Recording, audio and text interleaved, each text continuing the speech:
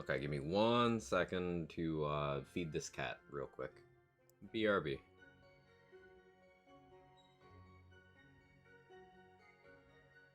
Do you hear something? I believe there's a Kevin near you.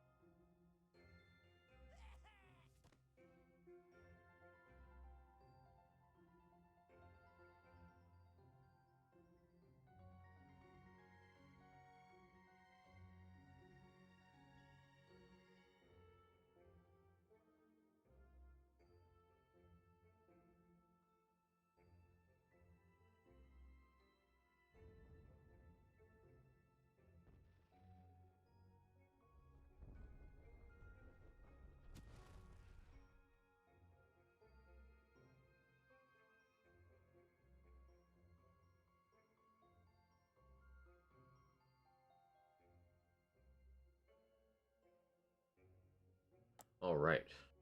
Alright, actually back now. Hello. How's everybody doing? Good to see all of you. Which cat? Kevin decided to meow, so... I said food, I meant water. My bad.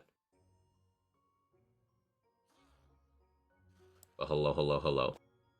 How's everybody doing? Swin, good to see you. Sen, hope you're well. Pris, Perak, Genki Von Lettuce. Anyone's get an update? No, I'm just playing it because I feel like it. And Casey Bob. Mr. David Bowling. Cordon Empathy. Harry. Demon Karasu. What do you mean, my bad? And please do have some brekkie. Coffee is brekkie. Maybe.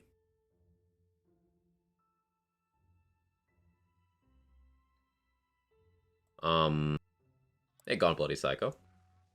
Did I say hi to Itsukato and Tenor? My brain is not working yet, but hi to you both again if I didn't already. So we're gonna let this coffee soak into the gray matter for a couple minutes, and then I'm going to resume the speedrun we started yesterday. For anyone who was not around for that, I decided, because I am weird, that I would see how long it would take to speedrun from Chaos 1 to Chaos 100 with a pre-geared build. So yeah. Forever? Not that long, actually. People kind of blow that way out of proportion. So, thank you for the 100 bits, David. I appreciate it.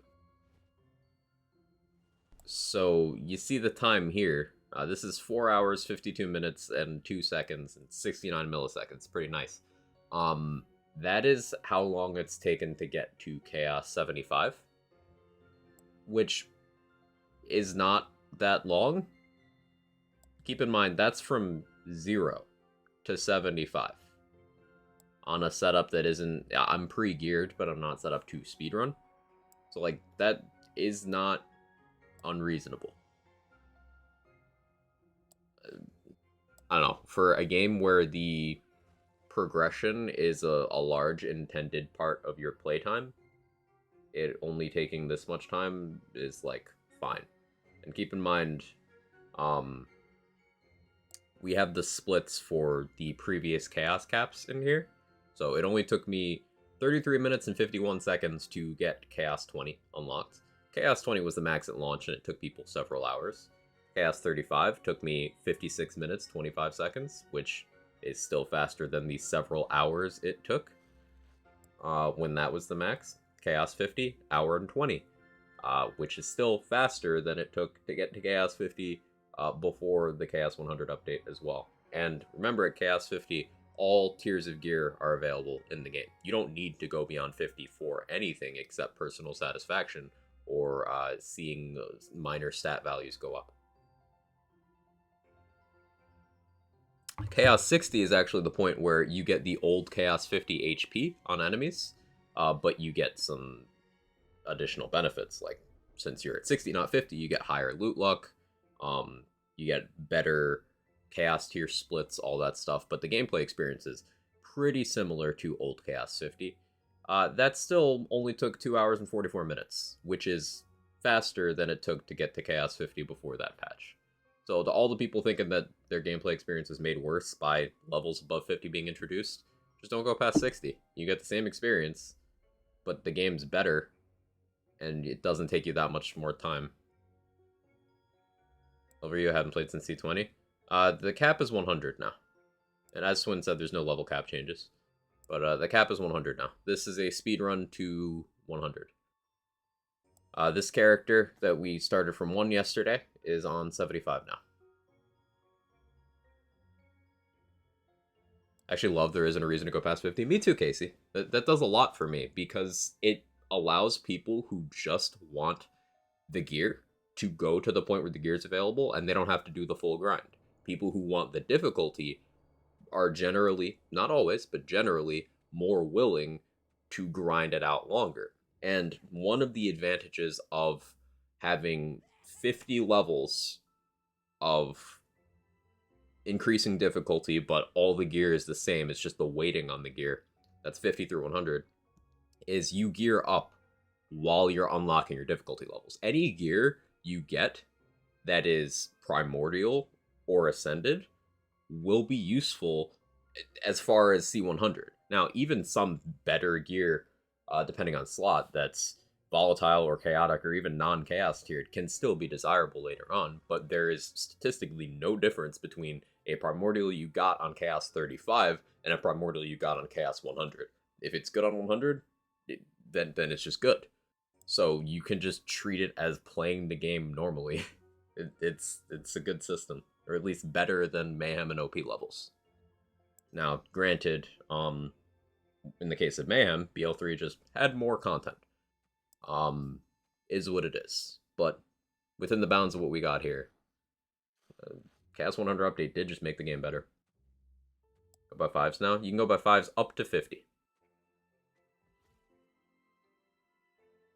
Ever since the cap was increased to 35, they introduced a catch-up mechanic. So when the cap was 35, you could go up by 2s.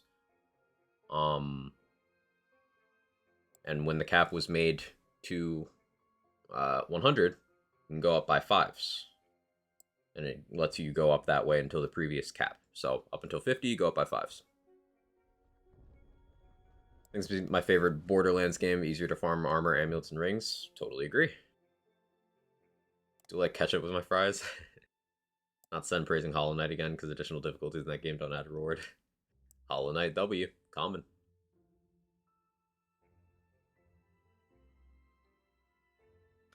So yeah.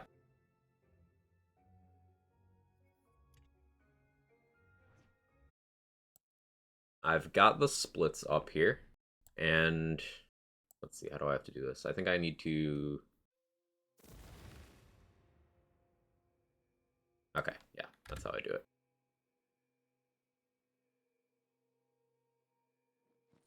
Okay. So we're treating this as if I just came out of the previous run. Possible to make a gun Graveborn build to be usable to 100? Usable, yes. It would not be anything noteworthy. Graveborn just does not support gun builds as well as most of the other multi-classes, if not all. Because the boosts that it gets in Tree just aren't really super relevant. Like, you get Faithful Thralls, which is a large amount of global damage, but it's not like gun builds lack global damage, because you generally go for it on Amulet, and Armor if possible, but also enchantments. Gun builds tend to use 2 global enchantments, so that's already a large chunk in that same stat pool. And that's without considering that your second class might have some global damage there. But, like, that's all that Graveborn gets that boosts gun builds. Nothing else Graveborn has of value applies to gun builds. Even if you were to throw away the of value part, that just brings in Lord of Edges, which is another global boost. So same problem as Thralls, except just less desirable. You get some nice quality of life and utility things by being a Graveborn. Sanguine Sacrament's an amazing heal. Reaper of Bones is really fun, probably my favorite action skill. But in terms of, like, making a gun build better, Graveborn just doesn't do that. Just not in its wheelhouse. It's like how being a Spore Warden doesn't make a Spellcaster build better. Just not in its wheelhouse.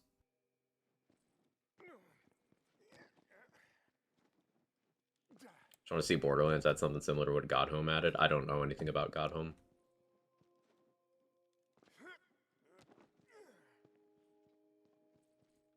That's my start stream alarm. Alright. Let's do the thing. Think you can make it?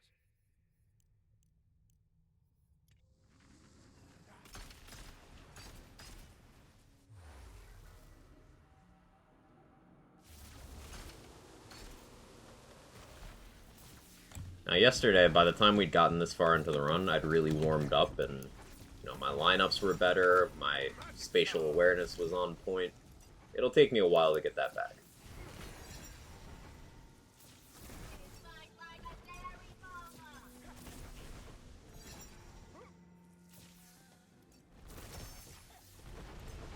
Looks like someone took a wrong turn.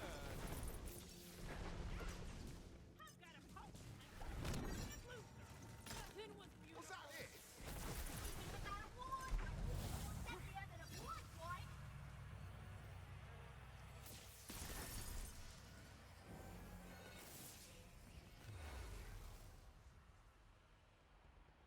Start streaming just in time, yeah.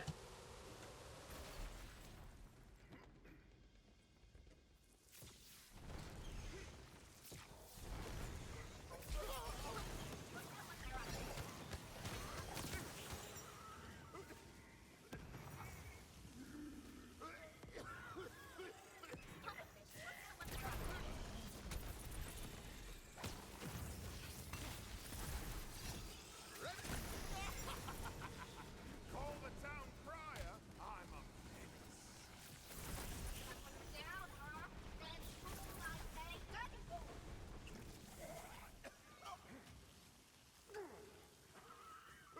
Enemies? Ah, they're just hiding. Awkward.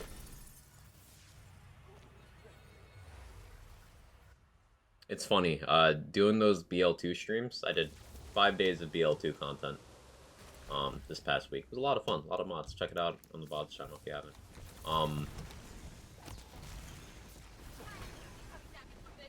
And seeing how enemies behave in that game, it's just like,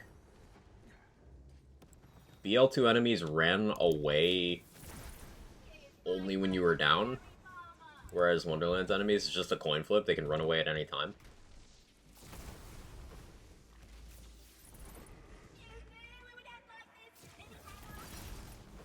But it's definitely those two are the lands games where enemies are the most frustrating with their basic behaviors.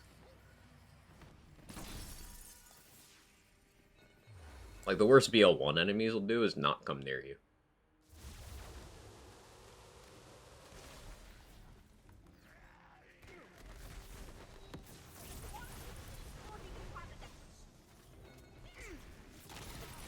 Oh, you really thought you were going to win, didn't you?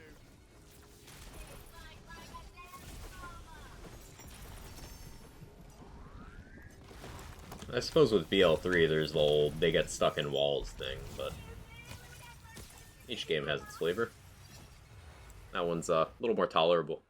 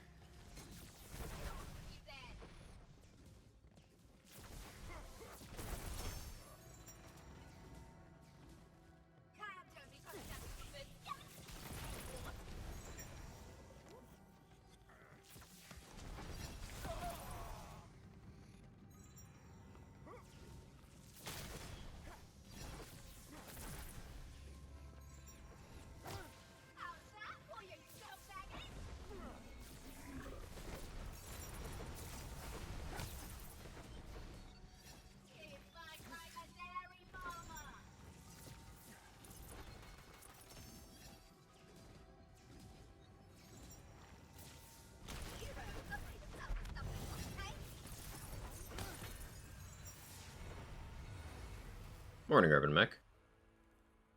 Like the idea of Greyborn Blood Magic also like shooting things. You can use dark magic related stuff on classes that aren't Graveborn.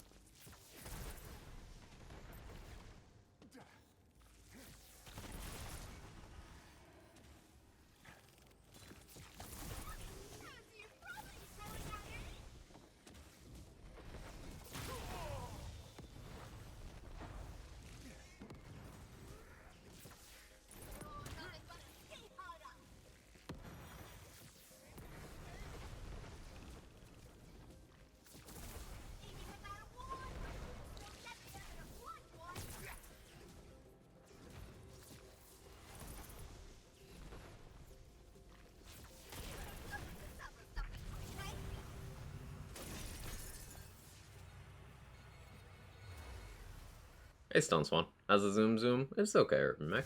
We just got started. Moo with the lyrics again. Hey, Moo.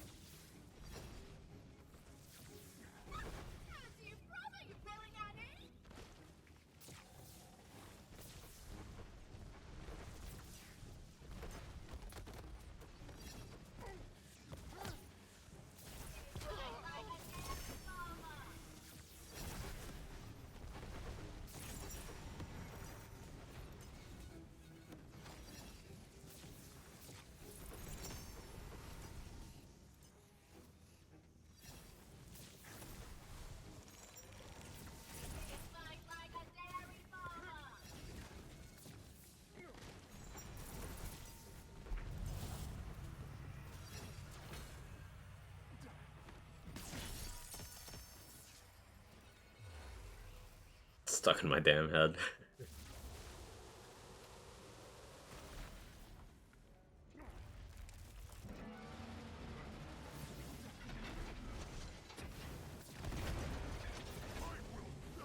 Wicked Gossip on Vorkanar is so just toxic.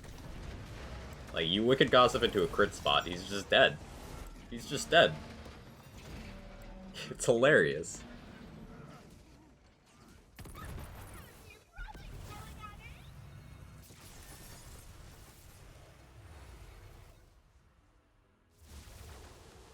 $709 to start things off. It's with a couple of slow rooms, I'll take it.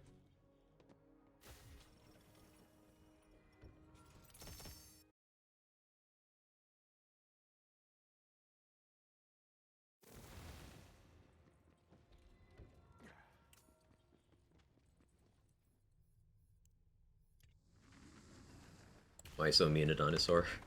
What he gets for being a big stationary metal dragon snake. I'll show you a big stationary metal dragon snake. It's Vorkanar. Sorry, spoilers.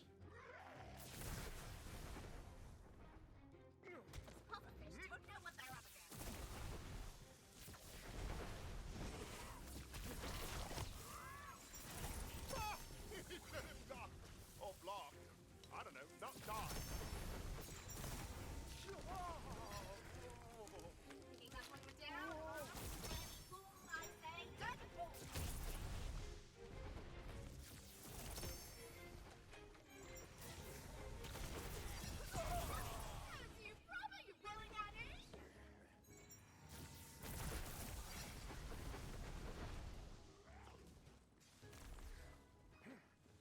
I did click Chaos Trial, right? Okay.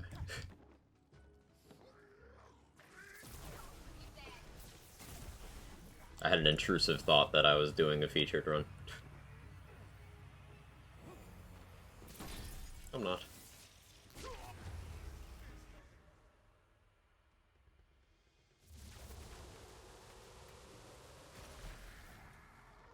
Extra difficulty after Chaos 100 necessary. No health boost, not actual difficulty. What more can you expect from Borderlands game? That's the thing, Casey. This ain't Borderlands. Back at it. Any creative idea that gets walled by but Borderlands, that doesn't need to apply here unless you want it to. And even then, like, it doesn't need to.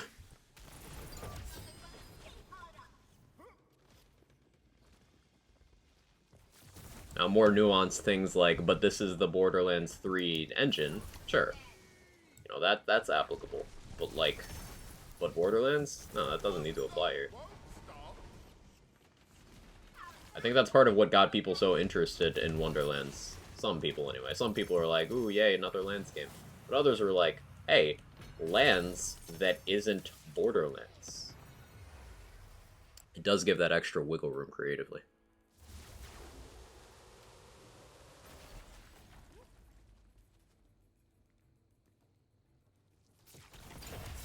And there were several systems and ideas implemented into this game that had never been tried before. Some received well, some not. Something that fell more on the not side would be loot luck. We'd never before been given a stat directly to influence all drops in the game. Wasn't well received, but it was a new idea. Well done. It's the kind of thing that people would be very unhappy if Borderlands did that. But this isn't Borderlands, so this is exactly the space to test that sort of thing.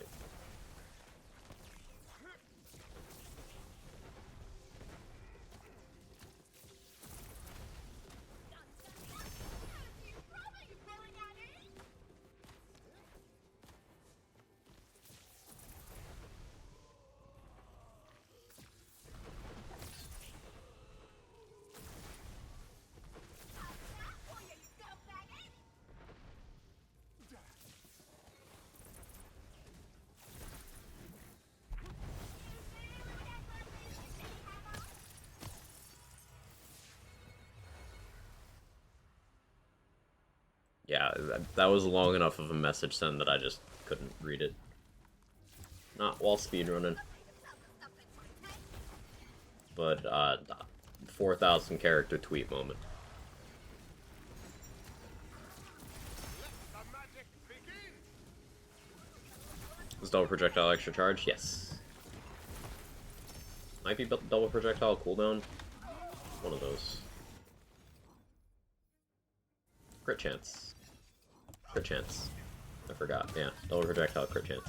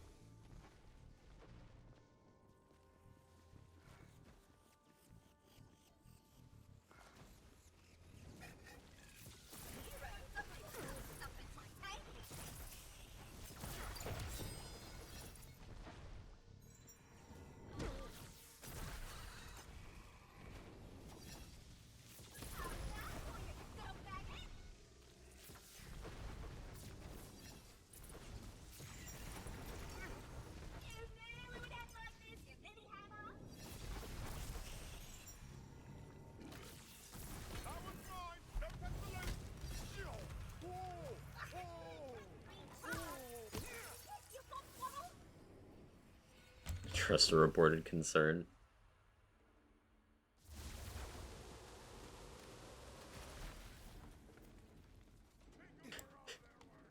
I don't know how to respond to any of that. So I'm just gonna not.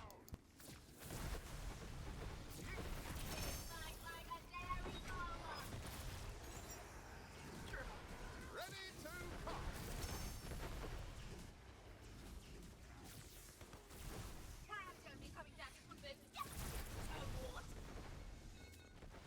It's better than not sometimes. Yeah, I think so.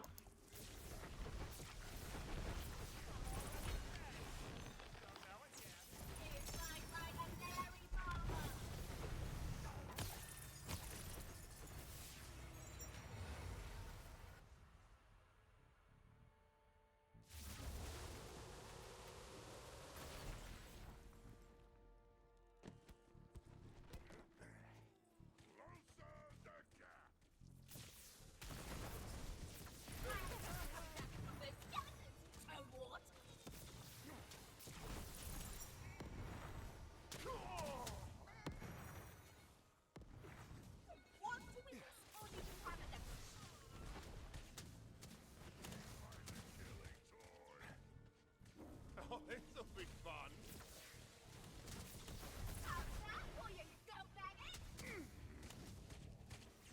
Looky here.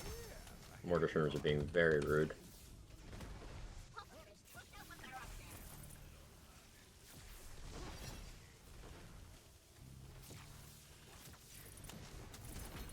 just saved you from a lifetime of embarrassing yourself. You're welcome.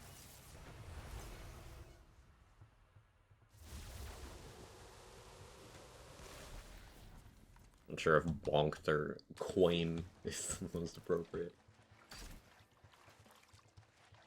The world may never know. You know, real magic is the magical word being done every day. I'm told. It's right. Finally, that cooldown took ages. A bit slow. That one could have been way faster. We could have upgraded our shroom to mortar. That'd have been so cool. Like with flak pets, you got different variants, and that was interesting. Like imagine getting, say, on Clawbringer, you can get the Arrows Wyvern, so it's able to heal you. On Spore Warden, you get the mortar shroom. That'd have been neat. You could upgrade your Demi Lich to a full Lich.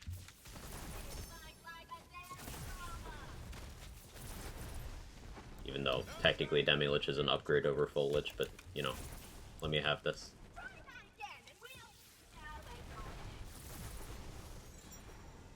Time for a spell.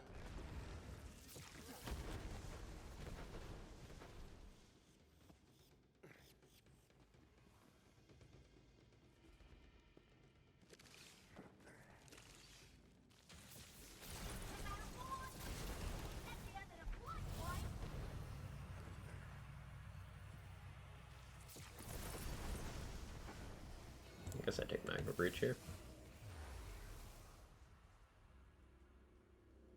Upgrade to Lich would bring angry D&D gatekeeper screaming it's wrong. So we had the same thought at the same time. Favorite flag pet is Zane. Based.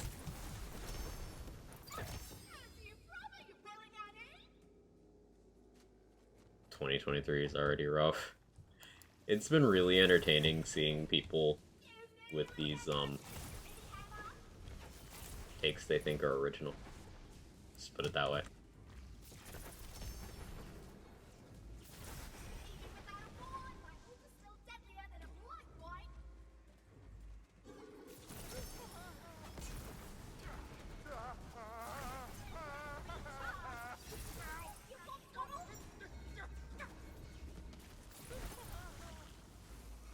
You must be lost. Let me show you the way out.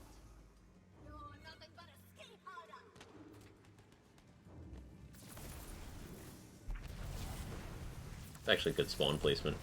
They popped up right at the exit.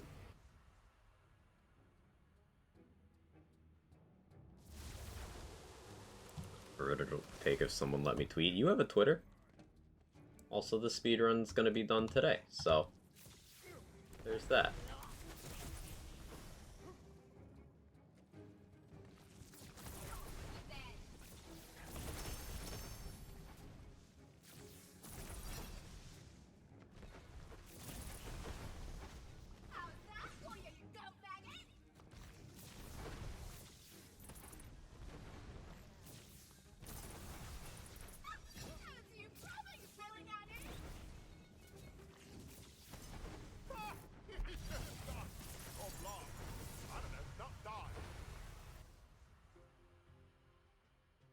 End of the world will come and land players learn to read, be too powerful then. The one that struck me the most was someone who asked for an answer to a question and then, like, said that the answer was too much to read. Like, why'd you ask if you didn't want to read? I don't understand.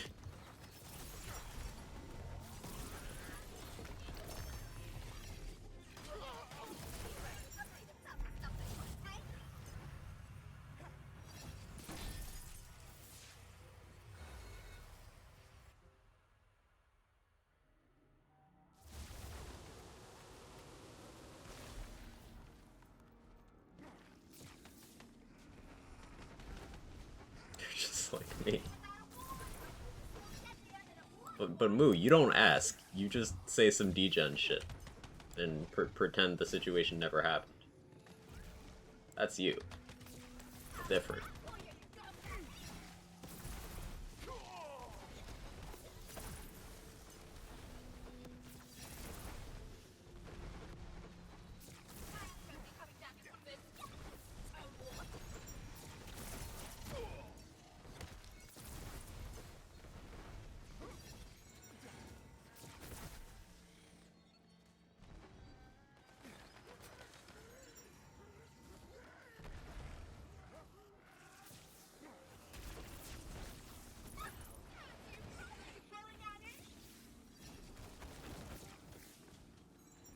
Damn flying enemies.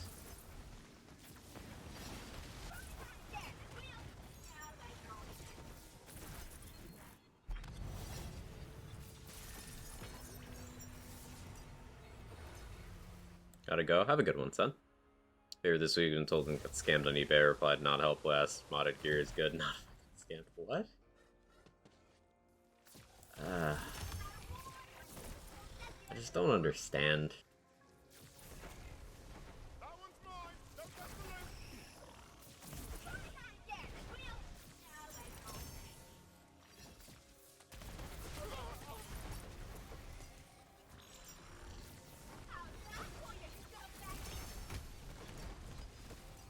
Trust me, friend.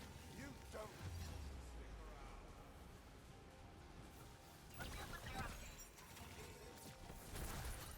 around. Back at it. I almost don't want to kill the rest of you. Tell everyone how impressive I am. Oh, right. It only helps so much sometimes. Yeah. Yeah. Some people simply do not want to be helped. Even when they ask for it.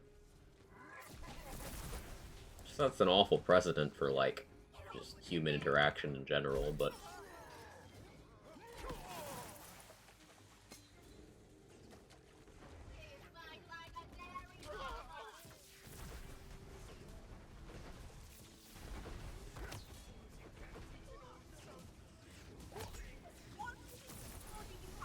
just video gamers being video gamers, am I right?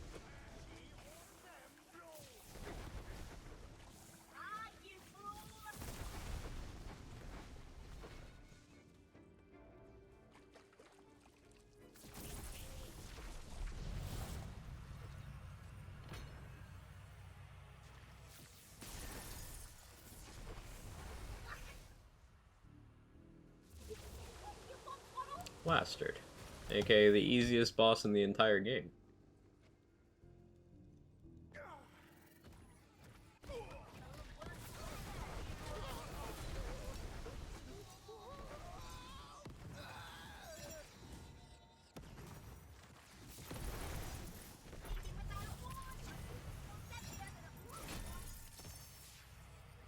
It is literally that simple.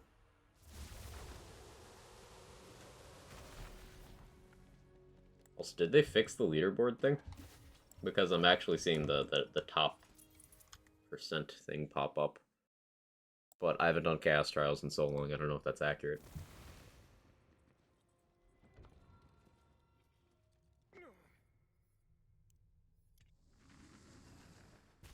Go on, Fink.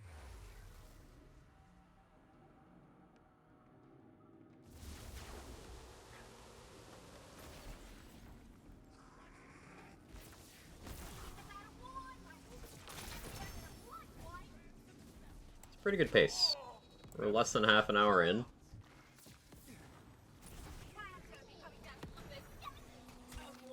Or around half an hour in. We're already working on getting, yeah, 79. It's a pretty good pace.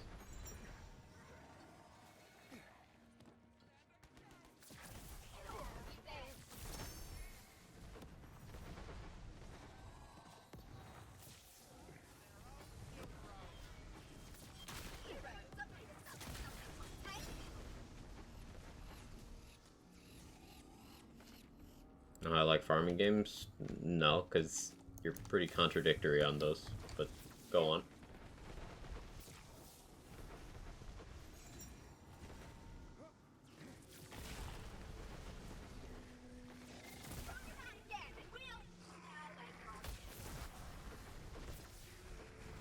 Well, yeah.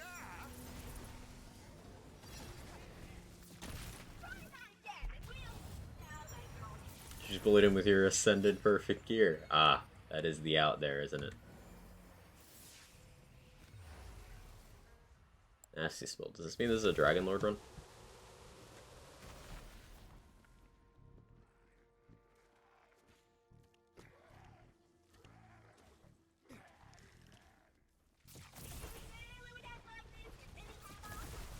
My hump day, everyone. It's Wednesday?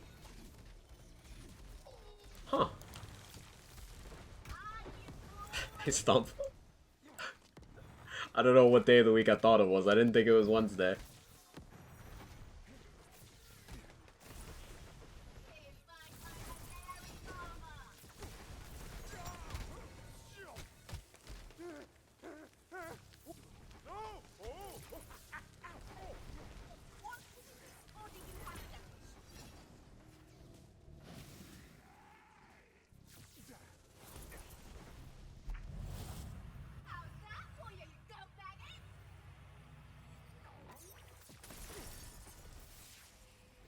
If you gave Wastard some Ascended Gear, things might be different. Wastard's trying his best with mixed chaotic and volatile.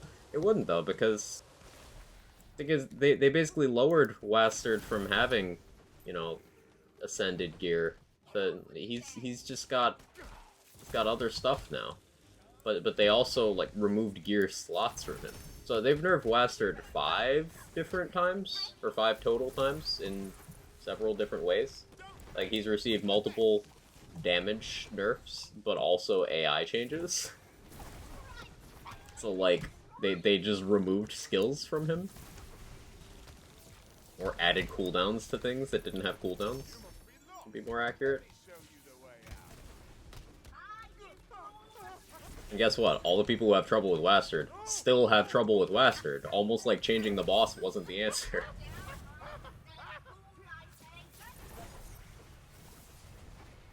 Yet anyone who didn't have trouble is just progressively like, oh, okay, this is just not even a badass. And they turned his monitor off, yeah. Like, his aim is worse than mine. He doesn't do meaningful damage anymore. All his attacks have long cooldowns. And he's still not tanky. Like, what?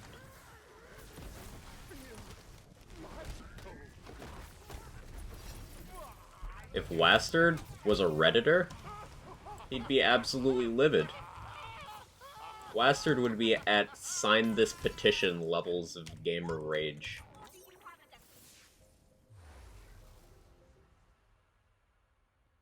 I mean, I shouldn't stand there and get shot by his blast. Also, his WAS key WASD keys broke. They did. You only S key if you're a coward. See, he turns and runs away. Which is a tactical retreat. You have to do better than that. Now I get my caster, a Wicked Gossip setup. Any tips to help optimize Audio Classic +3 double knot setup? So if you don't have a good stat stick, maybe invest in that. I'm using an Eidolon right now, which is a crossbow barrel Hyperion sniper rifle. Sorry, Hyperius in this game. Sniper rifle that can get very high crit stats. And the reason that's all relevant is because the very stacked crit formula you get from an Eidolon applies to double knot, because double knot is gun damage.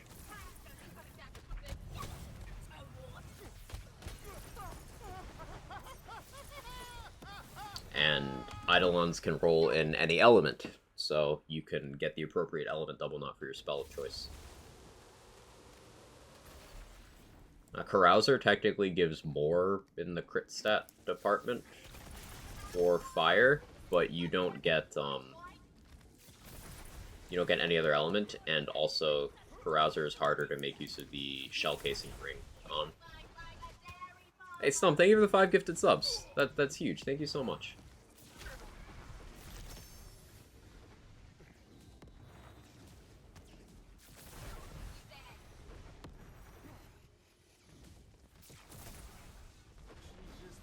Eidolons are purple rare Hyperion snipers, yes. 33% NV is next best thing for poison. And NV only loses because it doesn't have the crossbow part, correct?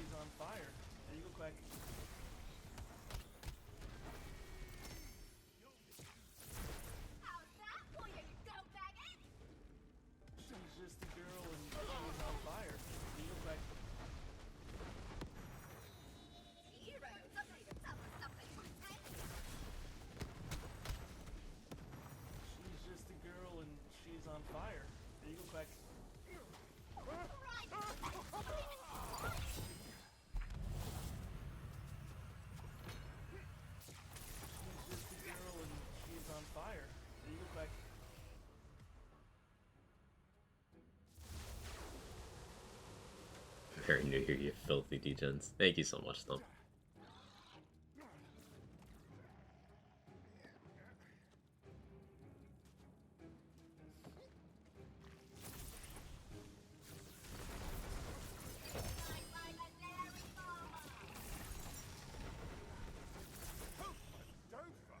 I need a break after that one.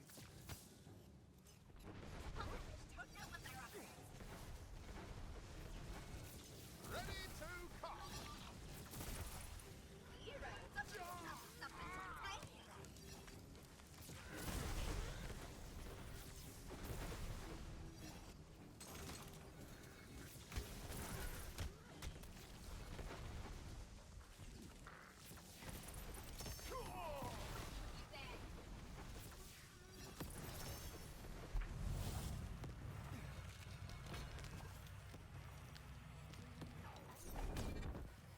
That was a lunge I didn't mean to do. Weird.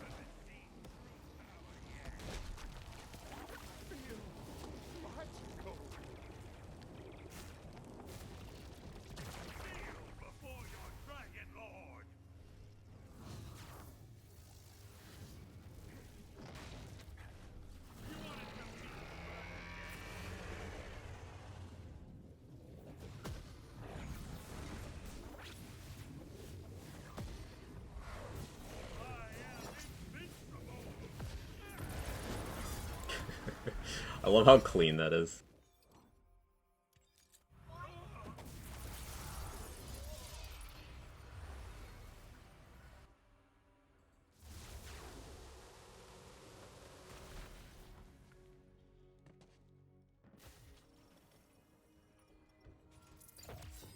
Even without phase skips, that's just like...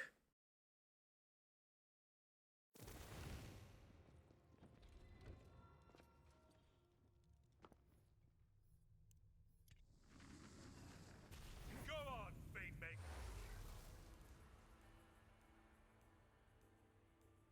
Actual farming of guards and animals, not infinite safeguarding. Ah, okay. Yes, I do know that.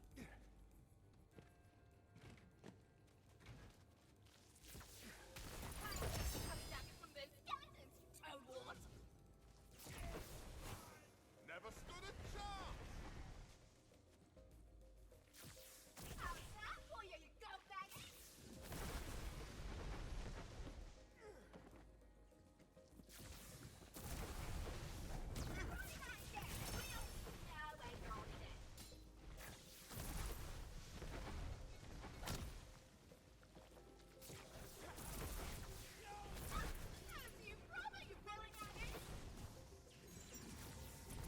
Let the magic begin.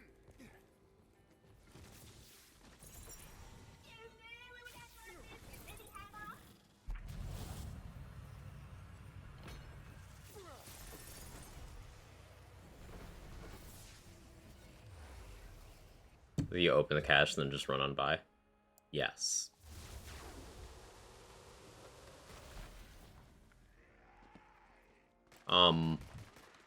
You have to open it to get the door to open. So that's why I touch it at all. Otherwise I wouldn't.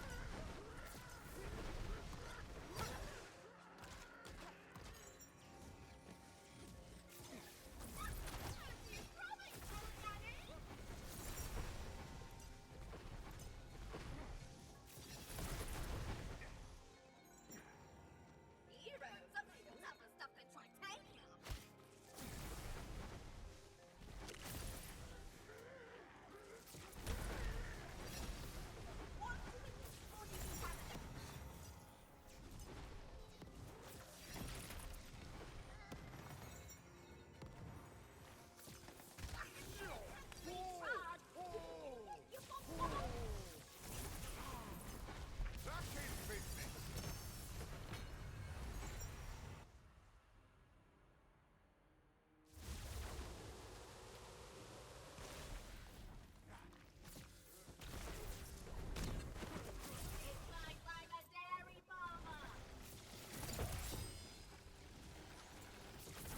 He's gaming. He's hitting flying enemies. He's beginning to believe.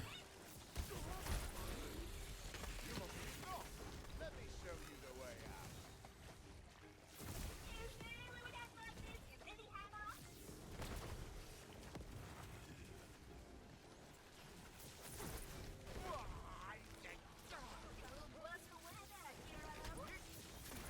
This isn't even fair.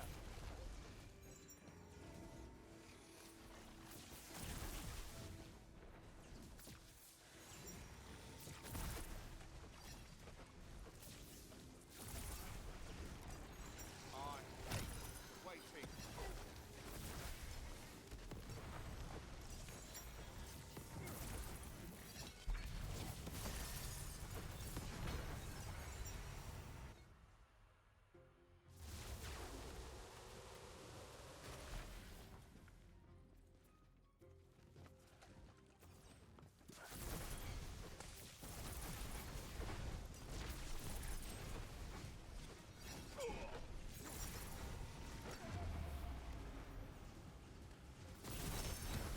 Hardly a challenge.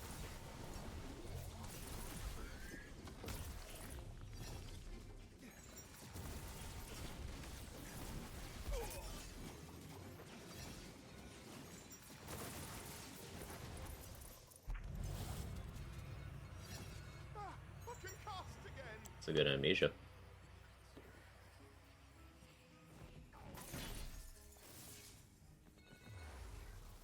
Morning, Doc. How you doing? Long time? Yeah, I hope things have been treating you well.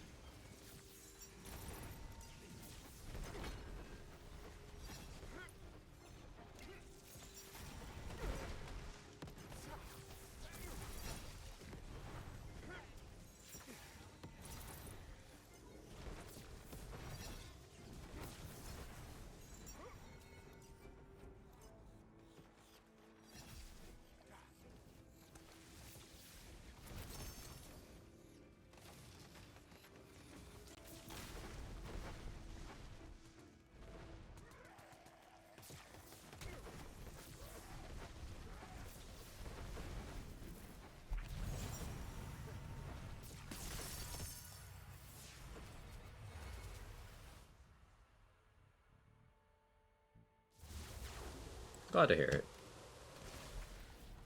How goes it today? It goes, Paradox. How are you?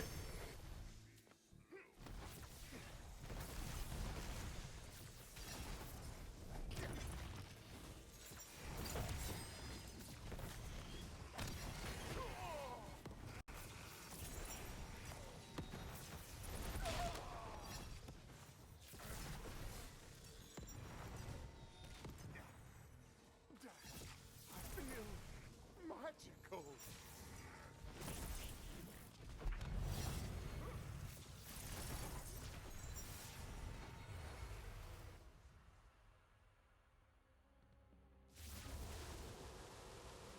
That sure is a sentence, Stump. Prepare to be amazed. Ta-da!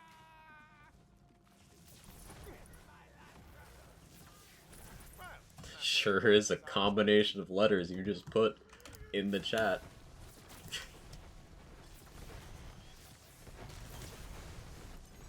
can't believe I have to reread the spell book every time.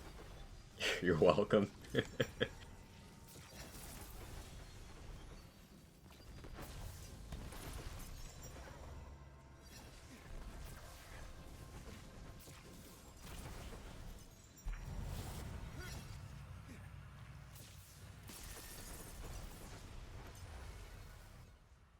Test positive for COVID on Sunday. Already back to work by law, just feel empty. Ugh. I'm sorry, Paradox. That's just rough.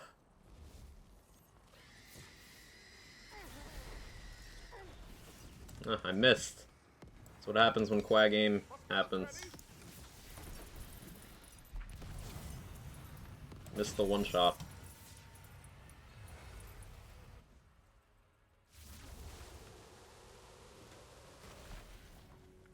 Can you just have Nightbot balk you? That's next level degen.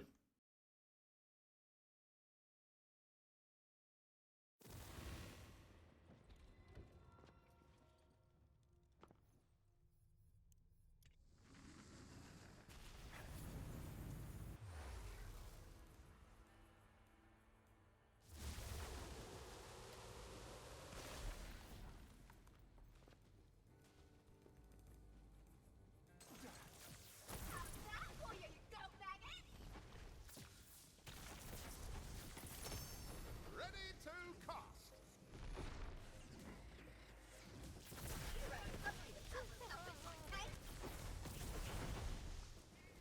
Look out! Never mind. Too late.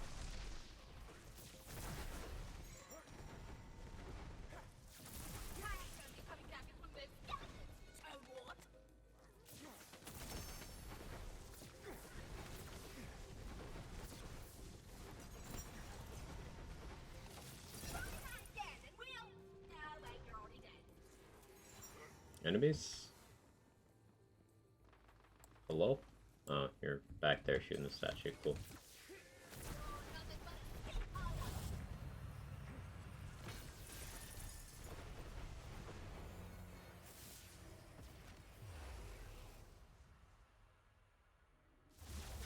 I can't, so my job's getting liquidated.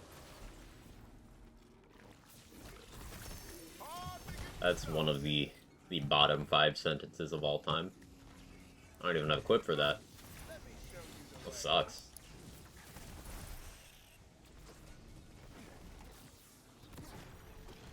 Unless this is part of the shitpost, and I'm being a streamer and not being able to read.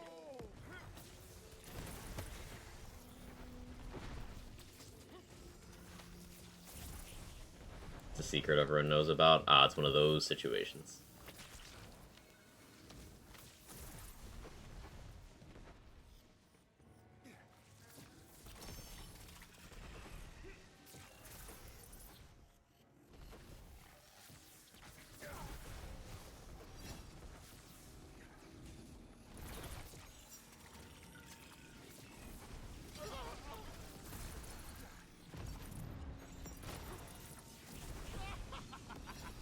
Call the town crier.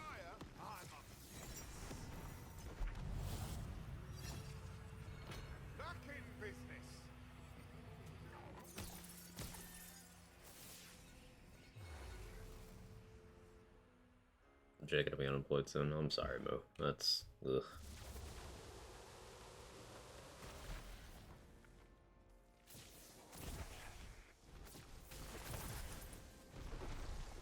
I've told you about the time that the job I was working at the time had an hours cap, which was stopping me from making like really livable money. But at the time, I was working several jobs. But then while I was doing that, I moved, so I dropped down to only working 2 of them. And I got the flu one week. Or at least I think it was the flu. I was in bed, unable to keep any food down, and like eventually it was just like bile. It was bad. But it was like a solid week. I was just out of commission, and in response to that, being unable to go to work, my boss's boss took half my hours to make a new position for one of her relatives. So yeah, I quit after that.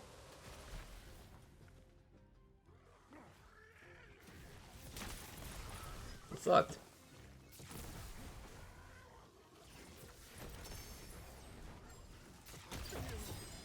Magical.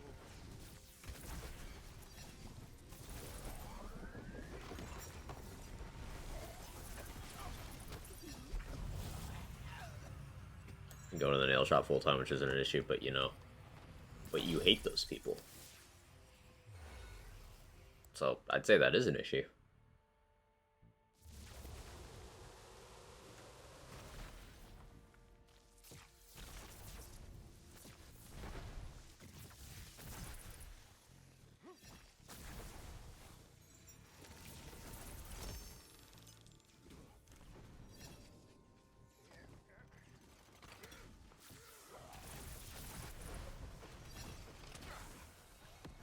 Hate 1/10 of my customers. Oh, you just hate them so much that it just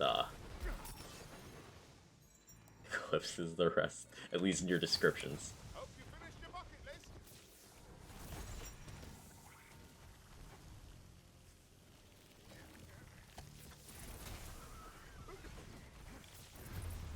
Oh, that's very unfortunate.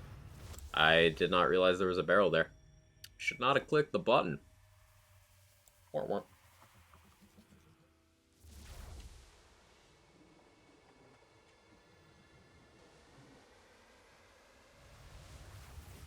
That's only the second actual death of this run, and both times it was to something like that.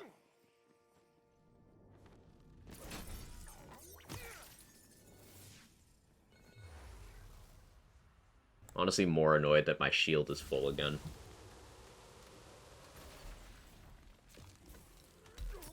Oh, problem solved.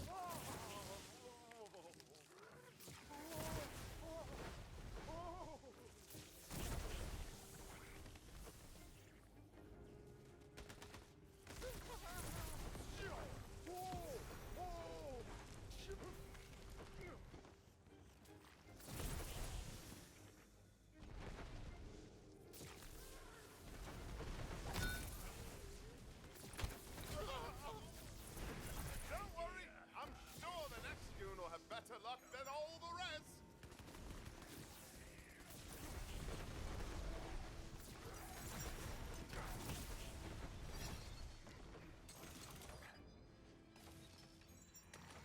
Magic time. That was a trick shot and a half.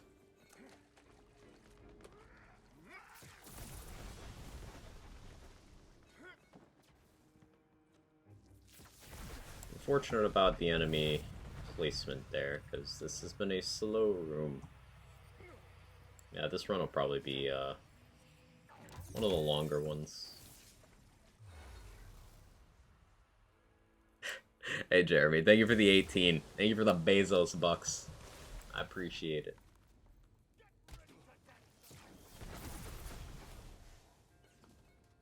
I'm still waiting for you to tell me what guns I should farm at level 3.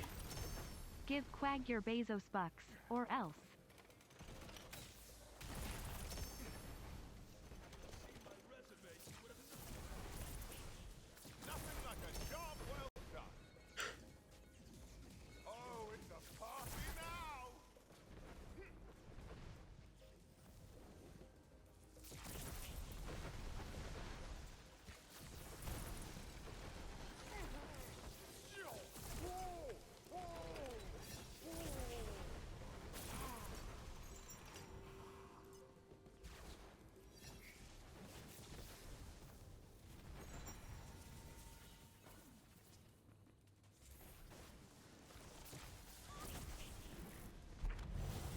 Finally, Basil's doing something good.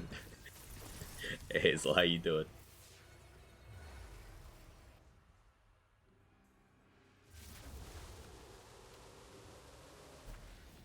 So with drill, I ice spike.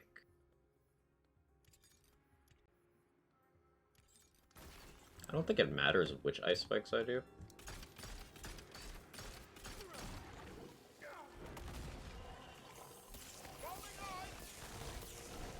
Might matter which ice spikes I do. Oh no, just bad RNG. Okay.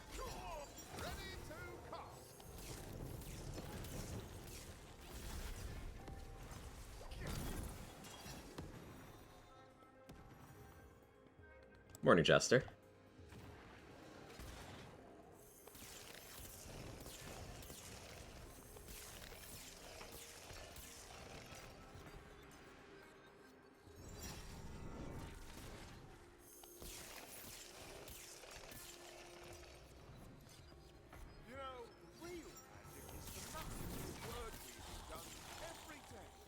I'm on phase now. God damn it. Yeah, I clicked on the wrong ice spike. This is why I need to do inventory management.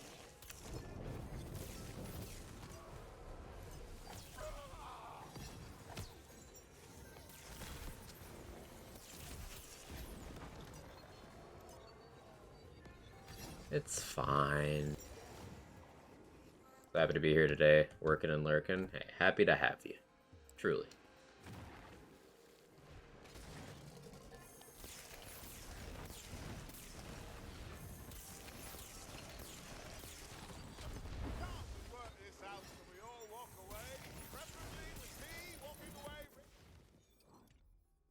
Okay, that could have been way better. That whole run was kind of scuffed. But that's gonna happen in a multi-hour long speedrun. That you did no preparation for. Yeah, 10 minutes on a drill run is abysmal. That's like 2 full minutes of time loss.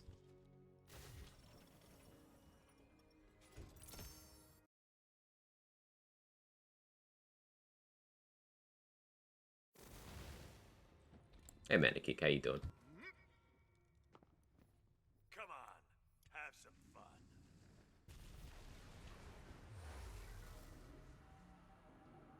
I think maybe if we push, we could hit Chaos 90 in the next hour. Maybe.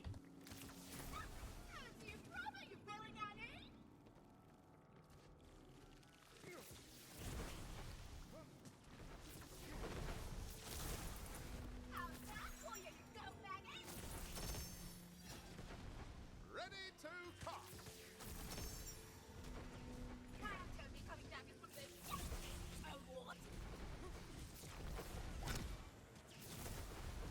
You must be lost. Let me show you the way out.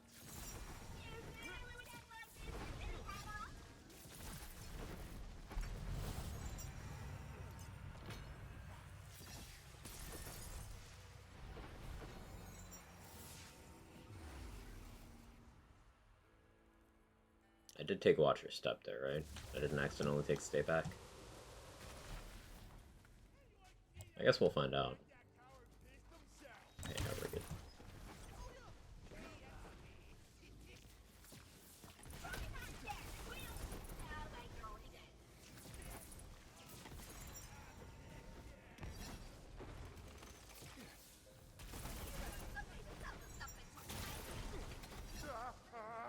Oh, that is fire. Fire does do the hurdy ouchie. Worked out okay, though. See, that's another situation where Wicked Gossip is just better, because it was still over there doing its thing, even while I fell down, where Laserhand wouldn't.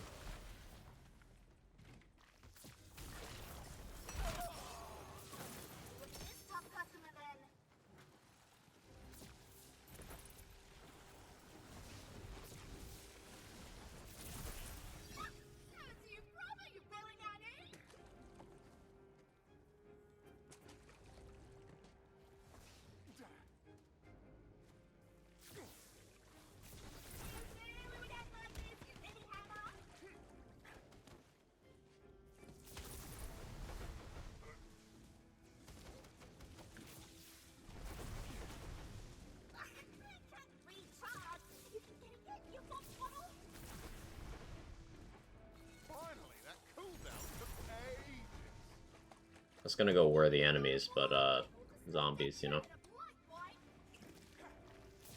They're simply never where you want them to be.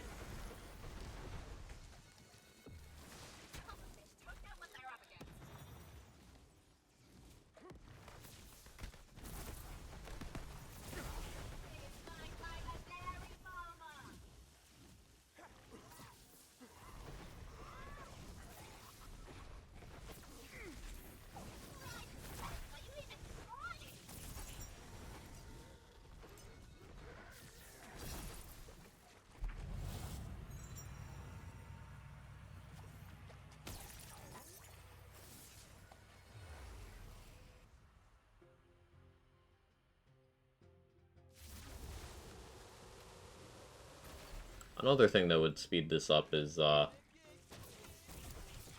obviously people doing this run with a better PC would have shorter portal times. Worth noting.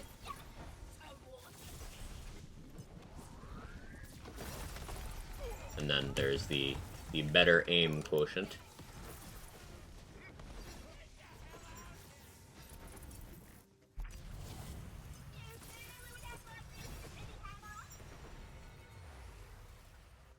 There's also me paying proper attention and grabbing all those sprint altars. I've definitely missed several.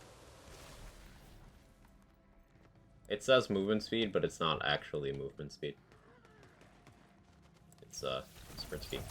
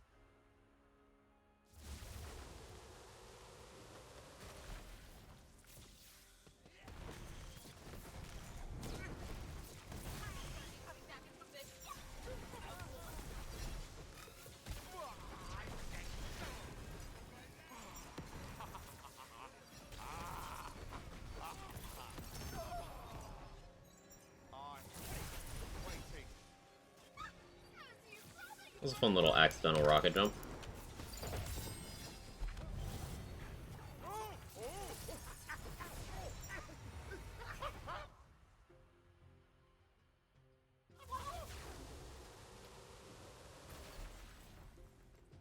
Ooh. Vroom vroom. Hey Denalia, how you doing?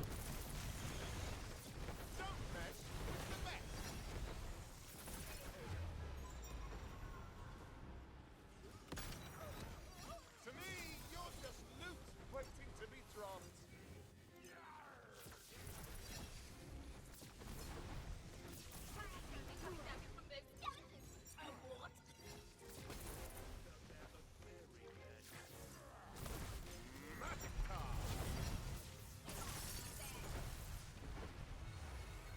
Morning, Craig. Running with Ascended gear? Yes, this is pre-geared. This is a Chaos 100 optimized spell shot. Not spell shot. Dead shot spellcasting build. So min-max gear, not min-max for the purposes of a speed run, which is important, but min-max for the purposes of damage dealing.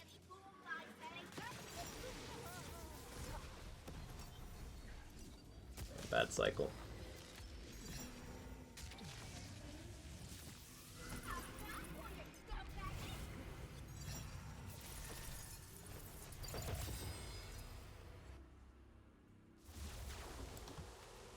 Almost got the sub 7 there, but slow enemies. And bad nightmare fight. It is also worth noting that there are build archetypes that could clear way faster than this, that would not even require things like Ascended gear.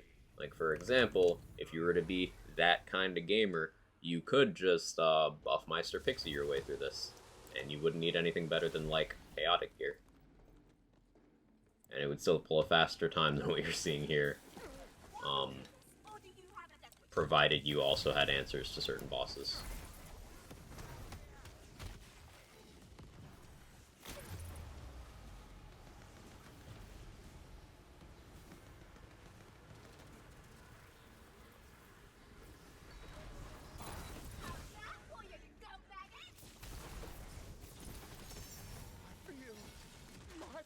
Little buff pixies. Yeah, good with an asterisk.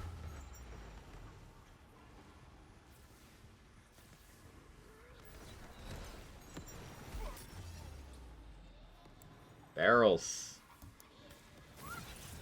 Getting barreled quite a bit on this one. And that's how it's done. Oh, hell. Are you dead already?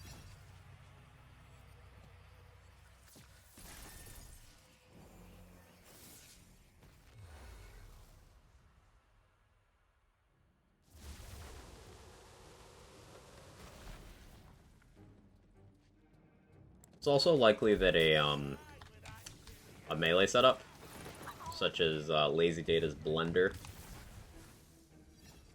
could clear this faster as well. The mobbing on average would be a little bit slower, but you'd have some consistency. Like, hitting an enemy would mean a dead enemy, whereas once in a while, if I don't have good placement with the Gossip, they live. But only once in a while.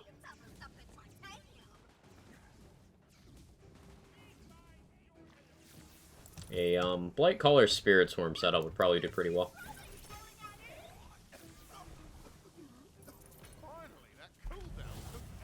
You'd occasionally have to wait for the swarm to actually get to enemies, but provided you're using something like a White Rider, you can just hold down the trigger and the dot's strong enough that it kills anything along your line of sight, really. Enemies don't practically have enough HP to survive that. It's not that much damage in the grand scheme of things, but it's more than basic enemies have, especially while going up through the chaos levels.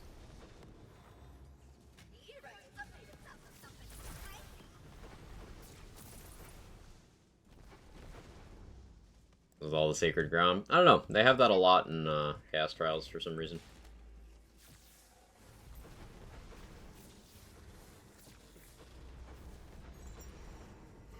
It's beneficial, kind of. It's like, it is one of the objectives that does let you finish rooms faster if you actually do it, but I often just zone out and don't do it.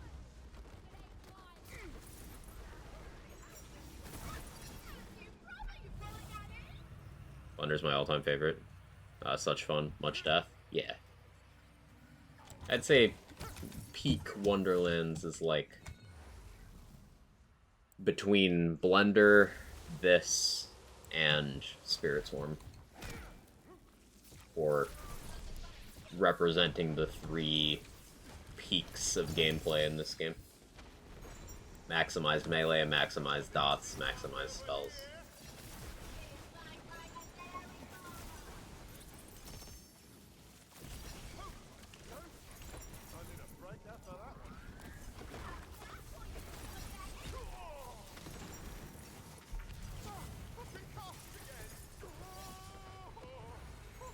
Maximized gun build, what about it?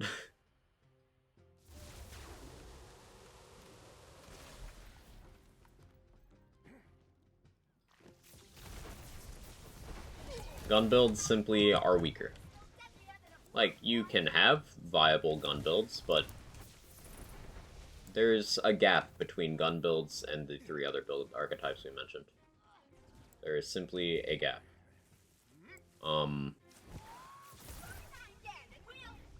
Highest theoretical damage is dots, unquestionably. Highest practical damage is melee, but easiest application of that damage, while still being more than you need, is spells. So each of them has a claim to, like, being top of the pack. But then with guns, you have the most awkward application, the most hoops to jump through, the least damage of those four.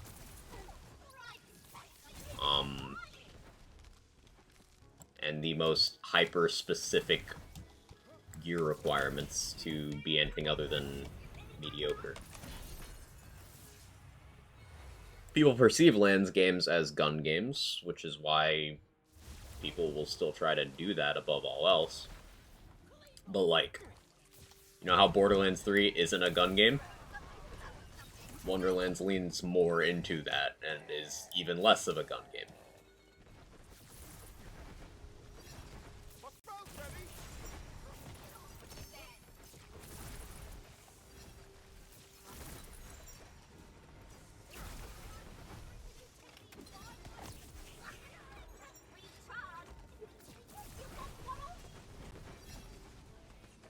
Is that not a representation of Peak Wonderlands? No, because gun builds are just worse than melee builds, spell builds, dot builds. BL3 isn't a gun game. Can you elaborate? Most build diversity in BL3 is located outside of guns. Now, BL3 within gun builds still has more diversity than other Lance games, including this one. But, like, for example, exclamation point trials pulls up the time trials leaderboards. Look at the flak leaderboards, and you'll see slaughters. You've got Lucky 7 leading the pack, but everywhere else is grenade builds, shield builds, ground slam builds, because that is what's competitive. If you look at Amara, you see several of her categories. Action skill builds are doing quite well. Now, if you throw out the anomaly of Anarchy and Lucky 7 just being oppressive guns, gun builds don't have a presence at the top of the speedrun boards for endgame activities for any character. Asterisk next to Amara, but would also point out that Amara rarely has the speedrun advantage.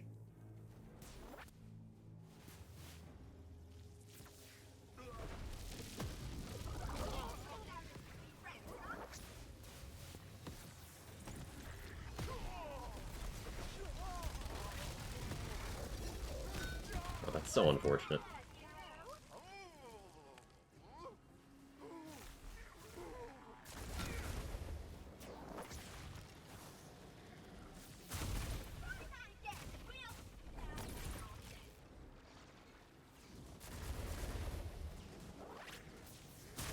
Now, further expanding on that, you do have things that could be construed as representation of gun builds, like, in one-shot calcs. Moses' short fuse is utterly absurd, and that's a gun-specific interaction. Zane, Hustler, Racer, you know, gun-specific interaction.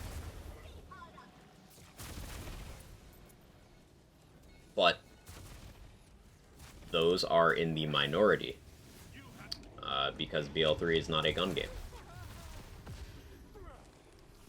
Ground slam build's better than any gun-focused build? Yes. Flak with no guns equipped clears faster than a flak gun build. I've proven this on stream multiple times.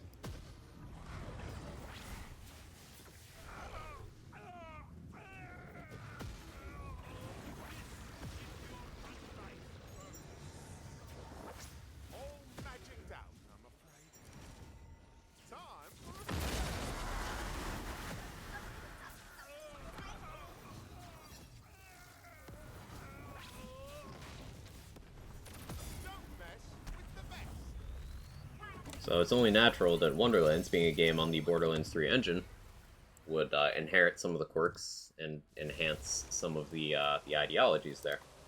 One of them being that it's not a gun game, especially considering how heavily this game is marketed as like, hey, look at all these spells. Only makes sense. Outside case that peak short fuse might be with that stupid sniper melee dot interaction. Ah yes, meleeing while holding a particular sniper rifle applies a dot that counts as a bullet, so it can short fuse. Which, I would still say, not a gun build, because you're punching.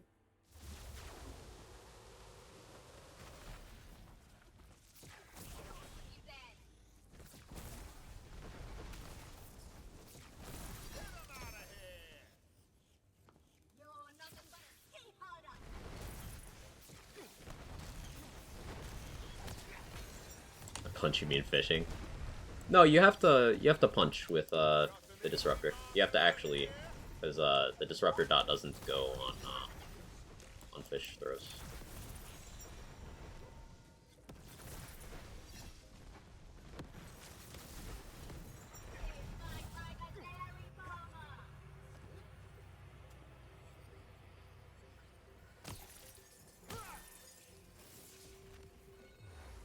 Just want a primal rabbit strike. Ah, you doing the new season?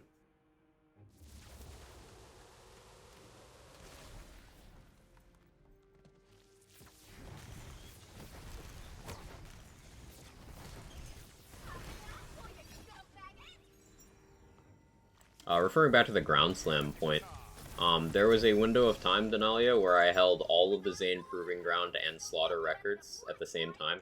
Me. With a ground slam and pet build on Zane. Now, I don't have those records anymore, but if we look at the things that took those records, they were Lucky 7 and world record level speedrunners with Hustler Racer. Those are the only things I lost those records to.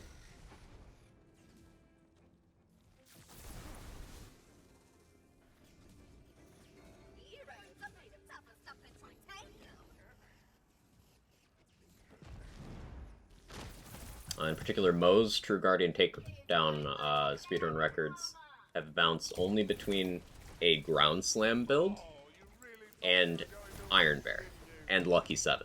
Those are the three things that have been the leader for Moe's for the hardest activity in the game. None of them conventional gun builds.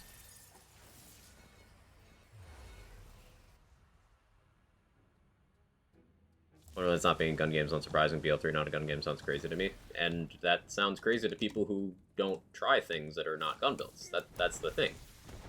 How are you going to have a concept of something that you didn't think to do?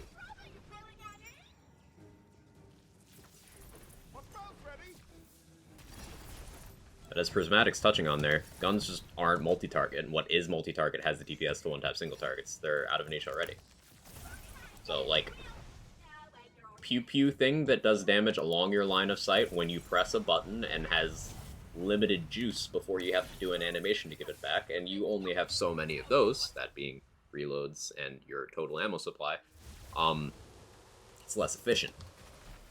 It is simply less efficient. Now, when you include that for characters that don't have access to short fuse shenanigans or Hustler Racer shenanigans, have things in BL3 like mayhem scaling and double dipping that gun builds simply don't get to the same extent. You also get more raw damage.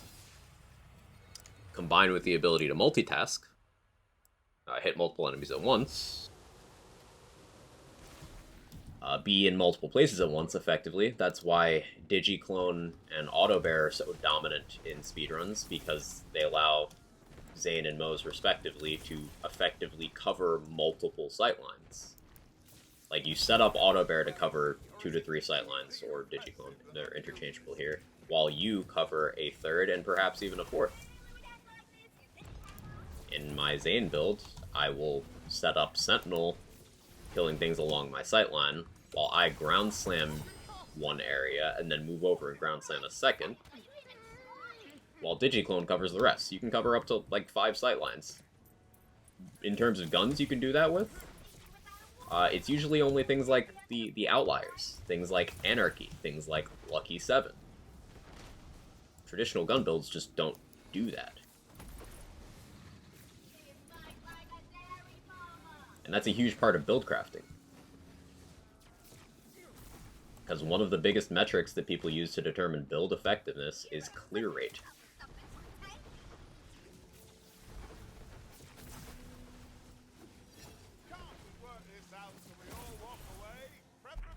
So if gun builds lose in clear rate, they lose in DPS, they lose in ease of use, they lose in threshold of gear required to use them, how is it a gun game? Because it's a slot that everyone has? It's a stretch.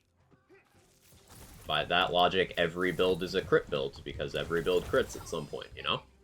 Goes back to that discussion. Every build is an elemental build, because every build uses elements at some point.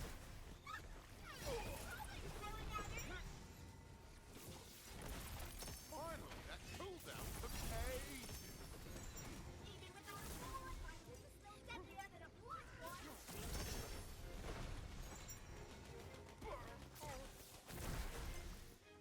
Almost every build is a splash build, because damage formula-wise, there's no reason to skip out on splash, really. Can't think of many builds that don't. It's like face puncher stuff, but even then, if you're doing flak face puncher stuff while hollow point's on the table, that is splash. So often, you run splash radius on that for a better clear rate. So like, is it a splash build?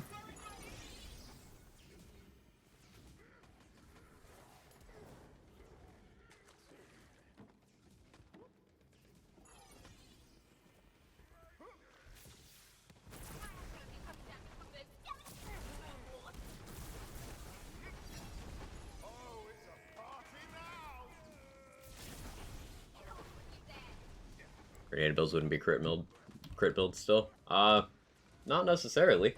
Hunter Seeker is a grenade that shoots bullets, and a big part of their power is that they crit. Moze has a skill that can make grenades do a pseudo-crit. And there are several grenades that can naturally crit, or cause effects that can naturally crit. Fish Slap can cause a static charge chain. Static charge chains can naturally crit. Gas Call can naturally crit. Lightspeed can naturally crit. Hex can naturally crit.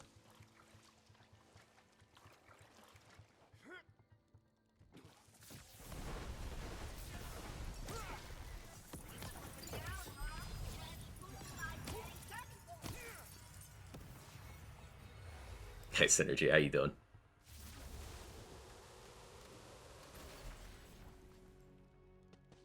There's very few things in Borderlands 3 that are relevant that can't crit their enemies. For example, Shield Novas. Those can't crit.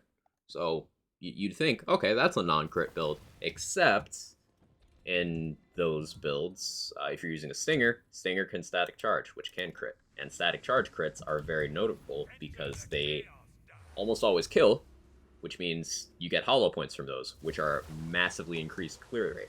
So, like, that's a notable crit.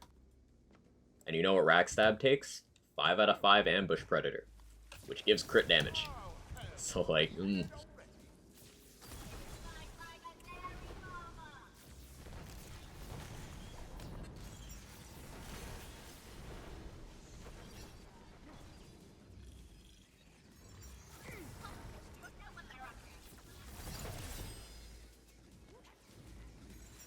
Ready to pop!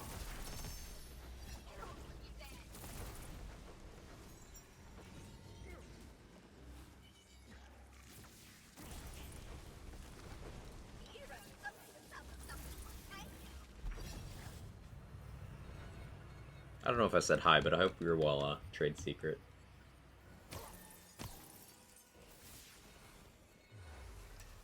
Lucky 70 is unique in having top damage, 0 downtime, enough range to hit things before non-guns can reach. And that's even all with the asterisk of you have to jump through the hoops and build very specifically to maintain the ammo. You have to get the modifiers and then maintain the ammo. Which is definitely less straightforward than a pew-pew build people would actually like to run. Slack's mind control cap something to use? It can. It's a pretty reliable source of aggro redirection. And it can be used as a damage dealing tool. It changes the enemy's faction that you hit with it, and this is useful because chaining effects will only go between the same faction. But that has some useful applications, such as if you have a Brainstormer or Reflux, and you use Dominance or Glamour or Mesmer, any of those on an enemy, you then count as a valid chaining target for your own chains. They don't damage you, but you can use yourself as a bouncing off point to get the multi-target damage of Brainstorm or Reflux against a single target. And since dominance happens by either melee or critting while ADSing, all you have to do is ADS a reflux, and you will get the maximum damage of a reflux against any target that can be dominated, even if there's no other targets near them. So that's one of the big uses of dominance, but it's also good aggro draw. If you convert an enemy, most enemies will go out of their way to fight that one instead of you. Hey Vocal, good to see you. Hope you're well.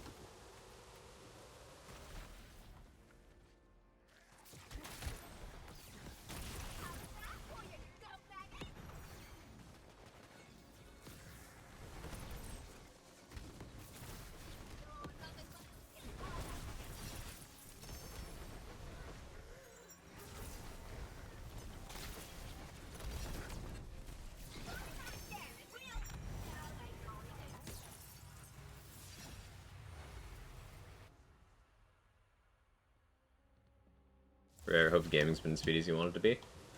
We had a couple of slow rounds, but I'm back in the groove. It didn't take as many runs as I thought it would to, remember how to play this game this time. So, I guess the D-Rust has been useful. Then I'll do things like miss a melee against an enemy right in front of me.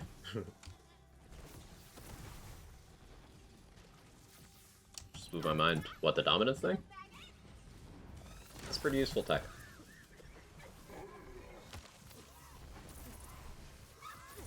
That's something you can take advantage of on any character. Like, if you wanted to use a reflux and have better single target damage on it against regular enemies, then you could just, like, throw a Mesmer.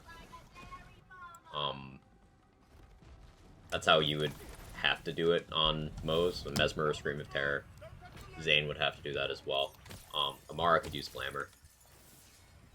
But since Reflux is more of a flak weapon anyway, it's most applicable there, and flak just has a way of doing it in Tree. Nearly one-shot that boss with melee. It was Echo. Echo helped.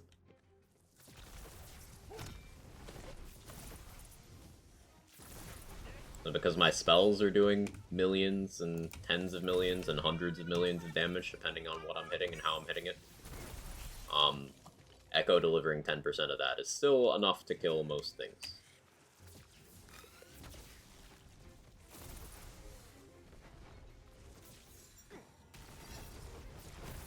That's why Echo sees so much use in dot builds. Because you're doing a bunch of damage, but over time, it's in the name, and usually to multiple enemies. So if it adds up all that, divides it by 10, that's still a big chunk.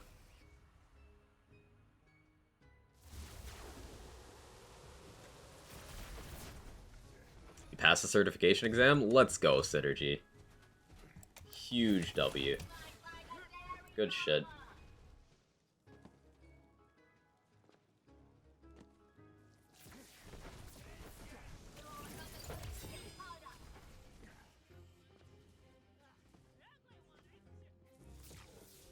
Love to hear it.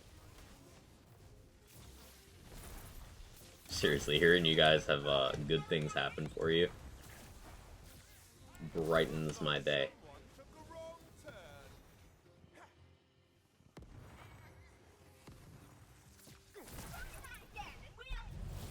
I hate it when Dragon Lord's health bar just doesn't show up. It is very annoying, Casey. Yeah. Sometimes you can, if you damage them, like, I think it's a frame-specific thing, honestly. If you do enough, like, excessive enough damage on the right frame, you can skip some phases of Dragon Lord entirely. But it's not something I've been able to do consistently, despite having more than enough damage.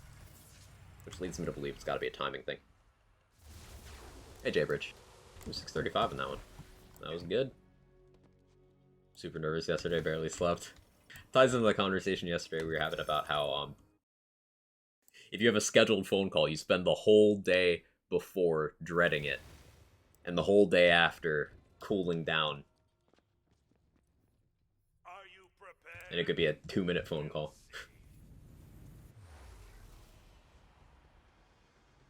Rock the exam, got the highest rank score possible in the exam content, not perfect answers, couldn't get a higher rank. Giga Chad shit. That's awesome.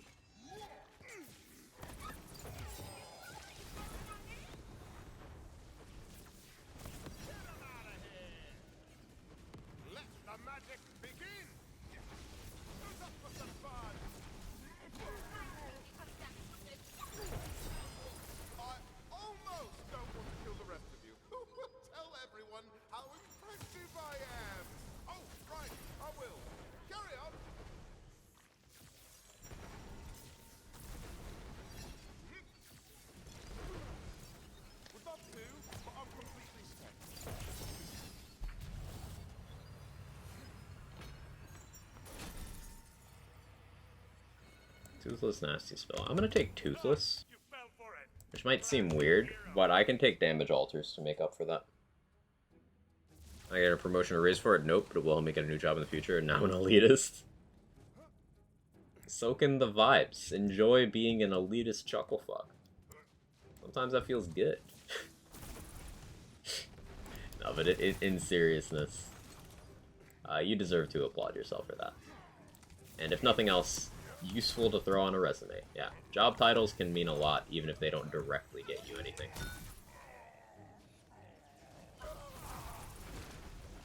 Job titles and certifications, etc.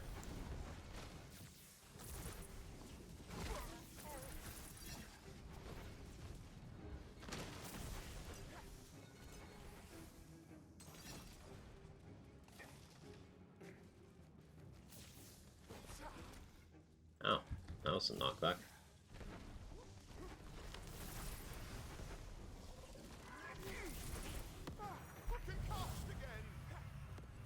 It's hard out there for a pimp.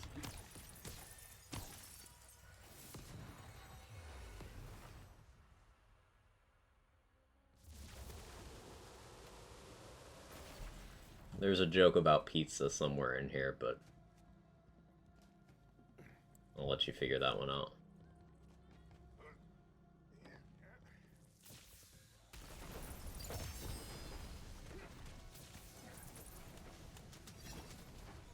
I am not awake enough for that. On across blade with the best. I'm referring to human traffickers getting themselves arrested because they clap back at teenagers on Twitter with pizza.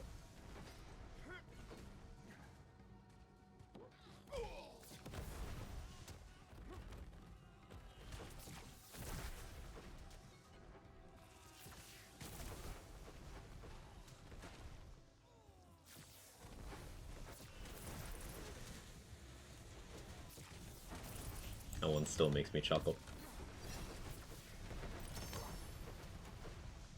Any builds out there do so much damage you can take some of the worst curses and still have enough damage to one-shot most things? Yes. This build is one of them. Lazy Data's Blender. Spirit Swarm builds. Oh, you're just sensing a trend here.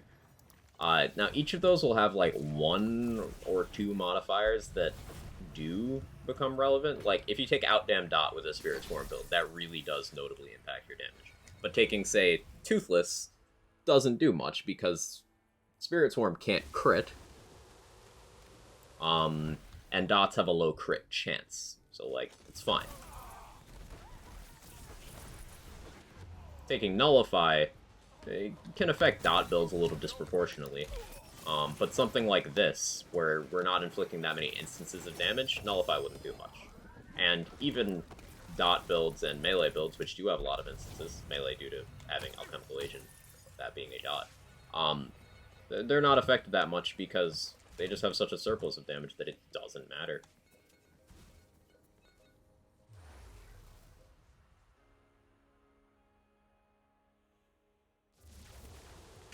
If that was the only good thing to have for Elon melting Twitter into a pile of garbage, I'm okay with it all.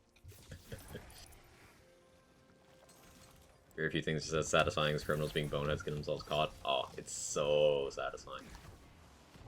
Hey Blue, completely forgot about Edge was confused thinking you became a conspiracy theorist. Talk about Pizzagate. Oh, no.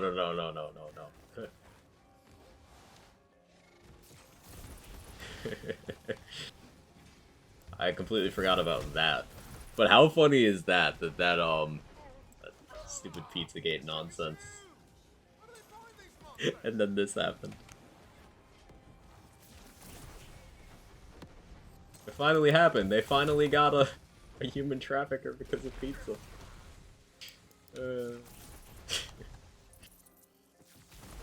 Conspiracy theories are so fucking stupid, honestly.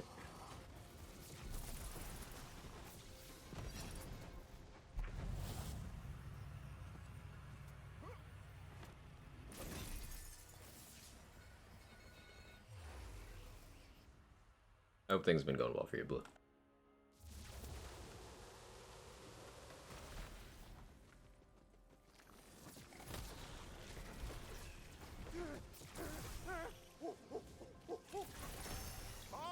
castle am I on?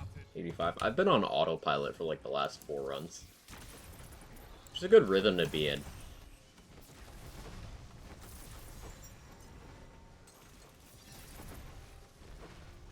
I've also not been paying attention to my myth rank XP. I wonder how much I've gotten on this climb. I still have not spent myth rank tokens, self-imposed cap, to preserve, you know, having to look at my screen when speccing. That is something that bothers me. It was an inevitable thing, but the thing we all thought would happen due to myth rank with Wonderland's content creation did happen, where the majority of the stuff that has staying power on, say, YouTube, it's just people misrepresenting build concepts by having massive amounts of myth rank.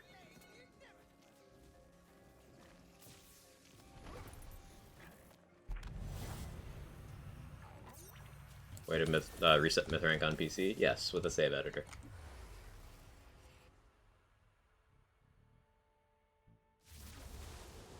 You're saying they were right all along, except for the who and the where and the when. Completely true otherwise. That's actual conspiracy theorist logic. Anything that supports the theory is true. Anything that doesn't confirms the cover-up. Wild. Going well, a bit of an upswing recently. Fortunately, time zones mean I can't catch streams often, because I should probably be asleep right now as it's 4 AM. Hey, take care of you first. I'm happy to see you whenever you're able to pop by, or sometimes when I'm streaming at very regular hours. I've been thinking about doing another long stream. Like we did that 24-hour a few months ago. Thinking about doing like another one of those. We'll see. Maybe a capped subathon.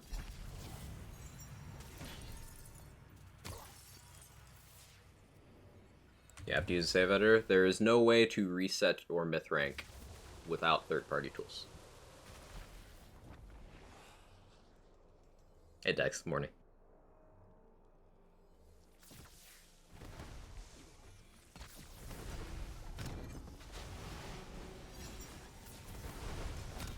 See, this is where Toothless matters. But if I get a good ricochet, like that, we're chilling.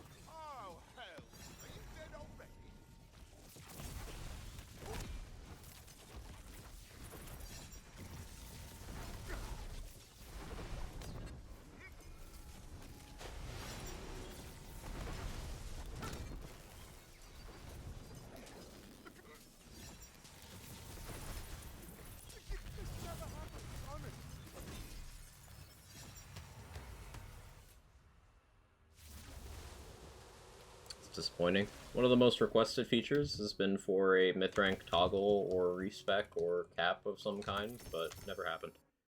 What's my self-imposed cap? 480. Yes, same as you, Casey. It's got Vermintide 2 right after purchasing it. Retor happened to post some bits on YouTube of perfect timing.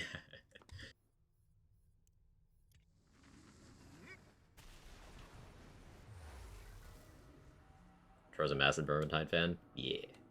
I've seen his stuff pop up on my feed, and Priz has kept me informed of some of the rat's Vermintide exploits.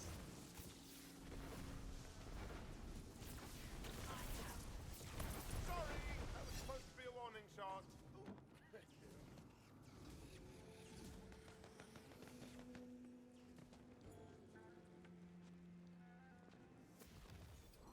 Because I'm curious. Yeah, but myth rank 1044. 1044 with 564 unspent.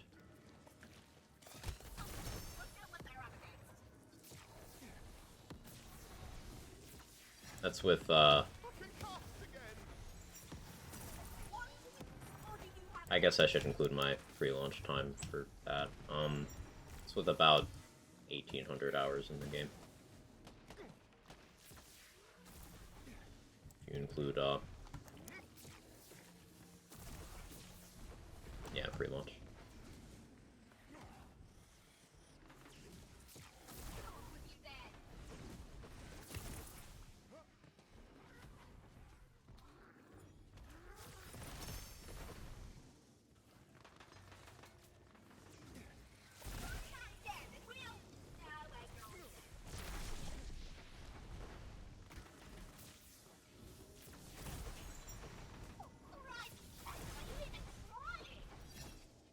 Pers very nearly got me to stream Vermintide 2 yesterday.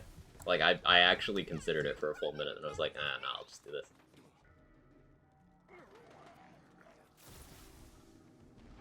I don't know how deep I'll get into the endgame stuff, because I like playing solo and find the roguelike mode quite fun. I haven't tried that one yet.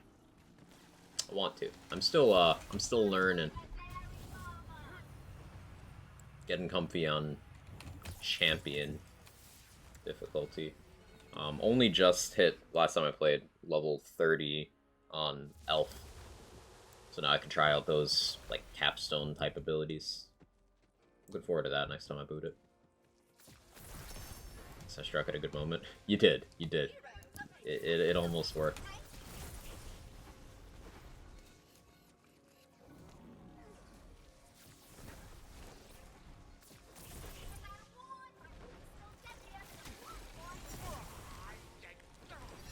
Look out! Dad, never mind. Too late.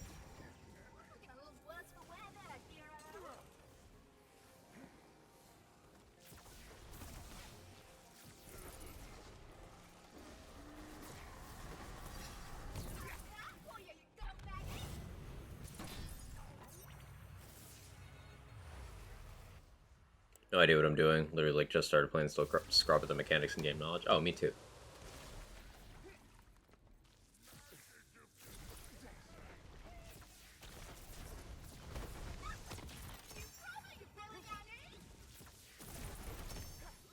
Finally, that cooldown took ages. But it's fun.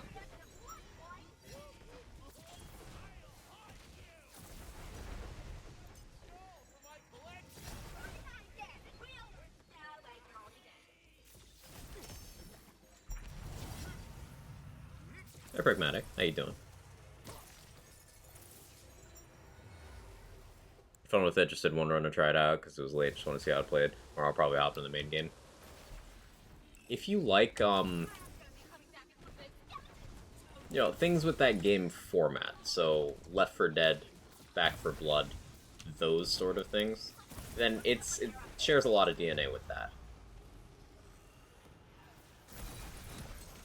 Then if you like things outside of that genre that do stuff like reward learning audio cues, like Remnant does a lot of that. And it's got that.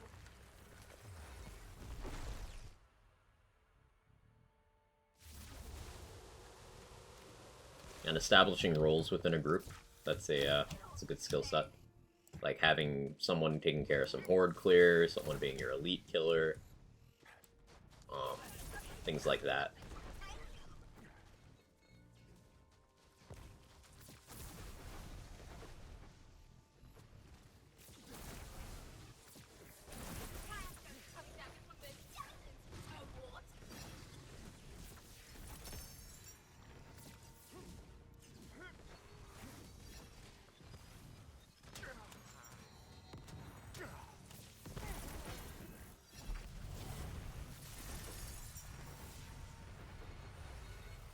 Pretty good yourself, can't complain. I knew.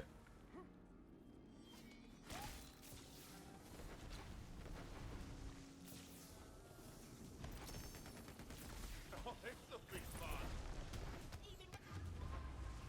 I don't know what got me. But the Hail Mary Wicked Gossip, that definitely got me. I think that's quite enough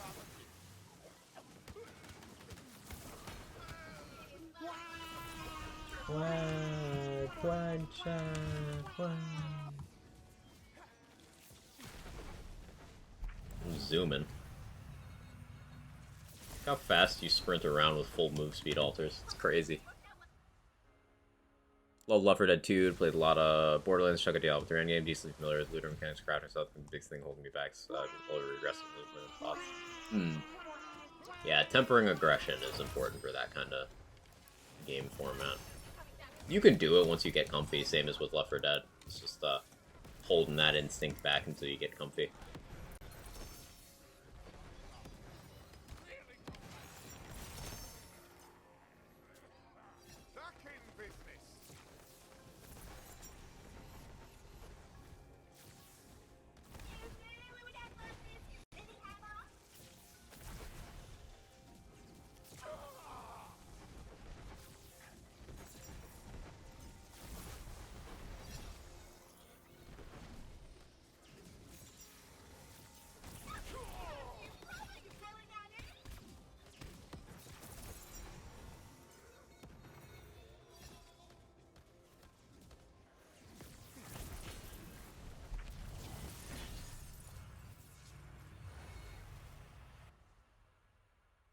from Type 2 bots.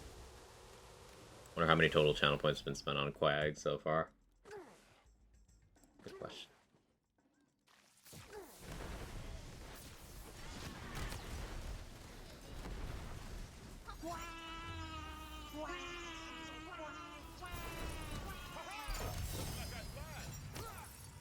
That was a good ricochet.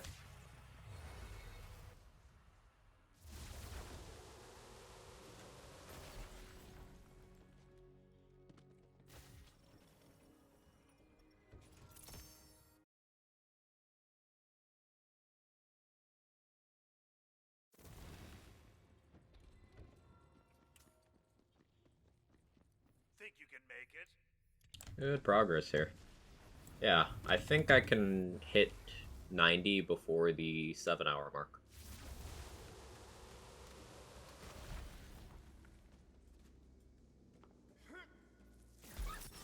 So what I'm gathering from this so far is that optimizing for speed rather than just taking a build,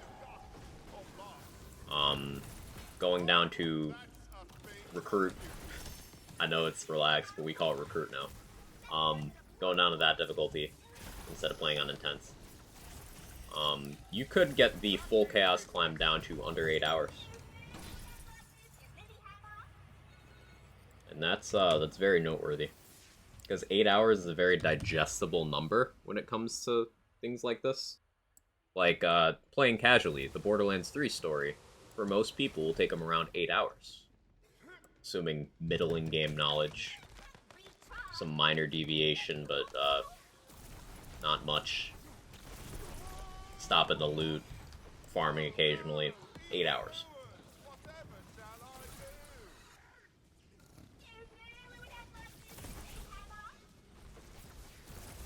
So like a BL3 playthrough length to do the entire difficulty progression system for Wonderland's Endgame? That doesn't seem unreasonable. Now granted, this is going to be only applicable for a returning player who knows their way around the game and has gear prepared, or knows, or is good at following a guide to get the relevant gear. But the key thing with that is definitely by design, because the idea isn't for people who don't know what they're doing in the game to blitz their way to the highest difficulty levels. The progression is intended to be part of the longevity, right? And the entire purpose of difficulty is that it weeds out certain choices. It enforces better decision-making.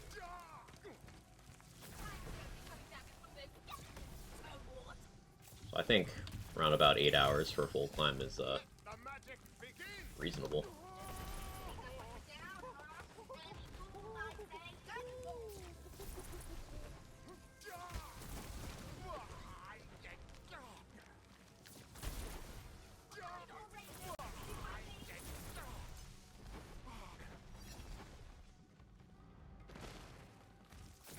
Sun alerts are a great idea. Totally not saying that because I scared the shit out of everyone who forgot about Figured Out Redeem.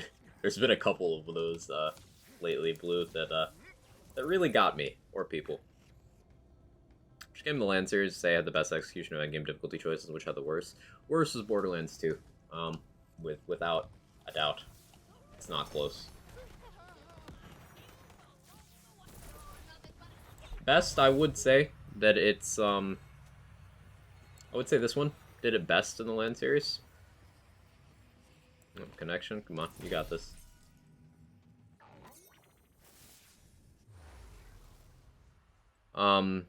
This one would be best. It's just a lot of people have that overshadowed by the narrow scope of the game. This game is focused on the Chaos Chamber experience, and a common request is that the available experiences within the game be diversified beyond the Chaos Chamber, which I can't say is unreasonable, but there it is. But in terms of difficulty, look at it in a vacuum, and with how they've changed it, and how it works within the scope of the game, Wonderlands handles it best of the Lands games. BL3s had the problem of there were no limiters. So people, when Mayhem 2.0 first came out, They jumped directly to Mayhem 10 and were like, oh, only 8 guns in the game are viable, because they didn't stop to learn how any of the new shit worked, or, you know, have a build to speak of in general. Guardian Takedown came out, they were still on that Mayhem 10 they didn't belong on, so they, raised enough of a stink that within 5 days, the content was nerfed outside of the patch cycle. Like, they did that fix on, like, a Monday or something. It was crazy. Because there was no enforced progression to make sure that people had to experience the climb to personally digest the difficulty and what was required. And that had a long-term impact on the balancing philosophy of the game, because eventually they're just like, alright, we'll just stop nerfing stuff and start buffing stuff constantly to please these people, and then that ended up with BL3 being rather infamous for its power creep. Now, I still think that, given a choice between too much power creep and most things in the game not being worth using at any point, aka the BL3 versus the BL2 struggle, with endgame balancing, I would rather have the BL3 problem of the two.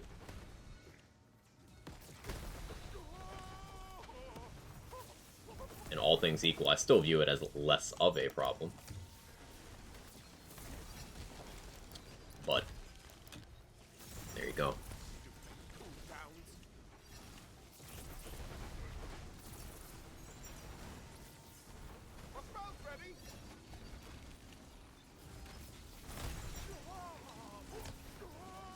You can kind of see that in how the community views things. OP levels are pretty thoroughly vilified among most of the player base.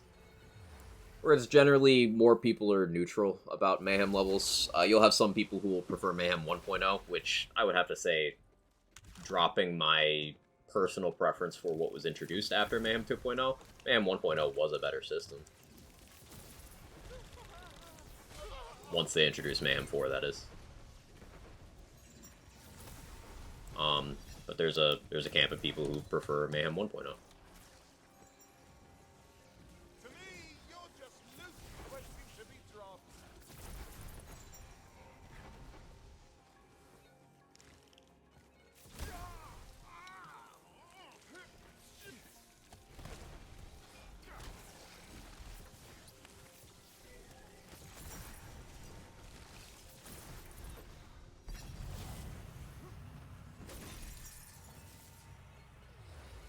Eight hours is the most perfect it can be. If you even have to improve one piece of your gear during the climb and slow down quite a bit, yes.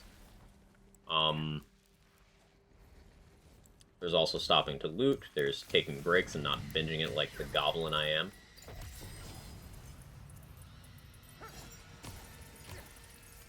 But I would also point out that 8 hours is not peak here. Even for this build, I'm sure someone could shave off a significant amount of time. I'm sure I could shave off a significant amount of time on a second attempt, now that I'm more, like, adequately prepared and stuff.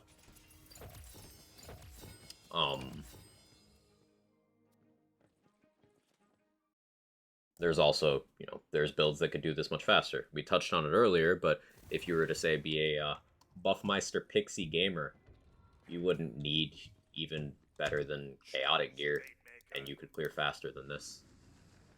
You'd need to route in some answers to certain bosses, but yeah. Not that I want them to revert Mayhem 1.0, I just want peeking on the timeline and they don't do 2.0 and see what BL3 ends up as. That is an interesting premise. Like, what happens in a world where 1.0 remained?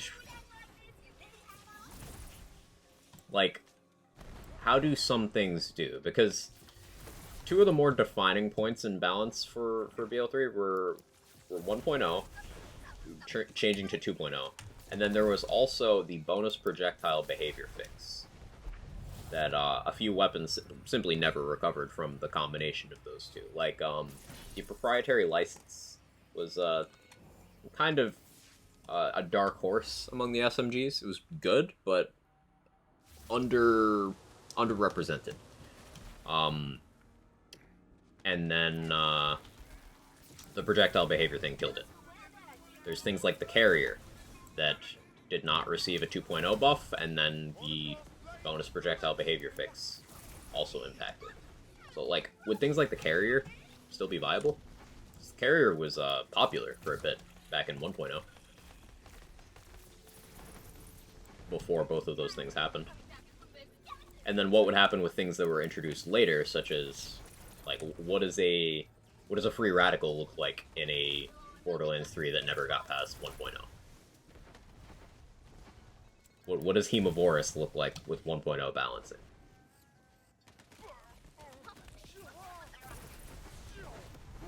What are the balance decisions on anointments look like in a BL3 1.0? Things like the DLC 5 introduced anoints. What do purple trees and stuff look like with 1.0 balancing? Like, would Flag Purple not just incinerate the viability of your build under 1.0 balancing, where you just didn't need as much damage? Raises some interesting questions.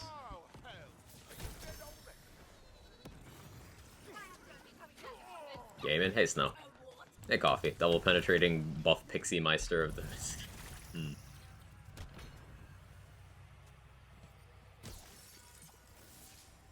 That is a question that, what's up with Flag Purple Tree? It's shit. Literally the worst skill tree ever made in a Lands game.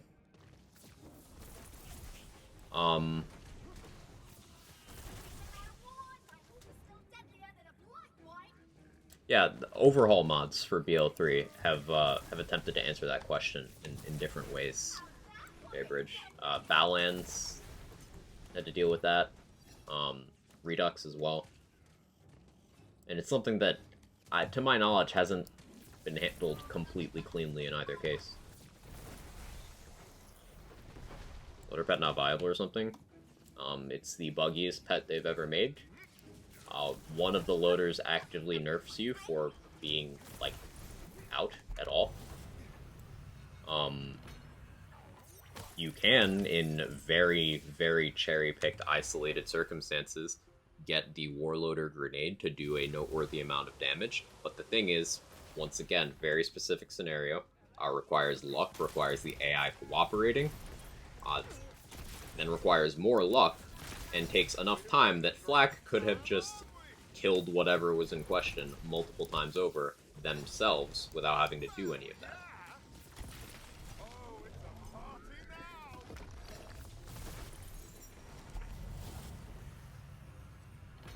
Flak Purple Tree also does not increase Flak's damage, it lowers Flak's damage. Doesn't offer better survivability. The only thing it does is give pets a couple interesting interactions, but pet builds are also the weakest archetype of Flak builds, so ultimately a failure of a tree. Also, it's extremely buggy. There are many things in Purple Tree that simply do not work, or do not work as advertised.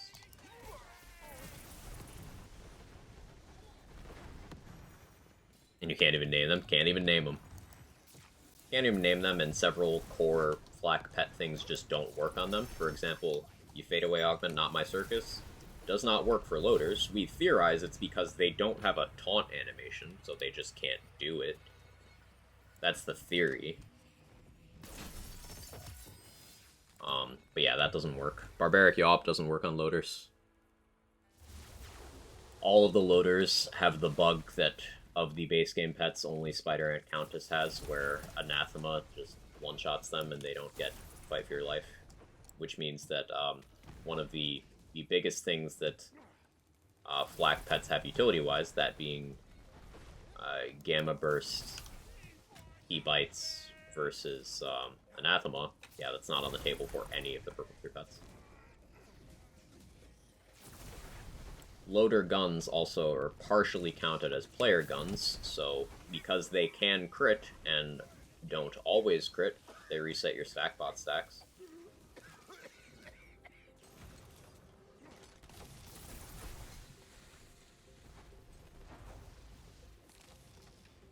Bull Loader regularly gets stuck in the ground. War Loader regularly blows itself up. Ion Loader makes you take more damage while you have it out, not less. It says it gives you elemental resistance. Now it gives you negative elemental resistance. Oh no! Evildoers! Whatever! Gravity Snare Anointment is tied to the Fade Away Anointment, so it's the same value. Despite reading higher, it's not higher. Gravity Snare is also the second worst action skill ever created, and has no synergy with the tree it's in. Is worse in every practical way than every other flak action skill.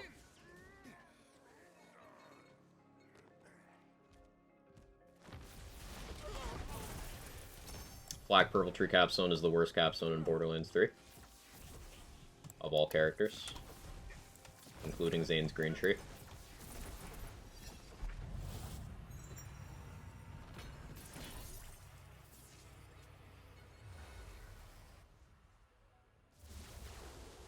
Our command for something like this, bug list. I don't know if there's a command, but I do have the bug list saved. Compiled it myself.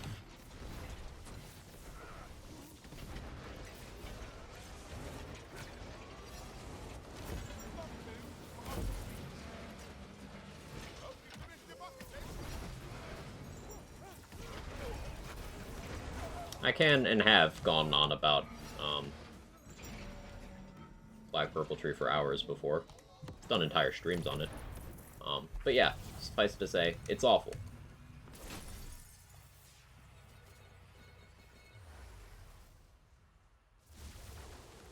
Negative bonus element it. Yeah, Monkey Do does not list the correct value for the pet crit damage it gives, and also it doesn't actually scale the bonus to the player with investment. It's the same at 1 as it is at 5, and also that value is incorrect, and also it removes the element on the shot that it applies to, meaning it more regularly lowers your damage than increases it.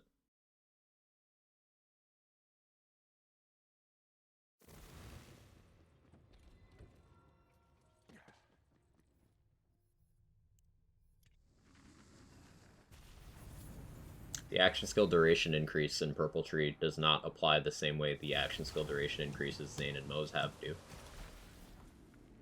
Meaning it's worse.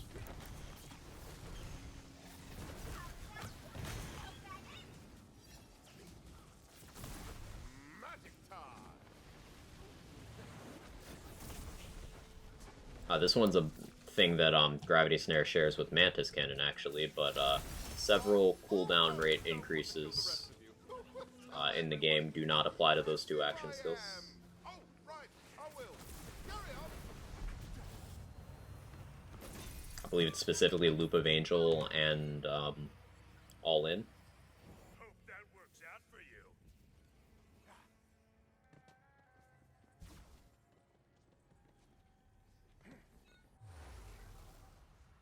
Monkey Do is also legendary, meaning, yeah, you get 1 projectile's worth as well, so.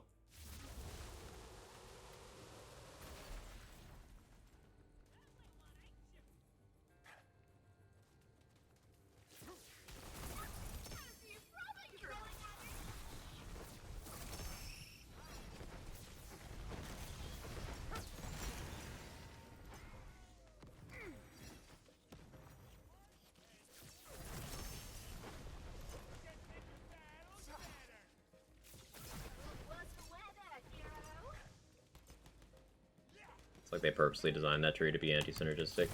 Well, it's like they didn't have enough ideas for it, is how I interpret it. Because the tree is called Trapper, right? Which implies that, okay, it's a Grav Snare tree. Show me things in that tree that interact with Grav Snare or revolve around Grav Snare. They don't. The tree, in its actual design, is like, okay, well, this is a shield mechanics tree that also has pet stuff. Like, okay, fine, those things don't go well together at all, but fine. But it has nothing to do with the action skill. It has nothing to do with the core design of the character. Contrast the other 3 purple trees where they enhance things that the characters already do.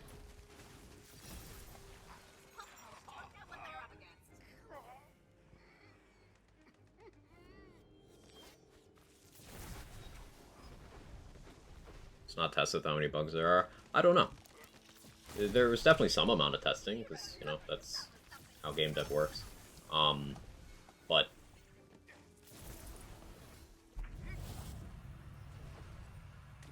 we will probably never know.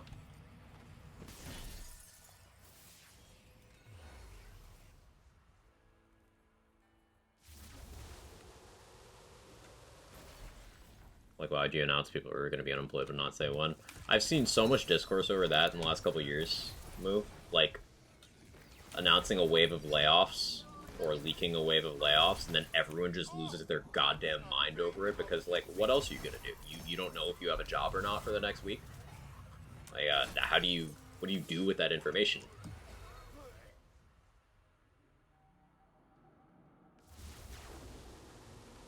Trapper keeps things still while waiting for loader nades. It doesn't even do that, Pris.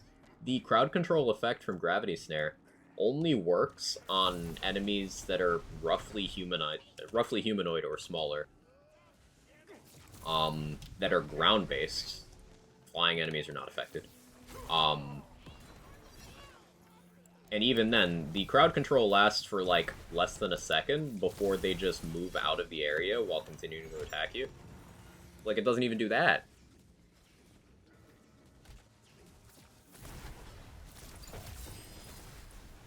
The only way Trapper Tree is a Trapper Tree is because it's a trap to the player.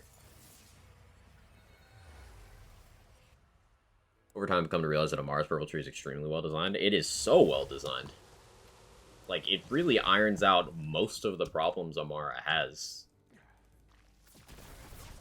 Like, Expedite alone is a huge W, but then it also leans into things that people think Amara did, but doesn't. Like, Elemental Amara, yeah, that's not a thing, but, like, with Purple Tree, well, Amara has some unique things with certain elements that other Vault Hunters can't match. Like, Amara can go full-time radiation, which is something players like to do, which was never optimal before, but, like, Amara can be like, yeah, the armor weakness, I don't want that anymore. I'm discarding that. That's not mine. And, like, suddenly, Mara can do, like, a full cryo thing, because she's got the most cryo efficiency. And several reasons in Tree to do cryo stuff. She's got a shitload of action skill damage, and finally the cooldown to support that. Like, Mara Purple Tree is very well designed.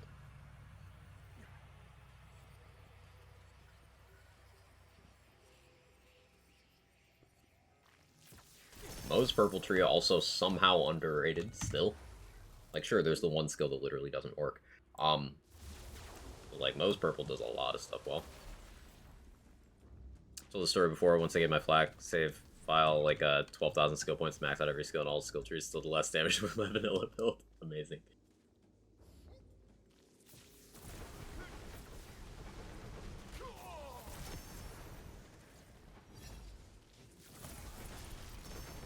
Gravity Stare is okay, making enemies look silly when caught in it.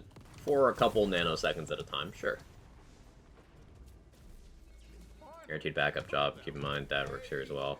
I don't know if I can afford to take care of myself. It's such a shit situation to be in, Moo. I'm sorry.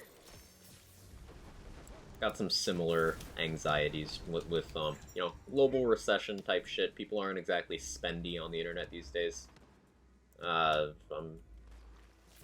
having to answer some, also, you know, personal insurance stuff as well.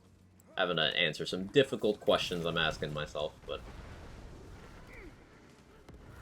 nothing to report on that front. Suffice to say, you, me, and a lot of other people I know are having to confront stuff like this, and it's fucked up.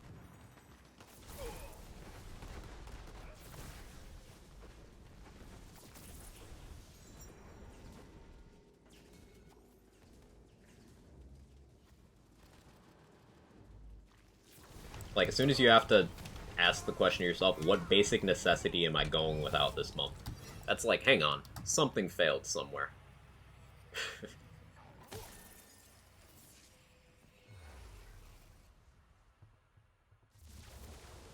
They actually fixed Expedite, I'm remembering that correctly. They did. Took them a while, but they did it.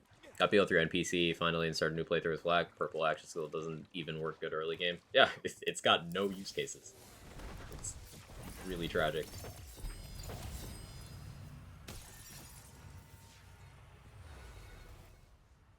Got Boar 2.0. Boar wishes it was Eraser. Eraser's nuts.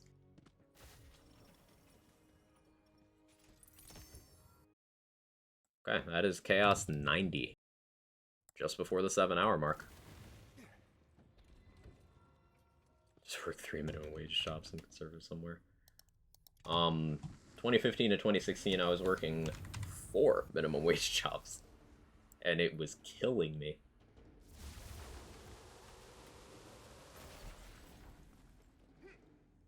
Still depleted the savings from that in about a year of just life. Don't mess with the best.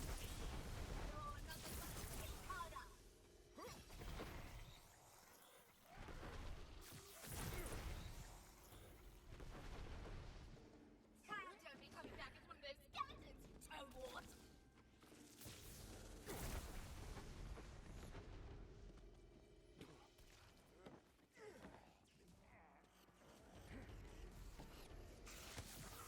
Fine already, so I can do my thing.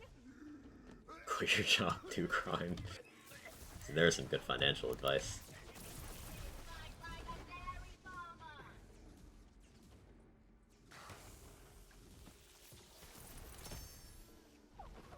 Right, are you even trying?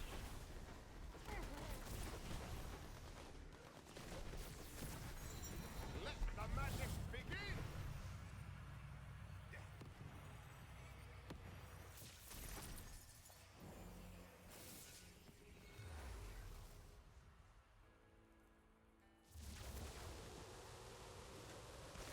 Guess you need to get better at economic class shaming. Just run for office, it'll teach you.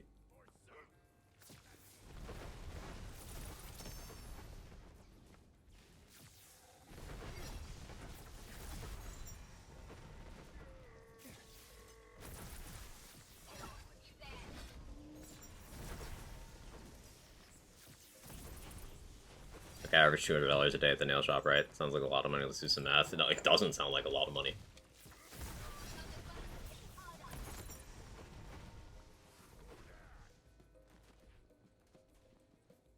Average income in the US, salary, is, what, $54,000 a year?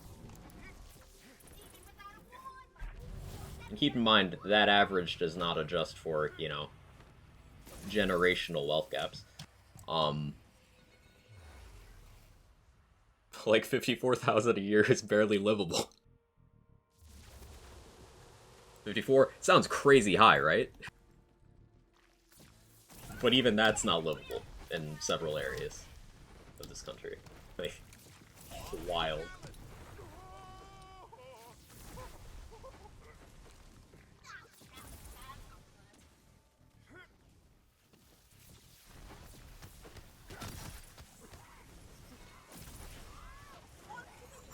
I'd love to see a breakdown within that of Feel magical. where each generation falls in that spectrum. More bad guys, more work.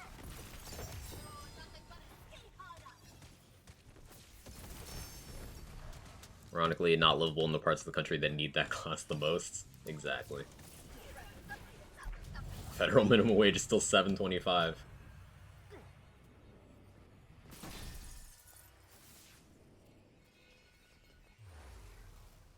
Average is going to be skewed by very high earners. I wonder what the median is. Yeah. The median can't be more than, like, 30.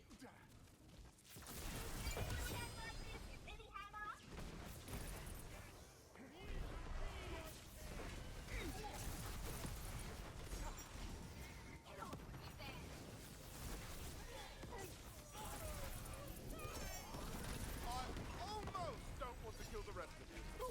Tell everyone how impressive I am. Oh, right, I will. Carry on. $200 a day sounds like a lot to someone who doesn't need to pay for rent or general existence costs.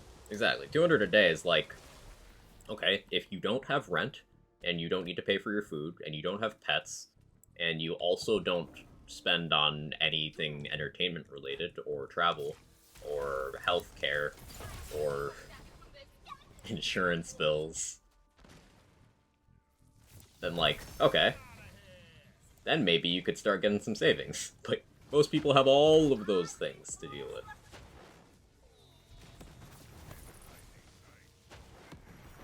Minimum wage jobs are for high school students only. Also, I expect minimum wage establishments to be open during school hours. Doesn't anyone want to work anymore? Preach, Brendan. Preach.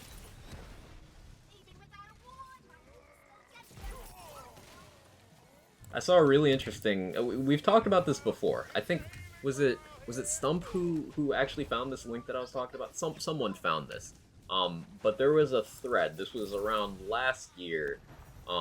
The line "No one wants to work anymore." That shit goes back way farther than you'd expect. There's like documentation of it's been in newspaper headlines since like the 1800s, and you know it probably goes back farther than that.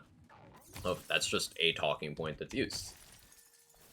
It goes so far back. It's not even relevant to modern day life. It's just something that is always said. You remember that, J-Bridge? Yeah. It's no one wants to work. No. People want to work for a livable amount. There's a difference. Children don't want to go to the coal mines anymore.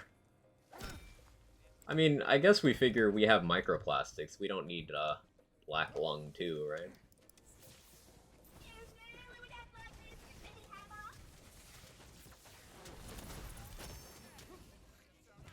See, we got polio in our water. We got microplastic in our breast milk and our rainwater. We don't need coal in the lungs too.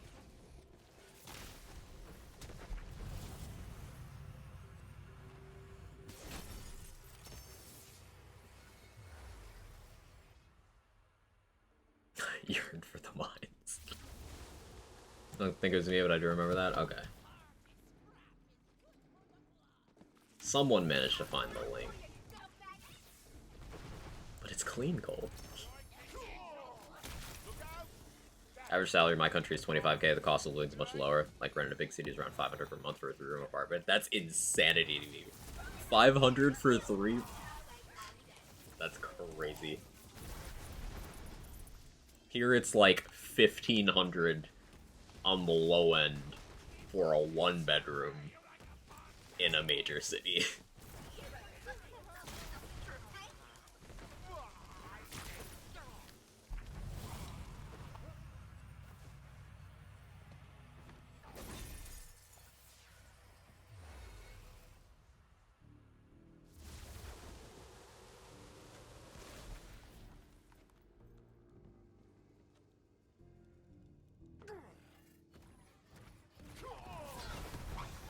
Oh, we almost bypassed phase.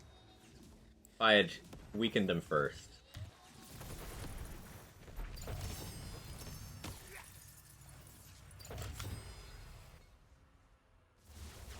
I need to move to where you live, right?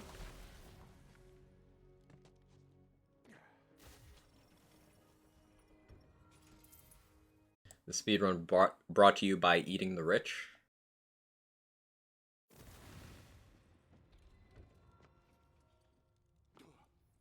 Enter if you dare. We also have healthcare and cheap internet. Fuck you. But seriously, you should dare. The jealousy. I have expensive internet that doesn't work. Expensive healthcare that doesn't work.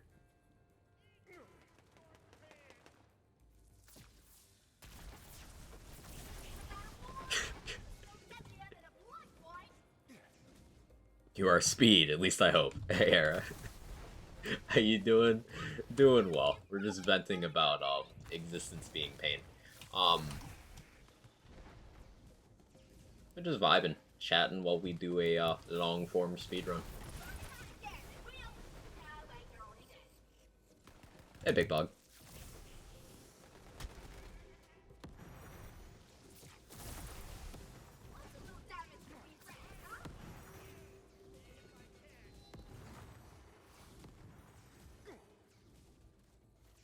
Enemies? You wanna... To me, you're just loot waiting to be dropped. Time for a spell.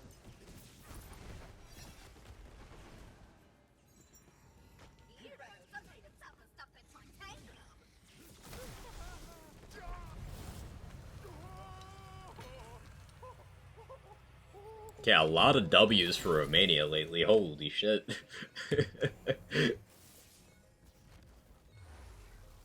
Is there anything they can't do? I don't know.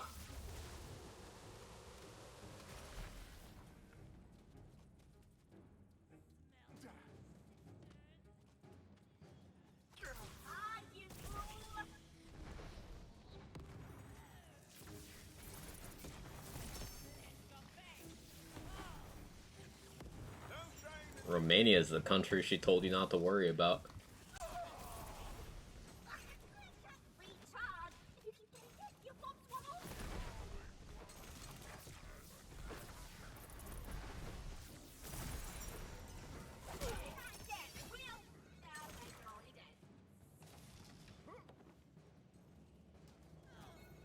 To give you an example, I have 250 megs down and up for 10 bucks.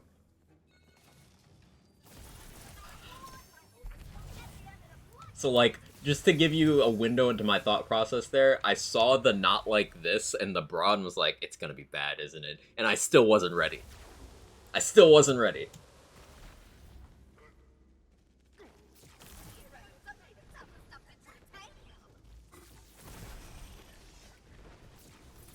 Cyberbullying.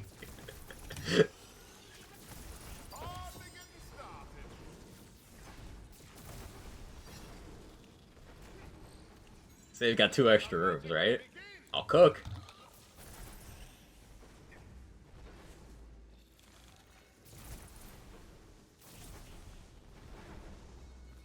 I will do all of your meal prep. I will also stand there and look pretty.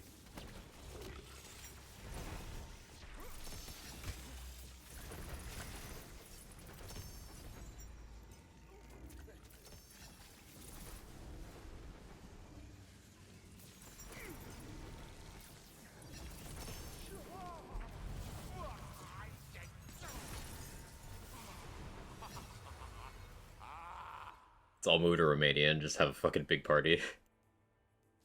I'll live off 60-40 a month? No, absolutely not.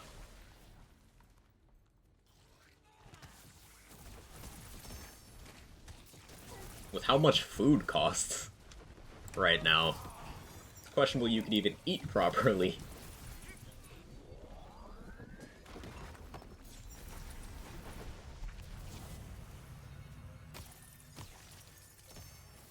Depending on where you live. I'm start learning Romanian. It's not that Romania's over there acting like it's better than us, because it's not acting.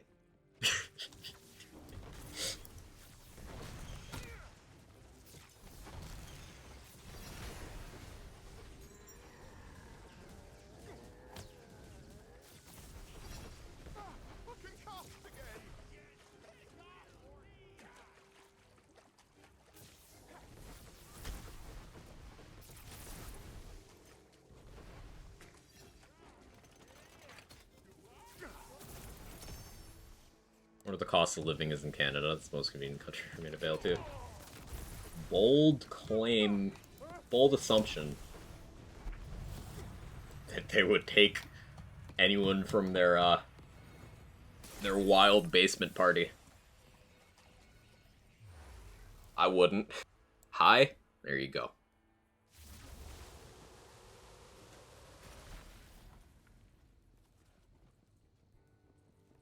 Minor business and bring about cheap internet and Sebastian Stan. Wait, you guys have Sebastian Stan too?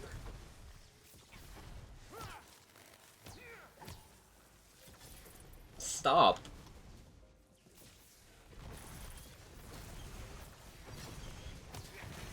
They can't keep getting away with it.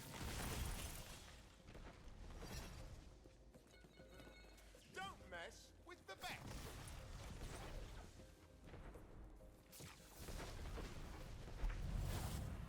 We aren't kitchen partying.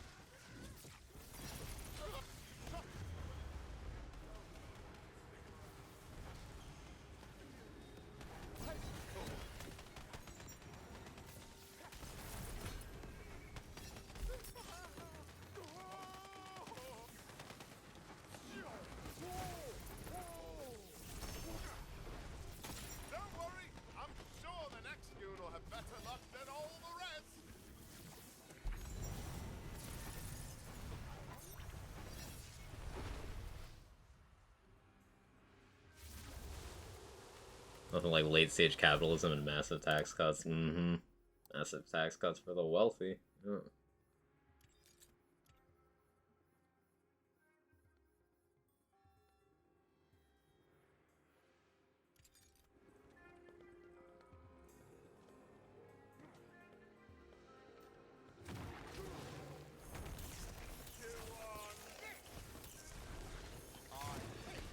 Waiting.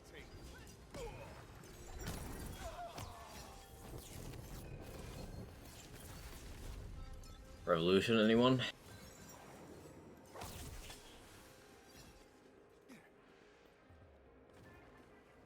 Ever played BO1? If so, anything you particularly like the game design of BO1 over other entries in the series? I really like the weapon proficiency system. That's really cool.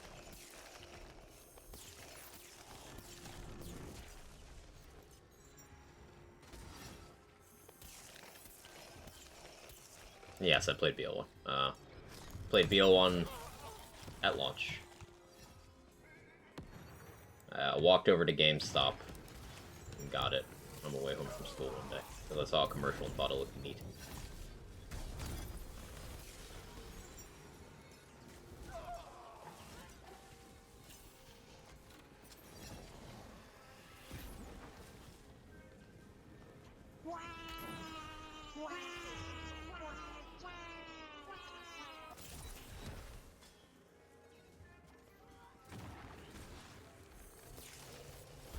Cold of the grave.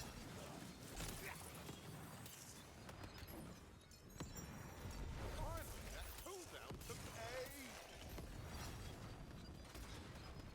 Can't believe I have to reread the spell book every time. I gotta stop picking the splintering spikes here, I guess. They don't have the range I want for this role.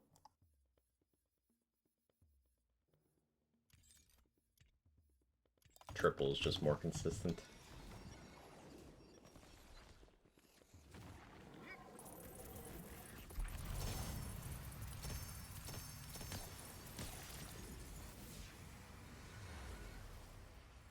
Like BL1 because Phase Walk go crazy. Phase Walk's super cool in that game, yeah. Or, am I remembering correctly that in BL1 the enemies actually use the weapons they drop? I think so.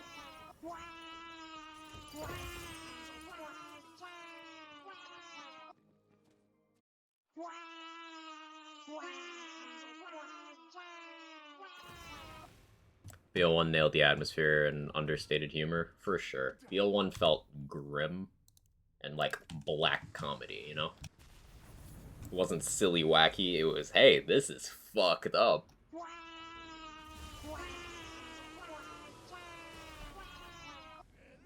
Oh, you hadn't heard that before, Hazel? Yeah, that's the Quag redemption. It's Quagsire, just doing Quagsire things. Oh, it's a big fun. Hey, Majin Gizmo, how you doing?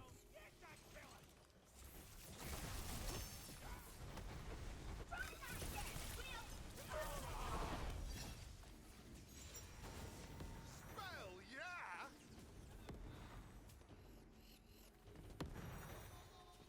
Enemies, you wanna exist?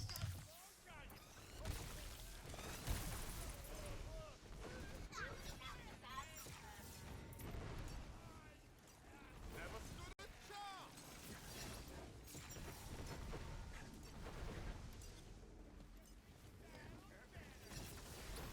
See, this is where running radius over damage would be useful. That's okay.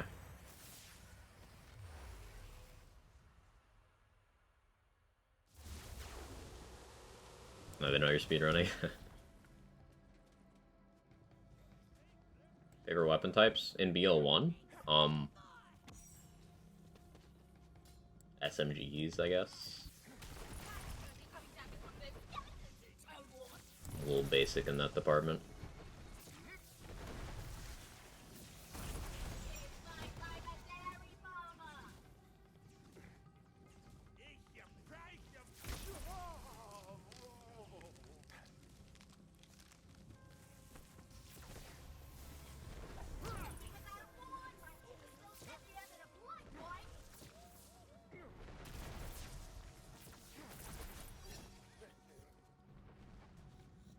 in the series as a whole, actually. Well, refer back to the earlier conversation about how BL3, not gun game. Wonderlands, not gun game. I'm more likely to not use guns than use guns in these games. So it's not something I really give a lot of thought to. I guess I get roasted a lot for how obsessed with Hyperion shotguns I am in BL3, just because I end up using them so frequently, so I guess that. Shotguns. I like running shotguns on Gauge in BL2 as well, so I guess the shoe fits. Boomacorn in TPS is satisfying. Yeah, I guess shotguns. Favorite gun type is not? Yes.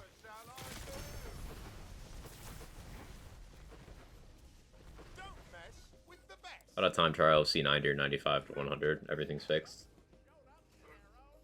The thing with that is you can't do that without a save editor. Like, you can't go back in Chaos Trials without making a new character or save editing. So it'd be like a bit of a tedious category to set up for most people.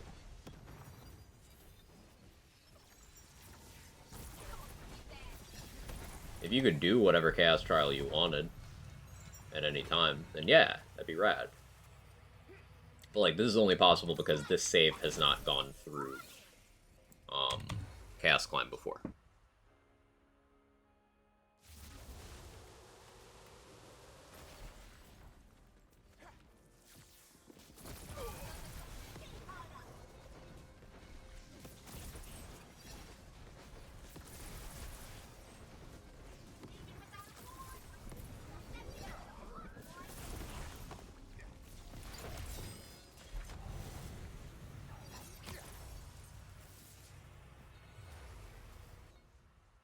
GA, which is a Hyperion shotgun. Yep.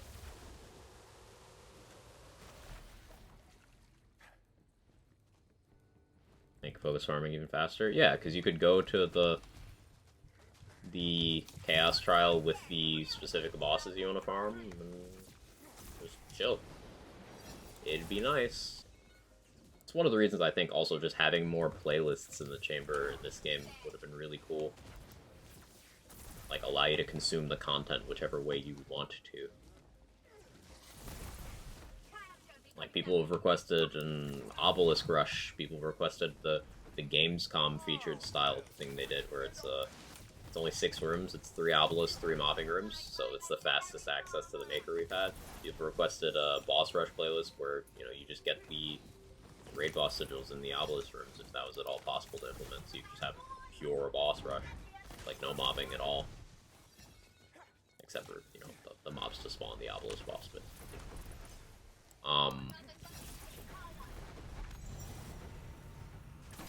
there have been lots of ideas.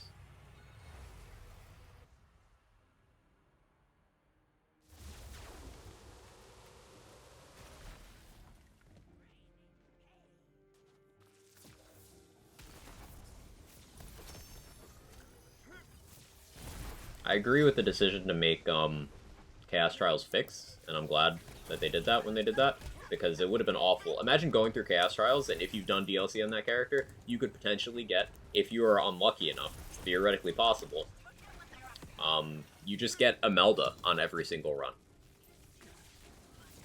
Like, I'm glad they stopped that from being a possibility. But on the other hand, I'm not glad that they, made it so you can't go backwards in Chaos Trials anymore. Like, you can't just go do one you like. It used to be something you could do. I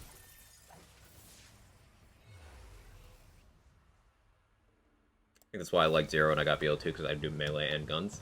It's funny, by modern lands game standards, like TPS onwards, Zero has terrible build diversity.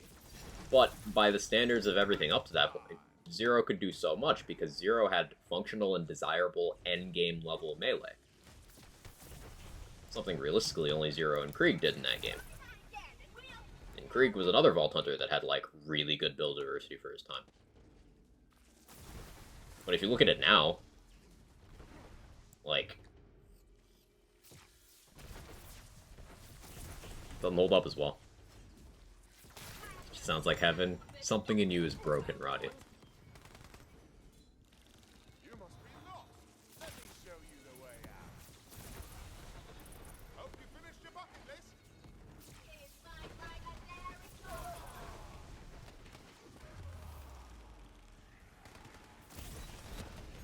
Looky here, a healing vial.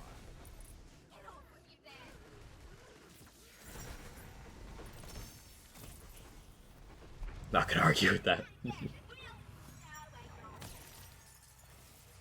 A melee build of all Vault Hunters in BL3? Actually practical and viable? Yes.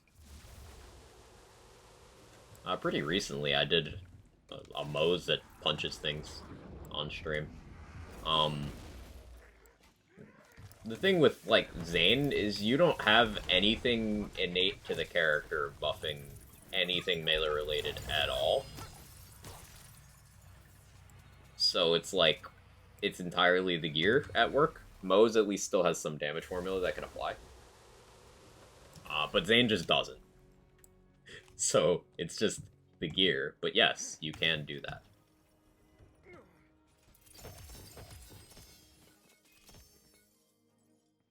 And your definition of melee does factor in here.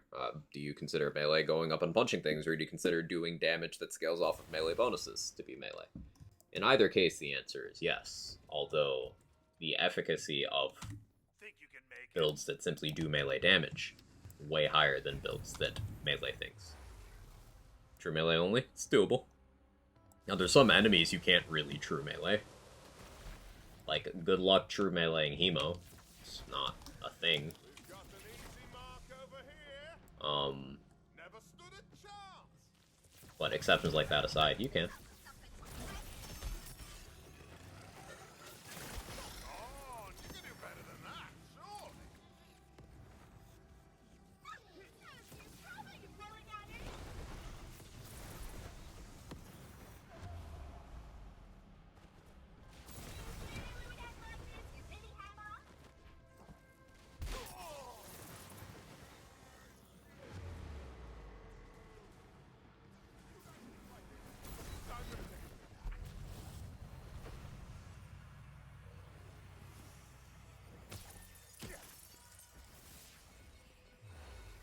Feodor is my least favorite encounter. It's not a remotely close, actively makes me dodge normal runs because the chances of countering Feodor. I don't dislike Feodor as much as most people.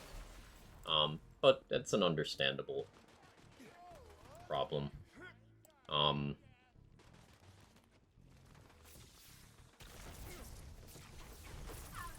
Yeah.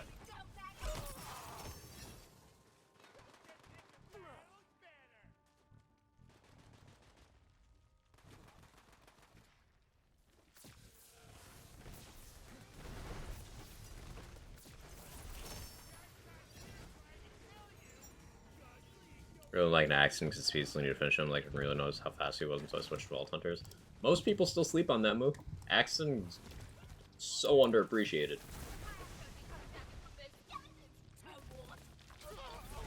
To the point where, well, this is a secondhand story. Lazy tells the story a lot better, but the first One Life competition in BL2 was won by an accident, and then that person was accused of cheating.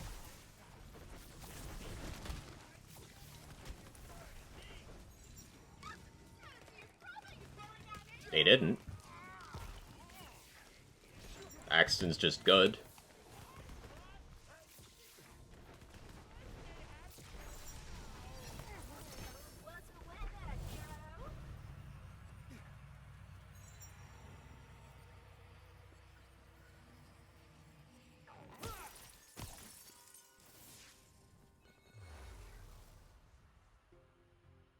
Someone watched too many bad take videos? Oh, in this case it was someone making bad take videos. Making the accusations.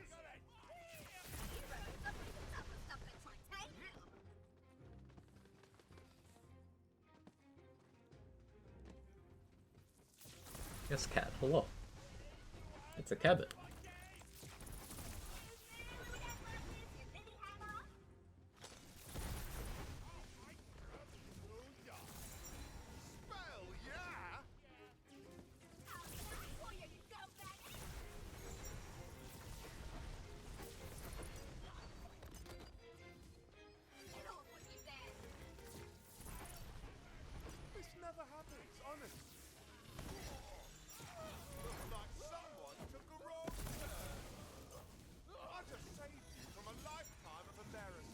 We should have a normal run where you customize what boss you encounter. I don't need any of the regular encounters, Steel Sereners, or Albus bosses. Yeah, run customization would have been a really cool feature. Lance fans can be pretty confident in pretty wrong conclusions, especially about class viability. Clawbringer haters. Yeah, Corden, you're absolutely right. And hey, I'll own a little bit of culpability with the Clawbringer stuff because I like to meme on Clawbringer a lot at launch. But the more we grew to understand about the game, the more it's like, hang on, wait, no, actually, this is just wrong. But it comes down to a lot of people are simply unwilling to adjust their stances based on new information. And even more people than that are unwilling to admit fault, admit that they didn't know something and acted on incomplete or incorrect information. Pride issue, yes. Saying I was wrong is something most people are just unwilling to do.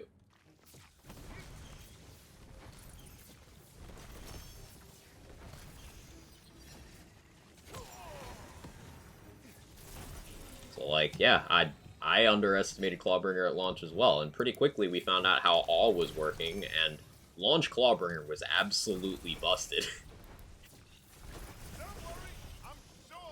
Like, I don't think it's unfair to say that launch Clawbringer was the second strongest overall class.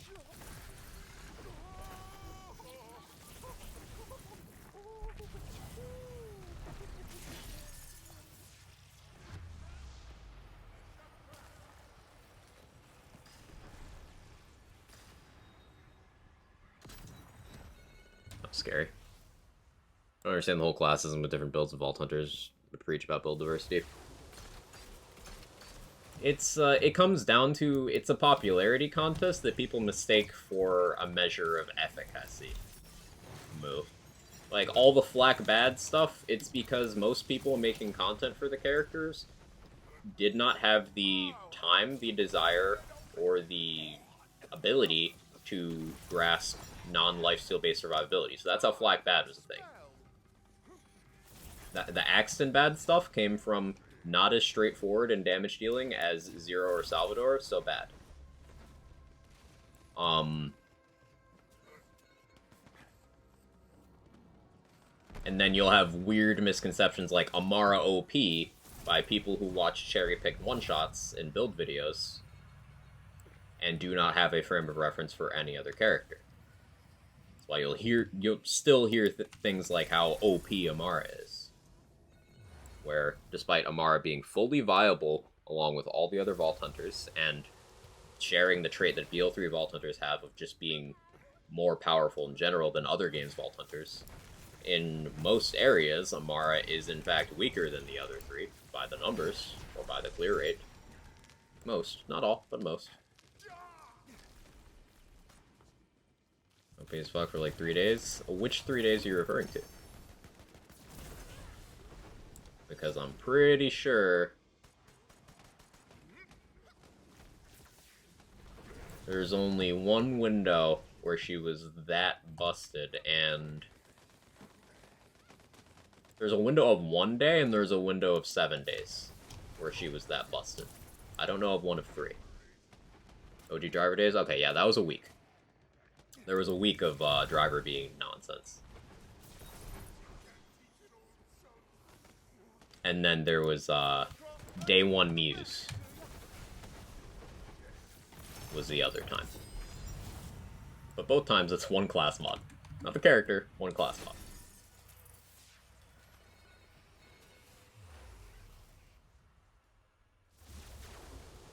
Like I made Zero, but he has no survivability.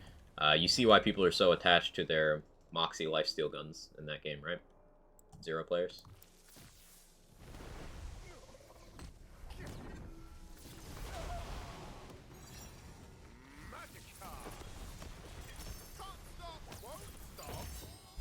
Thank you, Echo.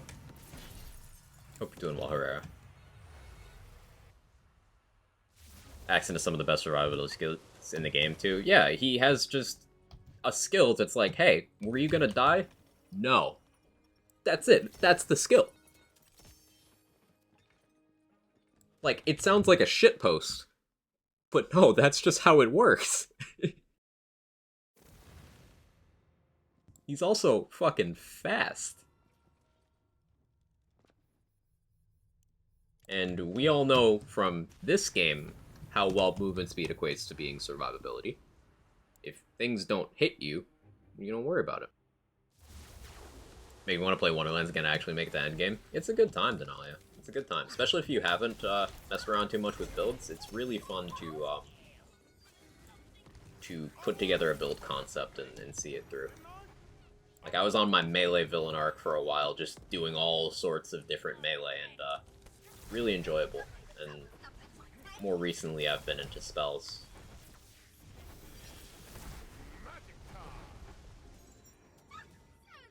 Turret? Yeah, the turret is incredible aggro redirection. Like, you can place it on any surface from effectively any range, and it just makes everyone stop targeting you. Like, that's huge. But we saw later down the road, with Flak doing the same thing, but better, people still don't consider that enough. Which is weird. It's a player issue.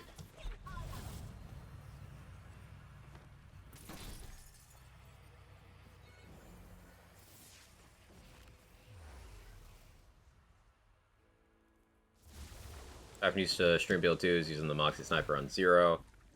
X was a BL2 guru, tried to school me on why build didn't work. Ugh.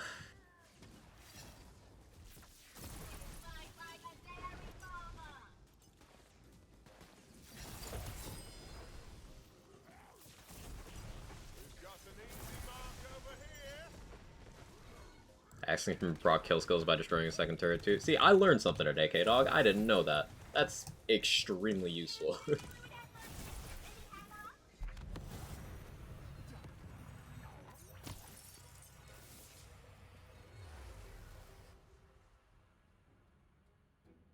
Made to endgame once before switching to PS5, and there's a burst spell shot trying to focus on Tortoise's gun build. Good boss with all the legendary items up.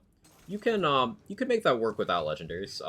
Ludite pistols, which are Torg crossbow barrel, and body rocker shotguns are more than good enough to handle bosses all the way up through C1-100, provided your build supports them well enough and you got good rolls, have appropriate elements, all that stuff.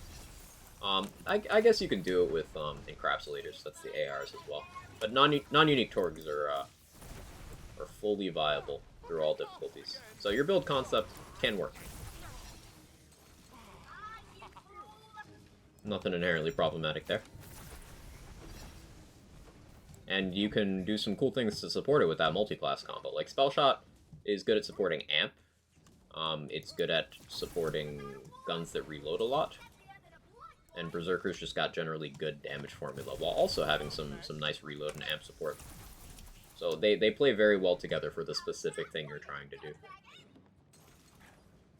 Or you were trying to do.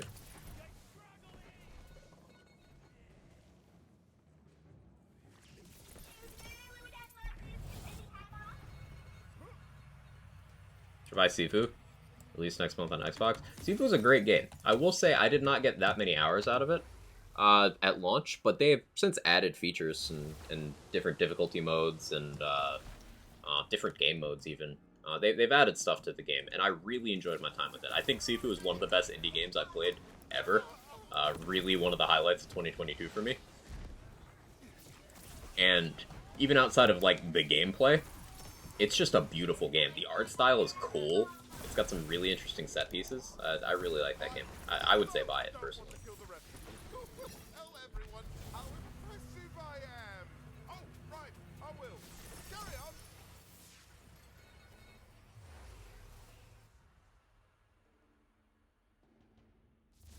Should have been using Ruby for lifesteal.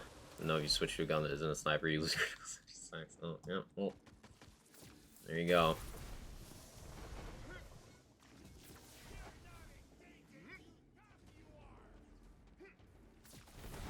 See, that's the thing. People who think they know more than everyone else also are closed off to new information. Everyone's guilty of this at some point. Again, I've done that too. You can't be serious. This is my competition. Remember, friends with Stone Swan because he told me I'm wrong and proved it. And I was like, that's fucking cool. um, but like, having some self-awareness when it comes to that is important. No shame in losing to the best. Which is why, unfortunately, through various times in like the Lands theory crafting community, you'll sometimes have someone pop up who acts like they know more than everyone else, and makes it everyone else's problem, and it just kind of degrades the whole process and makes us all look like that. I'm not a fan. I don't know why non-B amp stacking only works on Sal's or some weird interaction there. That falls under the category of information I have read through but did not retain.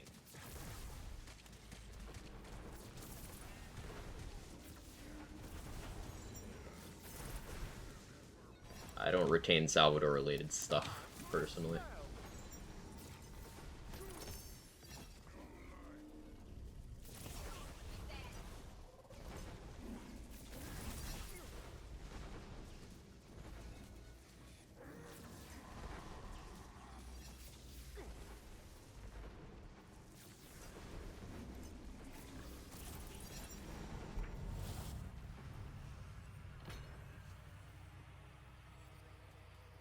I'm gonna see if your streams are cool as fuck. Maybe I play some Sifu soon. Cause like, I have not played it since those streams. They've added a bunch to it.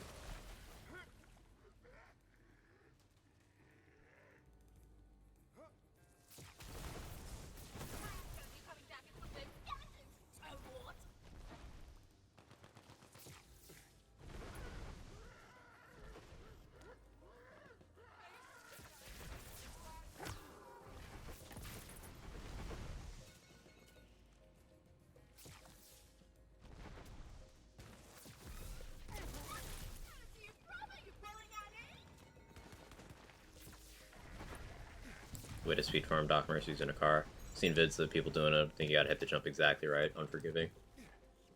Some of those little unforgiving skips and farms are very satisfying to pull off. Because, like, they're not practical, and you probably would just use a more consistent method if you actually wanted whatever was there.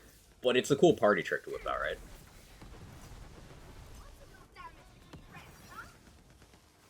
It's like, in the Guardian Takedown, the rocket jump to get to Anathema without having to do the platforms.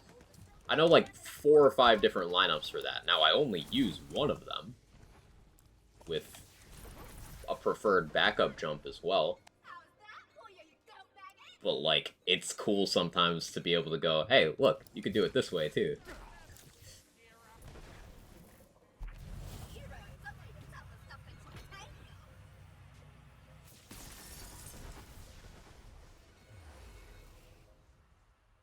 You're not even reading skills you spec into? Of course. Someone who's always right doesn't need to read to understand things, they can just grasp them instantly.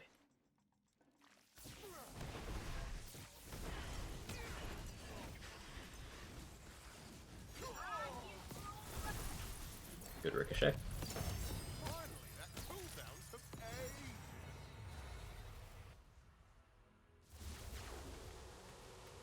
Hot take was Gage is the most boring Vault Hunter and her builds are boring coming from a Sal main. What a Sal do? That has frustrated me for so long because there's so many people who, like, are perceived as knowledgeable, analytical people who, you know, are objectively intelligent, who say stuff like that, but then they turn around and they're like, yeah, I'll be doing my, my 26th Sniper 0-1 life, like, okay. And just clarifying, you've done that 26 times, but you don't like Gage because boring? Okay. How is Gage's build diversity? Low, but higher than people think it is.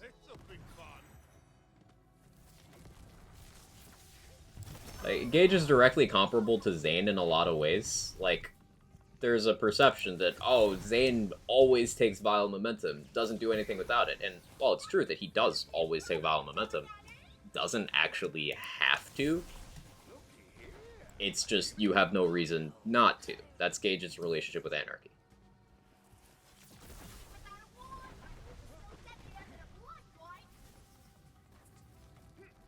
point out that Zane, Timothy, and Gage share a designer, so that tracks. Are you dead already? Ready to cast.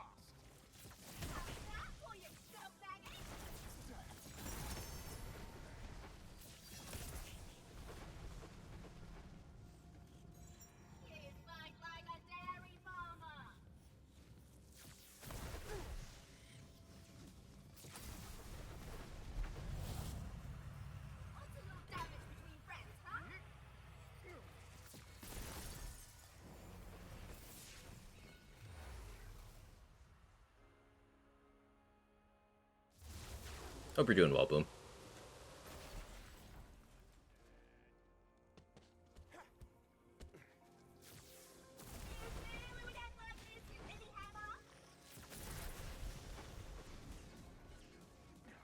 Gage has quite a few cool builds, even on OP0.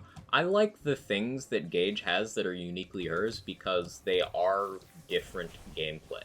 Like, ultimately, most of Zero, for gun builds, it's not different gameplay. You are shooting gun at target, target, die. With Gage, things like Anarchy and Discord create a situation where, okay, there's basic things you don't want to do, like you don't manually reload, and also you don't directly shoot enemies anymore. Which is about as wacky as shoot gun can be. Any second now. I'll be back on my feet.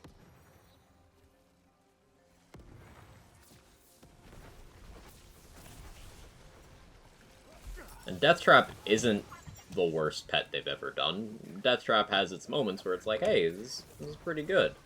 There's some rather unfortunate problems with Deathtrap, but like, we've seen them do worse pets since Deathtrap, so.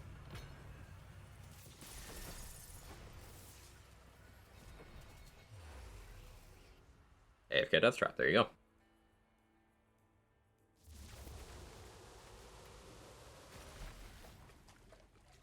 Gage is some wacky off-meta stuff that, but I don't know how it held up after Fight for Sanctuary. Doppel's already screwed by OP5 or so. That's one of the burning indictments of OP levels that pretty much everyone agrees on. They just slash build diversity to a point where a lot of interesting things were not worth doing if you had any desire to progress. That's why OP levels, to me, are the worst implementation of endgame difficulty they've done in the landscape. That specific thing.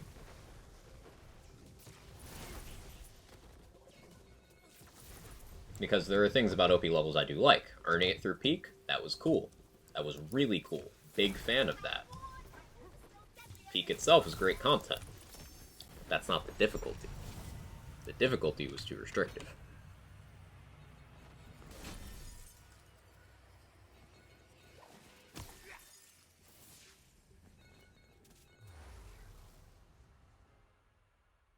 It does traffic because when I was almost done killing Terra, he rebuilt my shield. I feel like a lot of people who have played Gage at least one time have had that happen.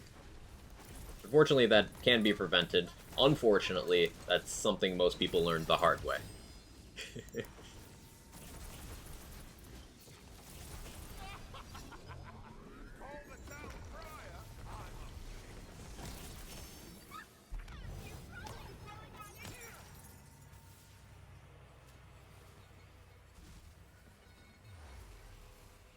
Interesting when you put Gage like that. Always liked her. Didn't know how to put the Y into a sentence. Made shooty gun wacky. Yeah. It was like, how many ways can you do shoot gun? Eventually you need to get weird.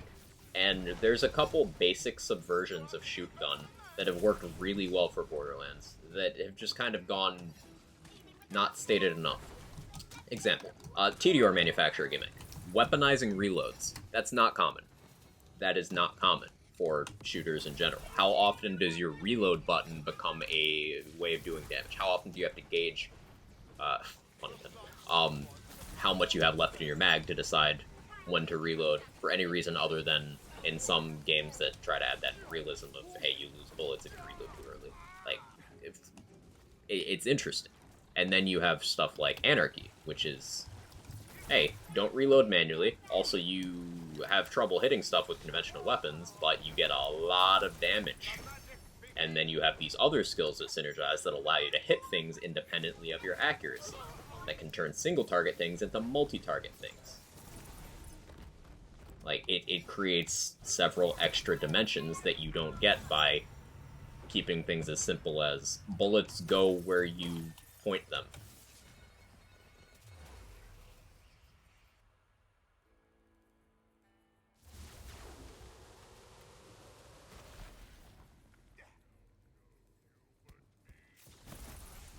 Infinity gauge is cool, you need a special comm. My problem with, like, infinity builds like that is there's no reason you can't just use a better pistol, right? Like, you could use an infinity, or you could just use an anarchist and, like, be better. Applies to zero, applies to gauge, you could just use a good pistol instead.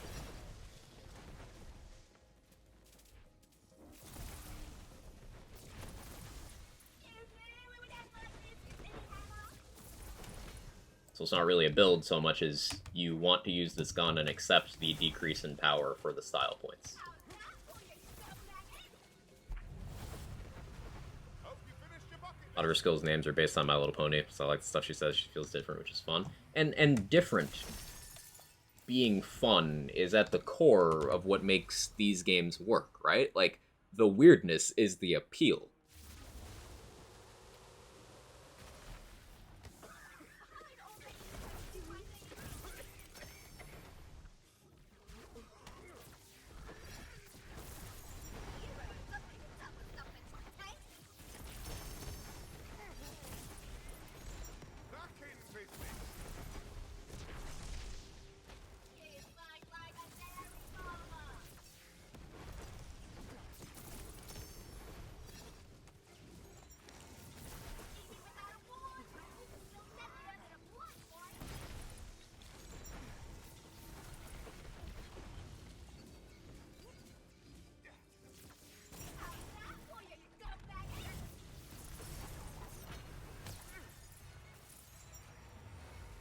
I also love Aquatics' ability to just completely ignore the conversation going on about Imelda. I'm mostly subconsciously, Roddy. I'm gonna be honest. It's like an auto-filter. Before I start playing Sifu, I have to play more Remnant from the Ashes, Back for Blood, and Godfall. Only thing I need is more time. Mood.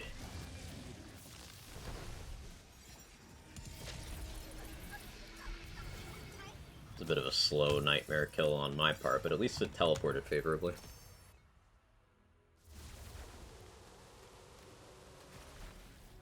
Don't die to what I missed. Nothing really, man. We're just talking about the same stuff.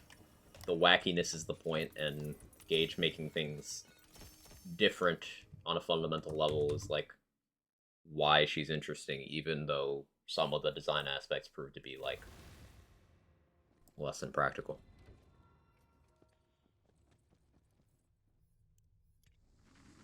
And things like TDR reloads are a very basic way of being different. That gives some depth that you don't otherwise get in basic point-and-click adventures like most Zero and Salvador gameplay. Oh no! Evildoers! Whatever shall I do? Come to it!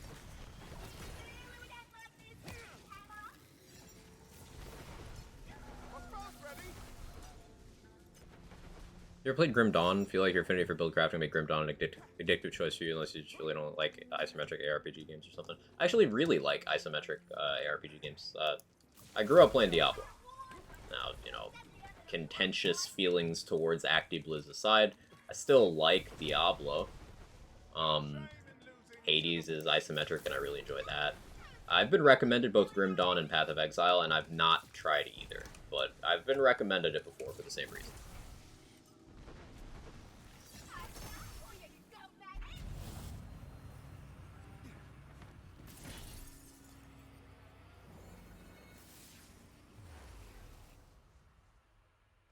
Never heard Zero and Zao being referred to as a point-and-click adventure. Love it. What do they do other than shoot gun? Zero has fully viable endgame, like, high OP level melee. That's great. But fundamentally, Gun Zero and almost all Salvador builds boil down to shoot bullet at thing, die. Which is literally the most basic thing you can do in a shooter. It's uninteresting. For a franchise built on wackiness, it is the least interesting thing they've done. Those characters bore the shit out of me.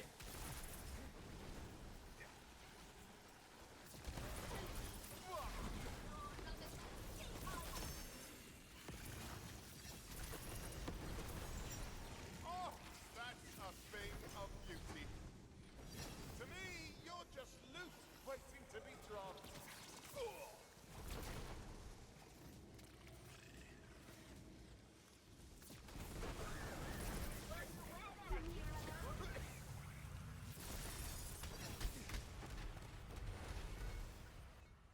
Recommending Deep Rock Galactic, lots of funky ways to shoot bugs in caves. He was great too. I really feel like Grim Dawn would fit better with your preferences, at least from my perspective. I will let you know if it jumps up in my backlog. It's in there. It's floating around in there. Wait for it.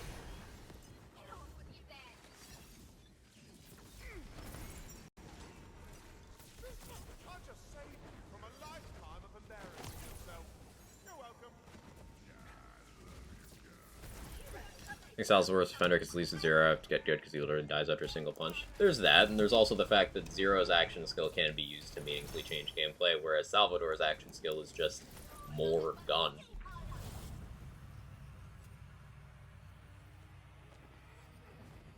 Like, Sal's action skills literally do the same thing, but more of it.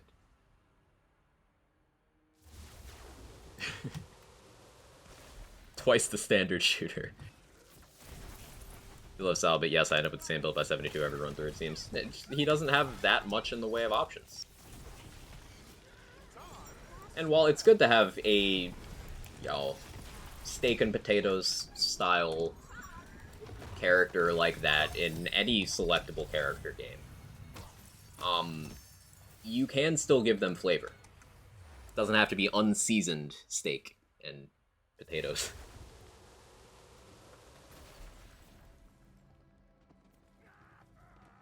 Think, if you played Risk of Rain 2, the Commando, which is like the quote-unquote generic character of that game, Commando still has plenty of flavor and learning curve and interesting stuff you can do, while still being objectively the most generic class in that game.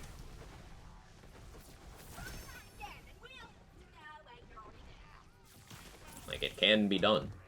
Zane is the most basic of the Borderlands 3 Vault Hunters, but because he's in Borderlands 3, which has a massive ceiling for build diversity and a huge toolkit to choose from, you can still do lots of stuff even in the non-gun department for Zane.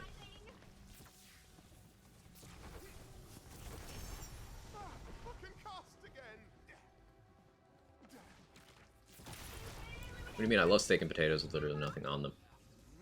And that's the thing, some people do. That's why it's a good example.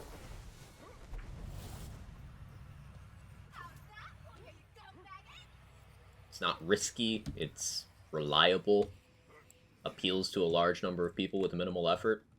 Oh, steak and potatoes. Nothing wrong with it, but sometimes you want something more exotic.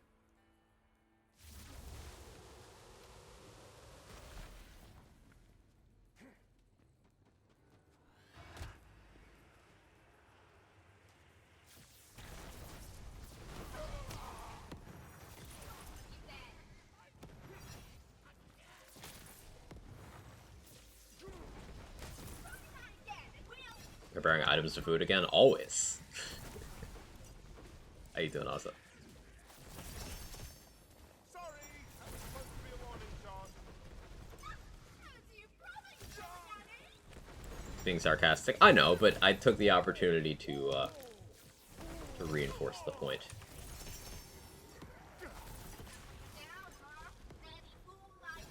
Like heavily seasoned steak and potatoes. There better be herbs and spices and fancy sauces.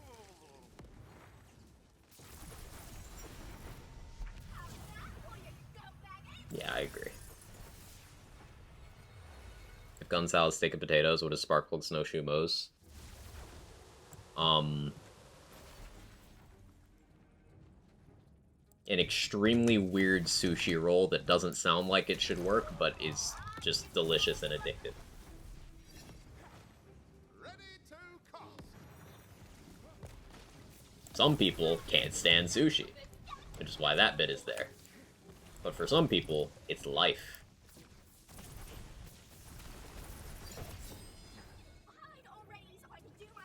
Balut? I've never had Balut. I would try it.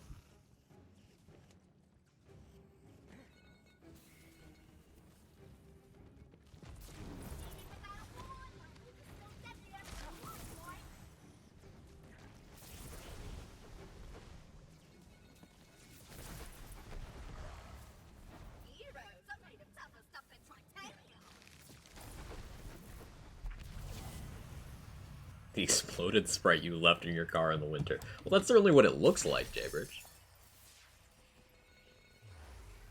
Wasn't prepared for that? Yeah. It's, definitely a specific thing. Hot take, steak is garbage, give the taters and we Gucci. That is a hot take. I'm not sure if our relationship can recover from this, boom.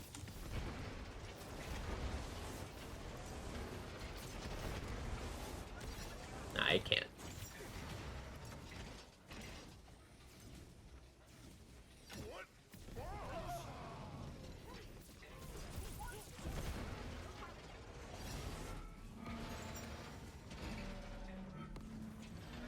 I feel like there's a little something missing with Zero. I feel like if he was designed like Corvo, Dishonored, push him a bit further. Yeah, if Zero had like an advanced movement option, like he's got the gap closer, right? If Zero had, say, the movement in the mods that I was running when I was playing BL2 this past week, like innately, even if no one else did, that would add enough depth to Zero that he'd be very interesting to me.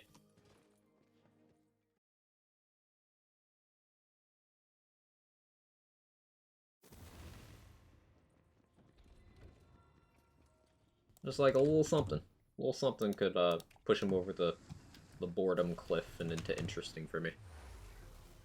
There, we're at 8 hours, 2 minutes. We've got 2 runs left after this one. So yeah, we'll finish around the 8.5 hour mark. Which again, I'll underline, you could do this faster. Even with the same build, I could shave half an hour off. Gearing appropriately for the earlier ones and prioritizing things like movement speed and spell radius over damage would go a long way. Cleaning out my inventory so I equip the appropriate spells for the appropriate fights, like the correct ice spikes for drill, would save like 30 seconds per drill fight.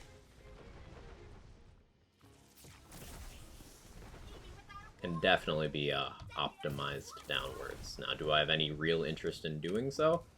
No, but the theory of it is enough to know that, like, you know, enough to ballpark it.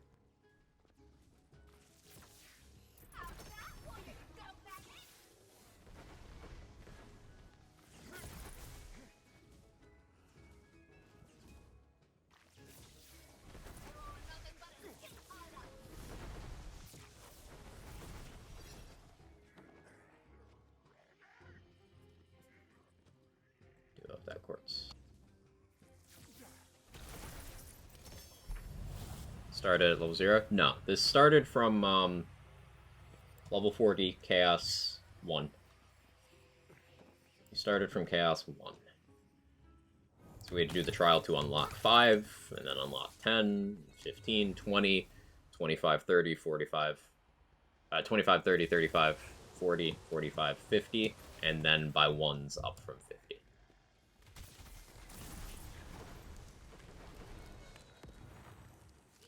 You can see above my head to the left, there's the splits.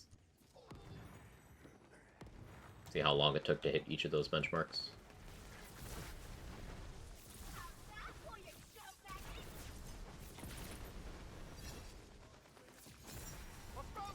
C1-100 save for every single primary class.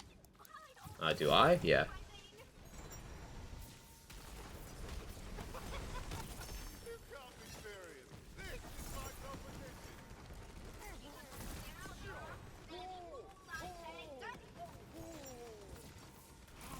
There's some of those classes I just simply do not play as primary, but the saves exist.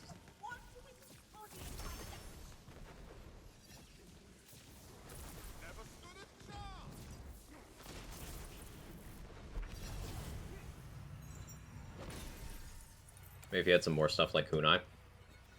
Yeah, Kunai is enough to break up the pace of what you're doing, that it becomes different gameplay. That's a good point. Throw in some smoke bombs. That'd be cool.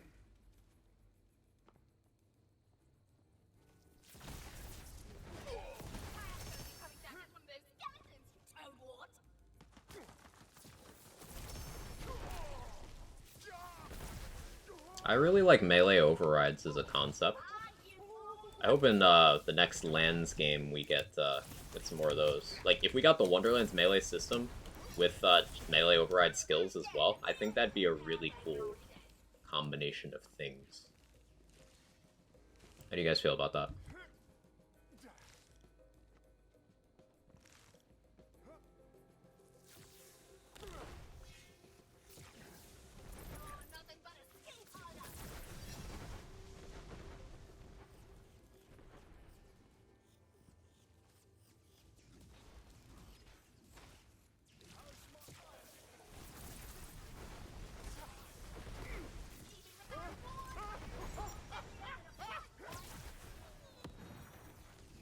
Finally, that cooldown took ages.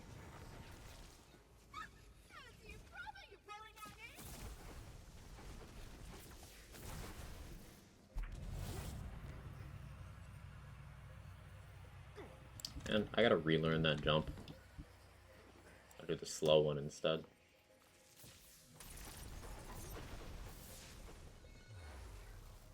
Be interesting to see how melee override would interact with different weapon types.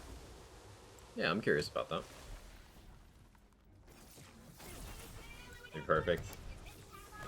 Do hope melee weapons are in BO4. Spells can stay Wonderlands thing, but I need melee weapons. Yeah, of course. I fully expect to go back to grenades for Borderlands. Spells being a Wonderlands thing is A-okay. And we've seen with BL3 that they can do the grenade category to a level where it kind of feels like spells with all the different stuff they can do, right? So I'm not worried about that. But I would like the melee weapon system to transfer over. People wanted to use, you know, Buzz Axes as their own weapon slot since Buzz Axe Rampage. In BL3 cycle, you know, Troy has a sword, Rose has a sword, and people really wanted to use both of those.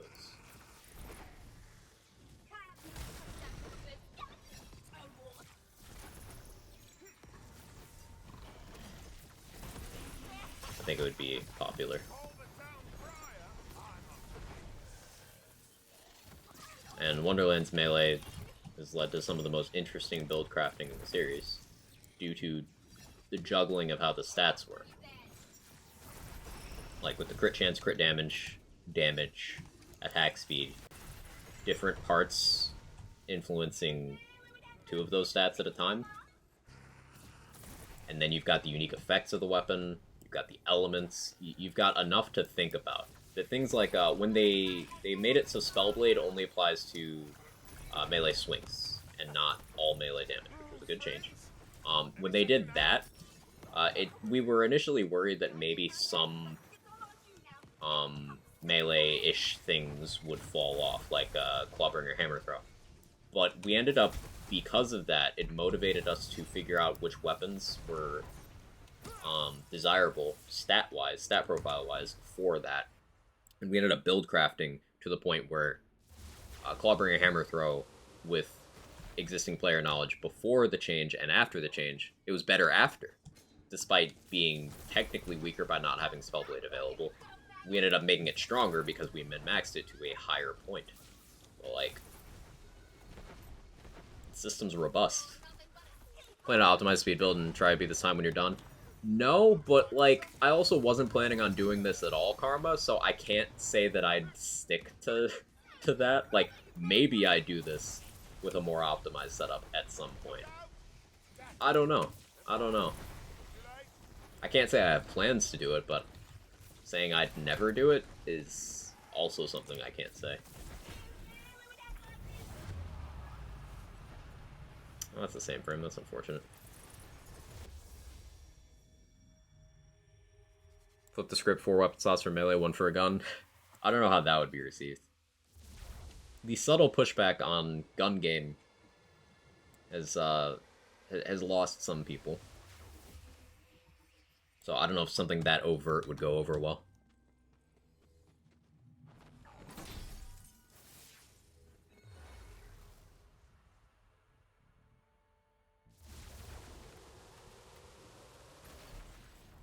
Dude has a samurai sword, why can't I jump off a ledge and kill an enemy under me? Same reason you can't mantle in that game. Or ground slam. Just, they hadn't thought of it yet.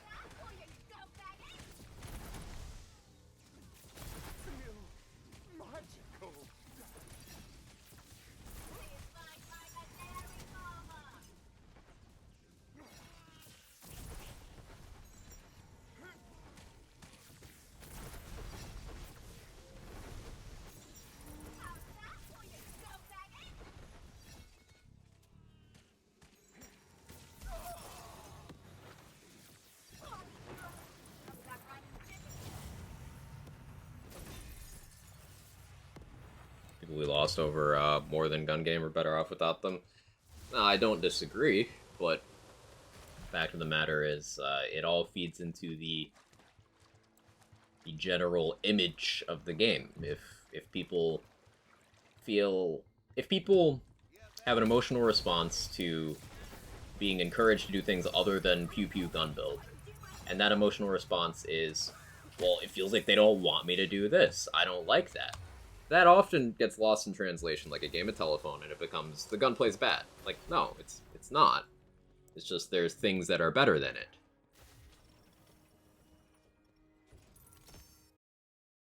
So we got to be careful with that too.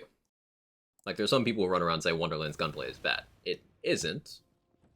It's just not as strong as melee spells and dots, because those are the focus of this game. And remember when people were alarmed before launch at the language saying that melee would remain secondary? They said that, and the whole time I was like, melee was always secondary, and it's been stronger than guns in several scenarios. I'm not worried. And some people were still very worried. Well, look how it ended up. Melee is the strongest practical thing in the game. I say practical because dots have a higher theoretical peak, but in terms of efficiency, melee outdo it.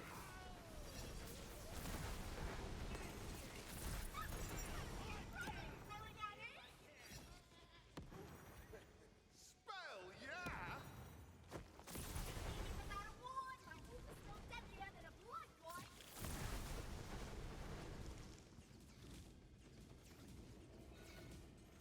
Like, with dots, you can have dots going for, hundreds of billions of damage with minimal setup. But practically speaking, enemies don't have enough health for that to be faster than a melee build that does hundreds of millions instead of hundreds of billions. Just bonking the enemy in the face one time and one-shotting it. That's where efficiency versus ceiling comes in.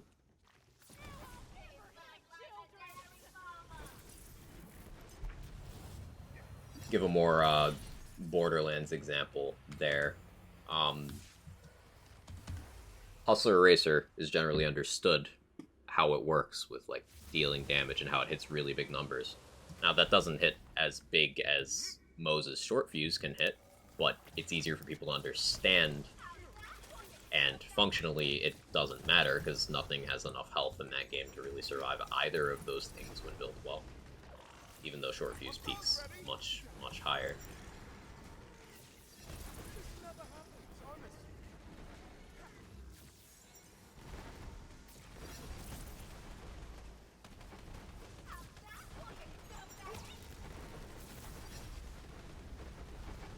My cast 15 due to the game started. My buddies, I need to put up more damage in these higher levels. What's your chosen, like, playstyle? What's your focus? What's your, method of dealing damage? Like, I'm doing a spellcasting build right now. Are you doing spells? Are you doing guns? Are you doing melee? And are there any particular classes you have an interest in?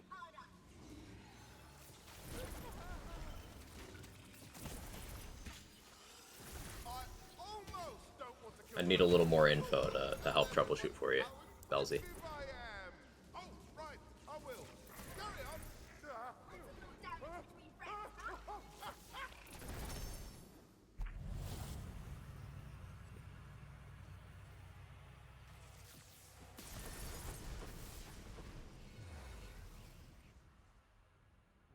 Manufacturer gimmick, first fire most normal gun, all fire, flip the weapon around, bonk people with it. That'd be so cool. I'd be so down.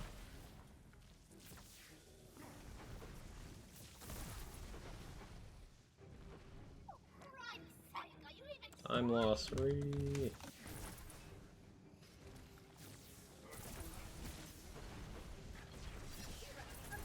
Did Spore Claw, more focus on companion damage, spell cooldown. Yeah. So, unfortunately, the thing with those classes is Clawbringer can be used effectively to kind of support the things whatever class you pair it with can do. It doesn't really have a strong inherent strength. It's got a bunch of good stuff in the tree and can lead to some pretty good damage formula and output and quality of life stuff. but its performance kind of depends a lot on what your other class is. And Spore Warden, for high chaos levels, which you're starting to approach at 50 plus, Spore Warden's real area of expertise is guns. Companion stuff falls off very quickly. Companion builds do not hold up well at high chaos at all. Companion here meaning, you know, the class feat companions, and not, say, inferior companions, because different beasts. Thinking about switching to Spell Shot. Spell Shot is one of the more well-rounded classes that can just do a lot of things well. It's good at guns, one of the best at guns, and it is outright the best at spells. What you're seeing me do right now is Spell Shot Graveborn, which is the optimal choice for a pure spellcasting build. And it's extremely powerful. Very easy to play. Pretty reasonable gear-wise, too, honestly.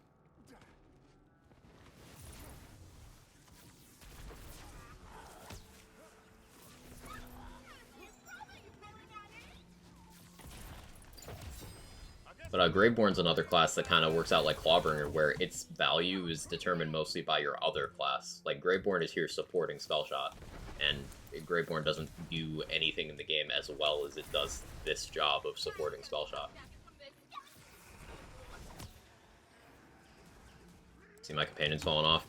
Which is unfortunate, because, like, people just want good pet builds. And it's just not something we get often in the land games. At least not relative to what other archetypes of build can do, you know? Would you go Spore Spell or Spore Grave in my case? Focusing on companion stuff? How committed are you to companion? Like, are you open to using inferior guns that benefit from some companion stuff?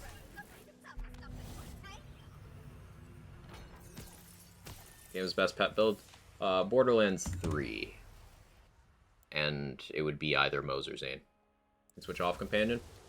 Okay, so it's going to depend on what you want to do. There's a lot of build options you can pursue in this game. In terms of powerful build styles to pursue, Pure Spellcaster is really good. Status builds, dot builds, damage over time, are also very good. Melee builds, which have all sorts of flavors, are also extremely good. So it's like those three are the peak of power. And then a step below, you can make gun builds work.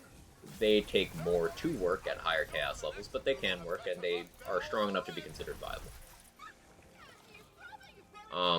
Stuff that doesn't fall into those four categories is kind of a bit harder to work with, and I would temper your expectations for how high you can get in chaos levels.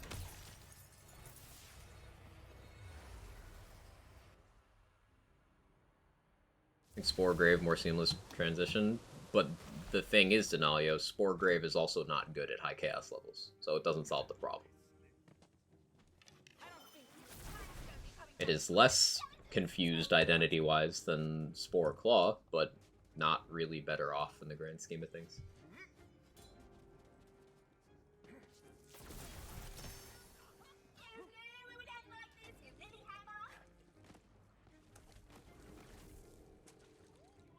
But I play with one Spellgraves who's currently carrying me. Yeah, Spellgrave is, if you had to, like, force me to pick top class combos, it would be in the top 3. It'd be between Spellgrave, Berserker Stabbo, and Blightcaller Stabbo. I would say would be, like, the top.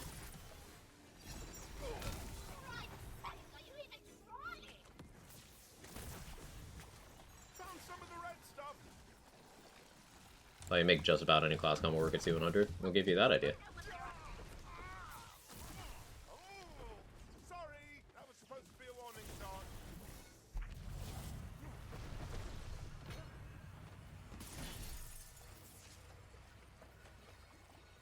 Not true? No. Because there's some build concepts that struggled all the way back at C20 that never got buffed, so why would they be stronger at C100, you know? Tied to Spore, if I could switch that, I'd go Spellgrave as well. Spore can still be very good at gun builds. So if you're gonna lean into the whole Spore thing, combining Spore with either Spell Shot or Blight Caller can yield a good gun build. Spore spell with more focus on guns, that should treat you pretty well. The biggest thing Spore does is it gives you a couple quality of life things. Like Spore is the only class that has mag size in tree. It's the only class that has ammo regen in tree. The mushroom being able to revive you is really nice. So like, let's say you die to a barrel at the end of an encounter. You're not screwed because the mushroom, as long as it's alive, can come get you. Very useful. The capstone for Spore Warden, Play the Angles, is also one of the best mobbing skills in the game. It can just turn almost any single target gun into a multi-target gun that hits very hard against those multiple targets.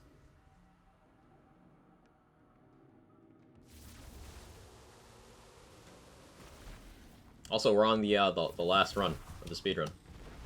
It's the home stretch, chat. We're almost there. Sometimes I've died at the end of encounters, hilarious. Yeah, Pet Revive really, really helps you not feel as salty about that one.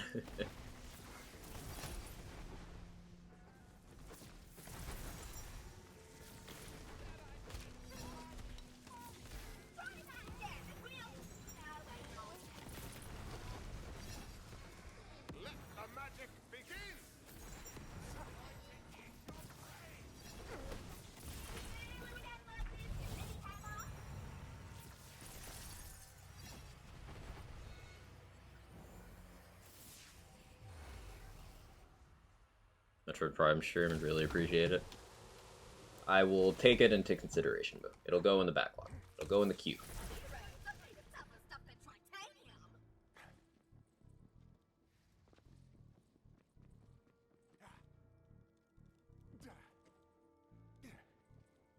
You stream Tiny Tina's frequently. I was looking for Tiny Tina's content.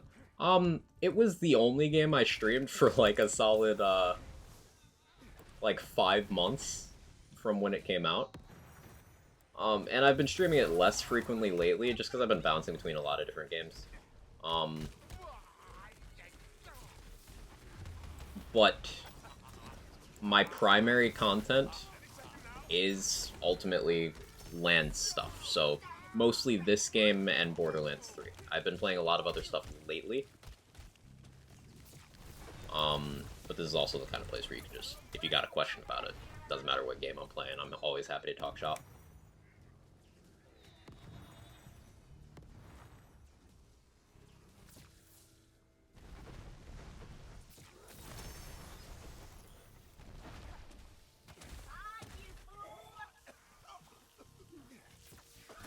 I will say I'm mostly known for playing this game at this point.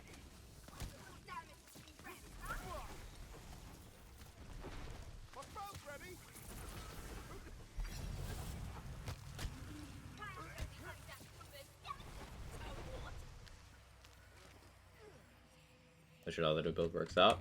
Looking forward to it.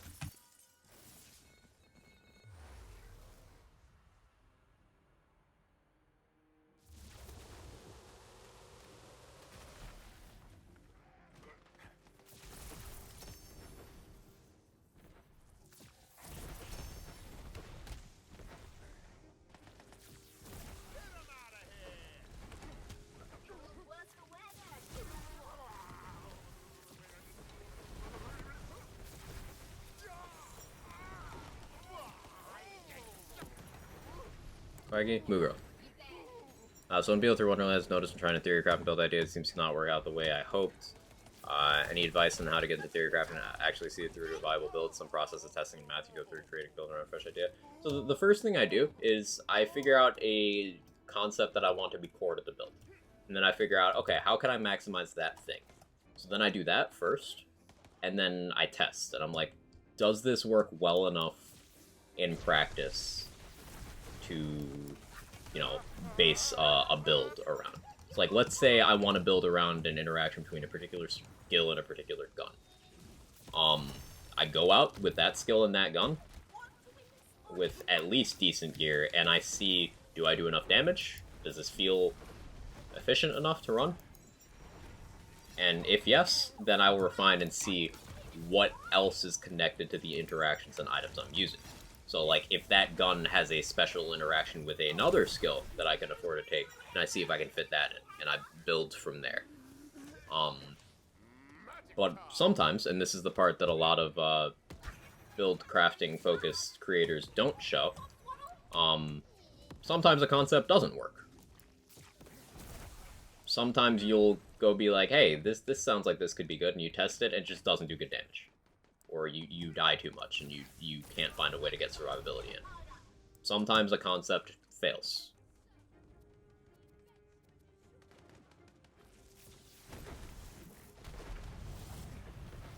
Also, we're getting started in theory crafting. Talk to people with experience. Run your ideas by them and learn how the stuff in the back works. Yeah, that too. Pitching ideas to other people who like build crafting is a great way to know if someone's tried something before, and then maybe they could give you a good starting point, or tell you if the concept is sound. Hey Felicia, almost C1-100? Yeah, almost there. I'm hoping to beat the 830 mark. Hoping. Rage.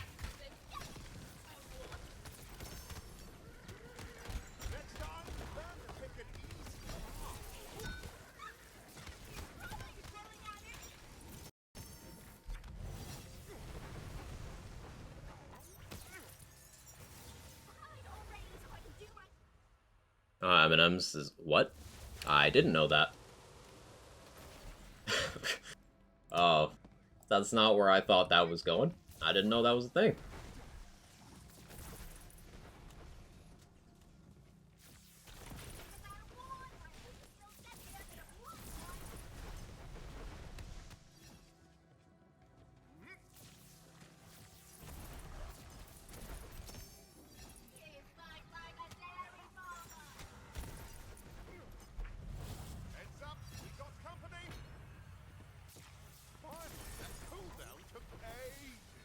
We're 11 days into 2023 and it's already been crazy. That's for sure.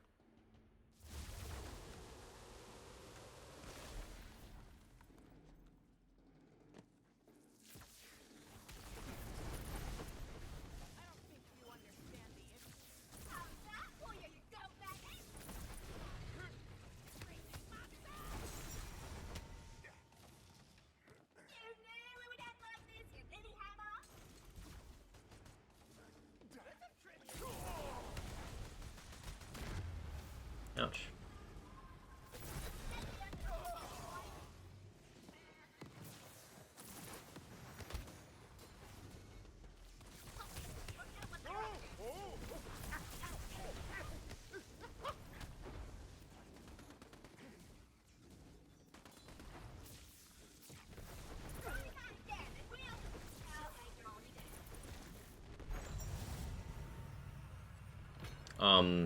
Going back to that thing about how a lot of build crafters don't show failures, that's dependent on community, I've noticed. Dependent on the game.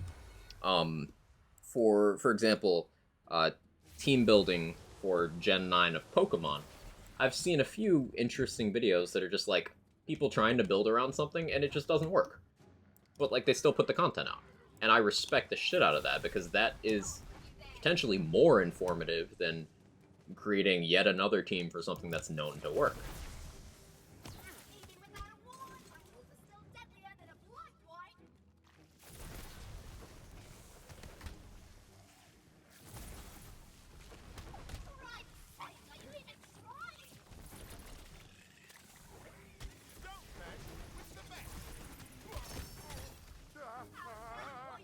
And I always have an appreciation in for spaces where that kind of thinking is like promoted.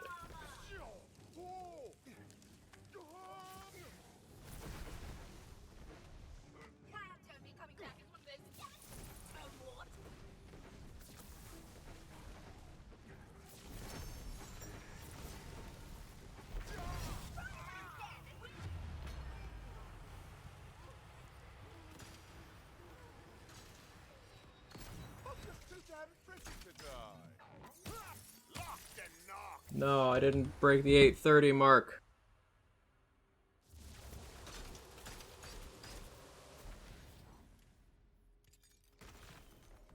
Someone doing that for lands would be super interesting, even though it's basically your Discord.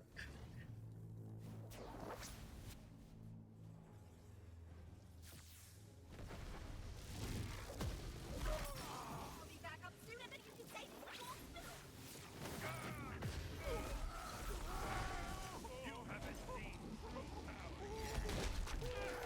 what? Or do you have an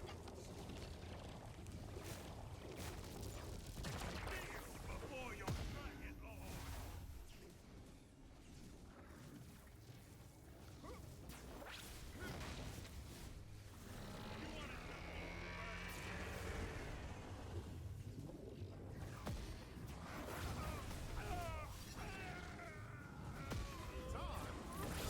'Hey, we got the phase skip. First Dragon Lord phase skip of the day. Or of the run, I should say.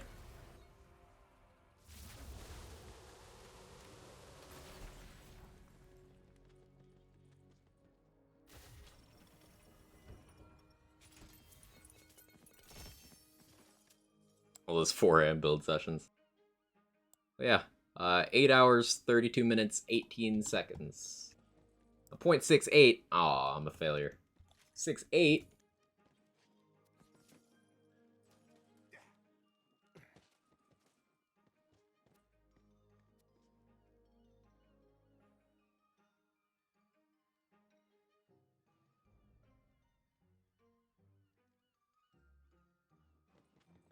Eight and a half hours of having 20% of your screen covered by an Eidolon. Real. Just been not using the right side of my screen at all.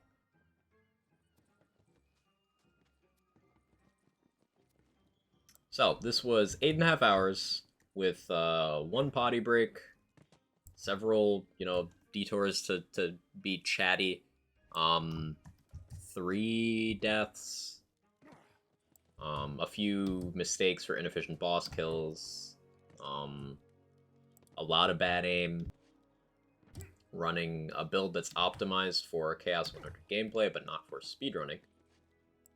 Especially not speedrunning low chaos levels, and we pulled out this time.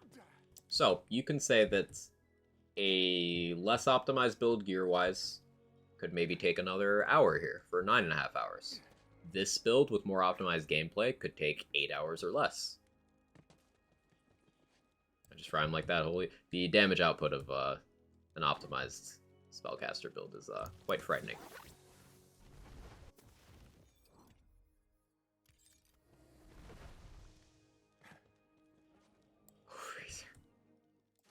Okay, I'm sorry.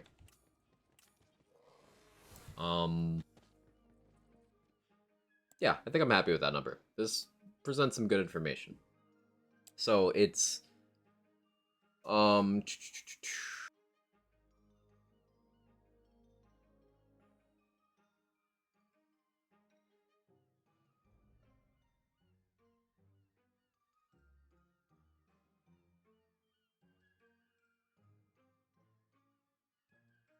so I'm gonna have to fix the splits for the first few. Here, let me actually do that.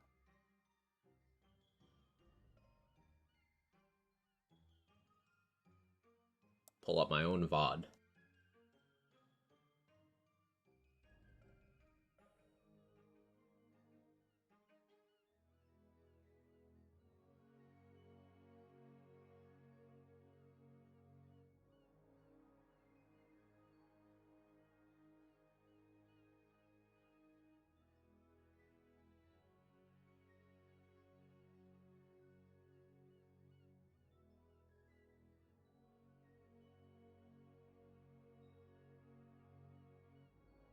Okay. Thanks the splits, you gonna run it again? Not right now, but maybe in the future.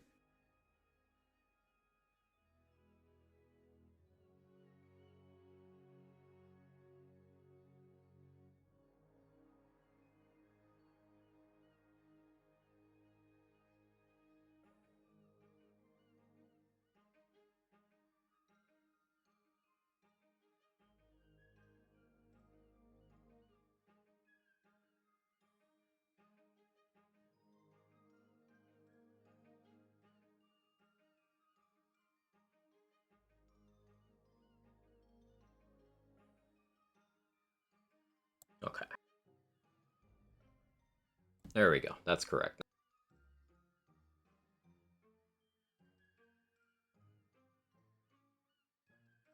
I have to review the run for the leaderboard. Oh, I gotta review time trial stuff.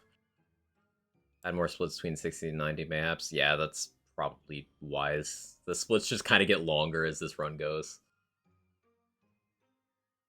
Oh, that's compose a tweet from Moo Girl. Quick game reviews, Honey Pop 8 out of 10, fun take on Bejeweled that actually requires skill, Orc Massage 7 out of 10, a bit better, Shrek. I'm not gonna tweet that. Moo. You know what kind of things I will and won't tweet. You can revise it. You can revise it.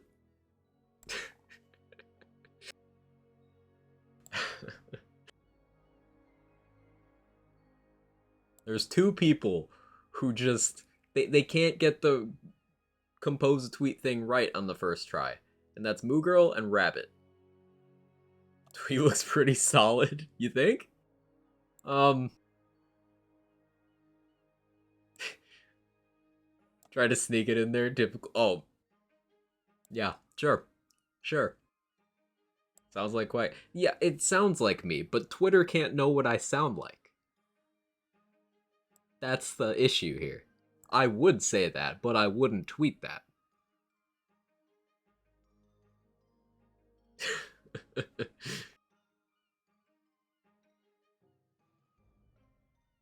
um, in terms of these splits, let's see. I think maybe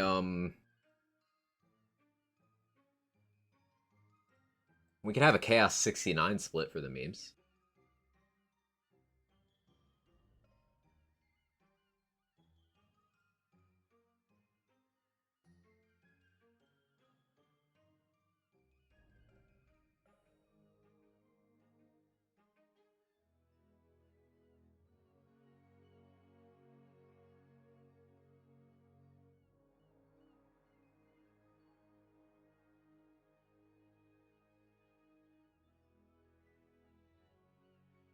Okay, let's see.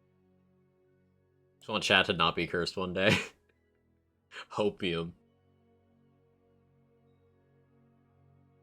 Metroid Prime Trilogy stream November 21st because it's Moo's birthday. I can tweet that. I can tweet that. If you want me to actually do that, provided I'm around on the 21st, I'll do that.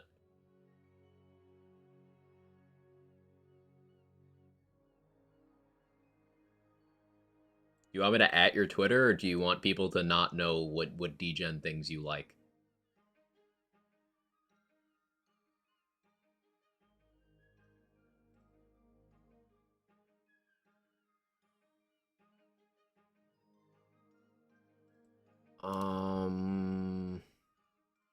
Insert below. Let's do a Chaos 69 split, because that's funny.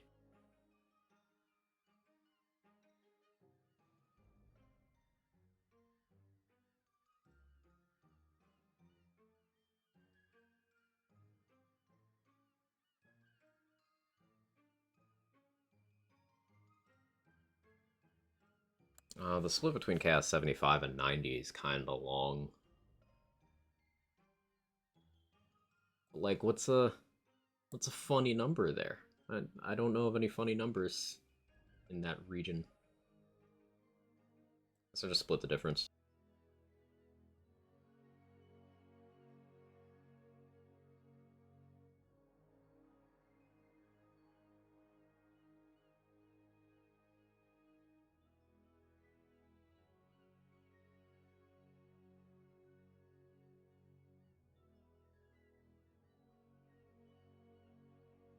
$42. Yes, 42 is between 75 and 90. You got me. Do 82. I don't nobody know my Twitter. You actually did that? I shed tears? Okay.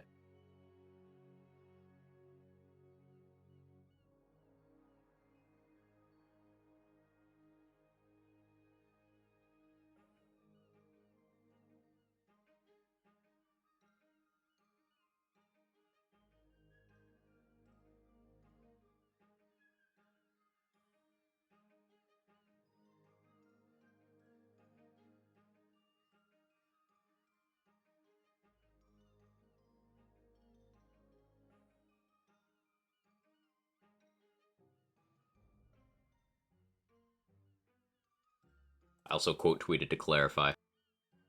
Do 83? Okay, I'll do 83. 83 for you. So we got splits for Chaos 20, 35, 50, 60, 69, 75, 83, 90, and 100. 84 would be 42 twice. For Immortalizing the Wonderland, psychotic percent speedrun. What do you mean? It's Chaos percent. Other funny numbers would be hard to keep track of and remember to split. True.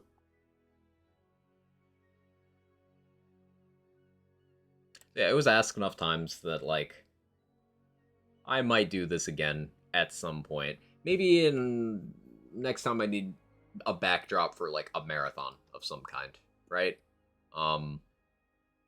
Which could be soonish. We'll see. We'll see what happens. Anyway, I'm hungry. And I don't really want to start anything else right now.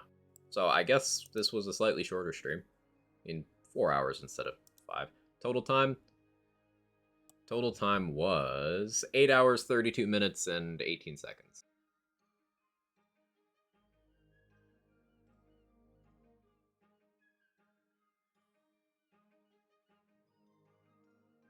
So, yeah, 8:32:18. Who did I ask you? Bad Karma asked.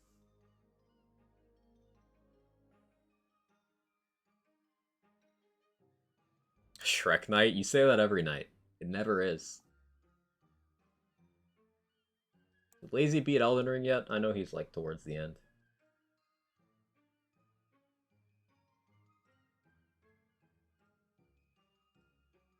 Oh, it looks like he's fighting Moog right now. That's fun.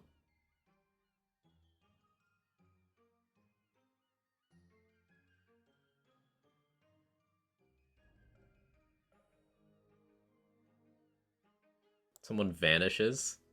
Yes.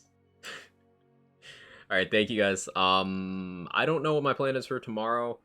I don't even know if I'll stream. I've got some adulting stuff in the background that I've just been kind of not managing enough time for. So maybe I do it, maybe I don't. But I'll keep you posted through Discord and Twitter and all that stuff. Yeah, I don't know what I even would stream tomorrow. So we'll find out. But take it easy. Have a good day. Okay, love you. Bye.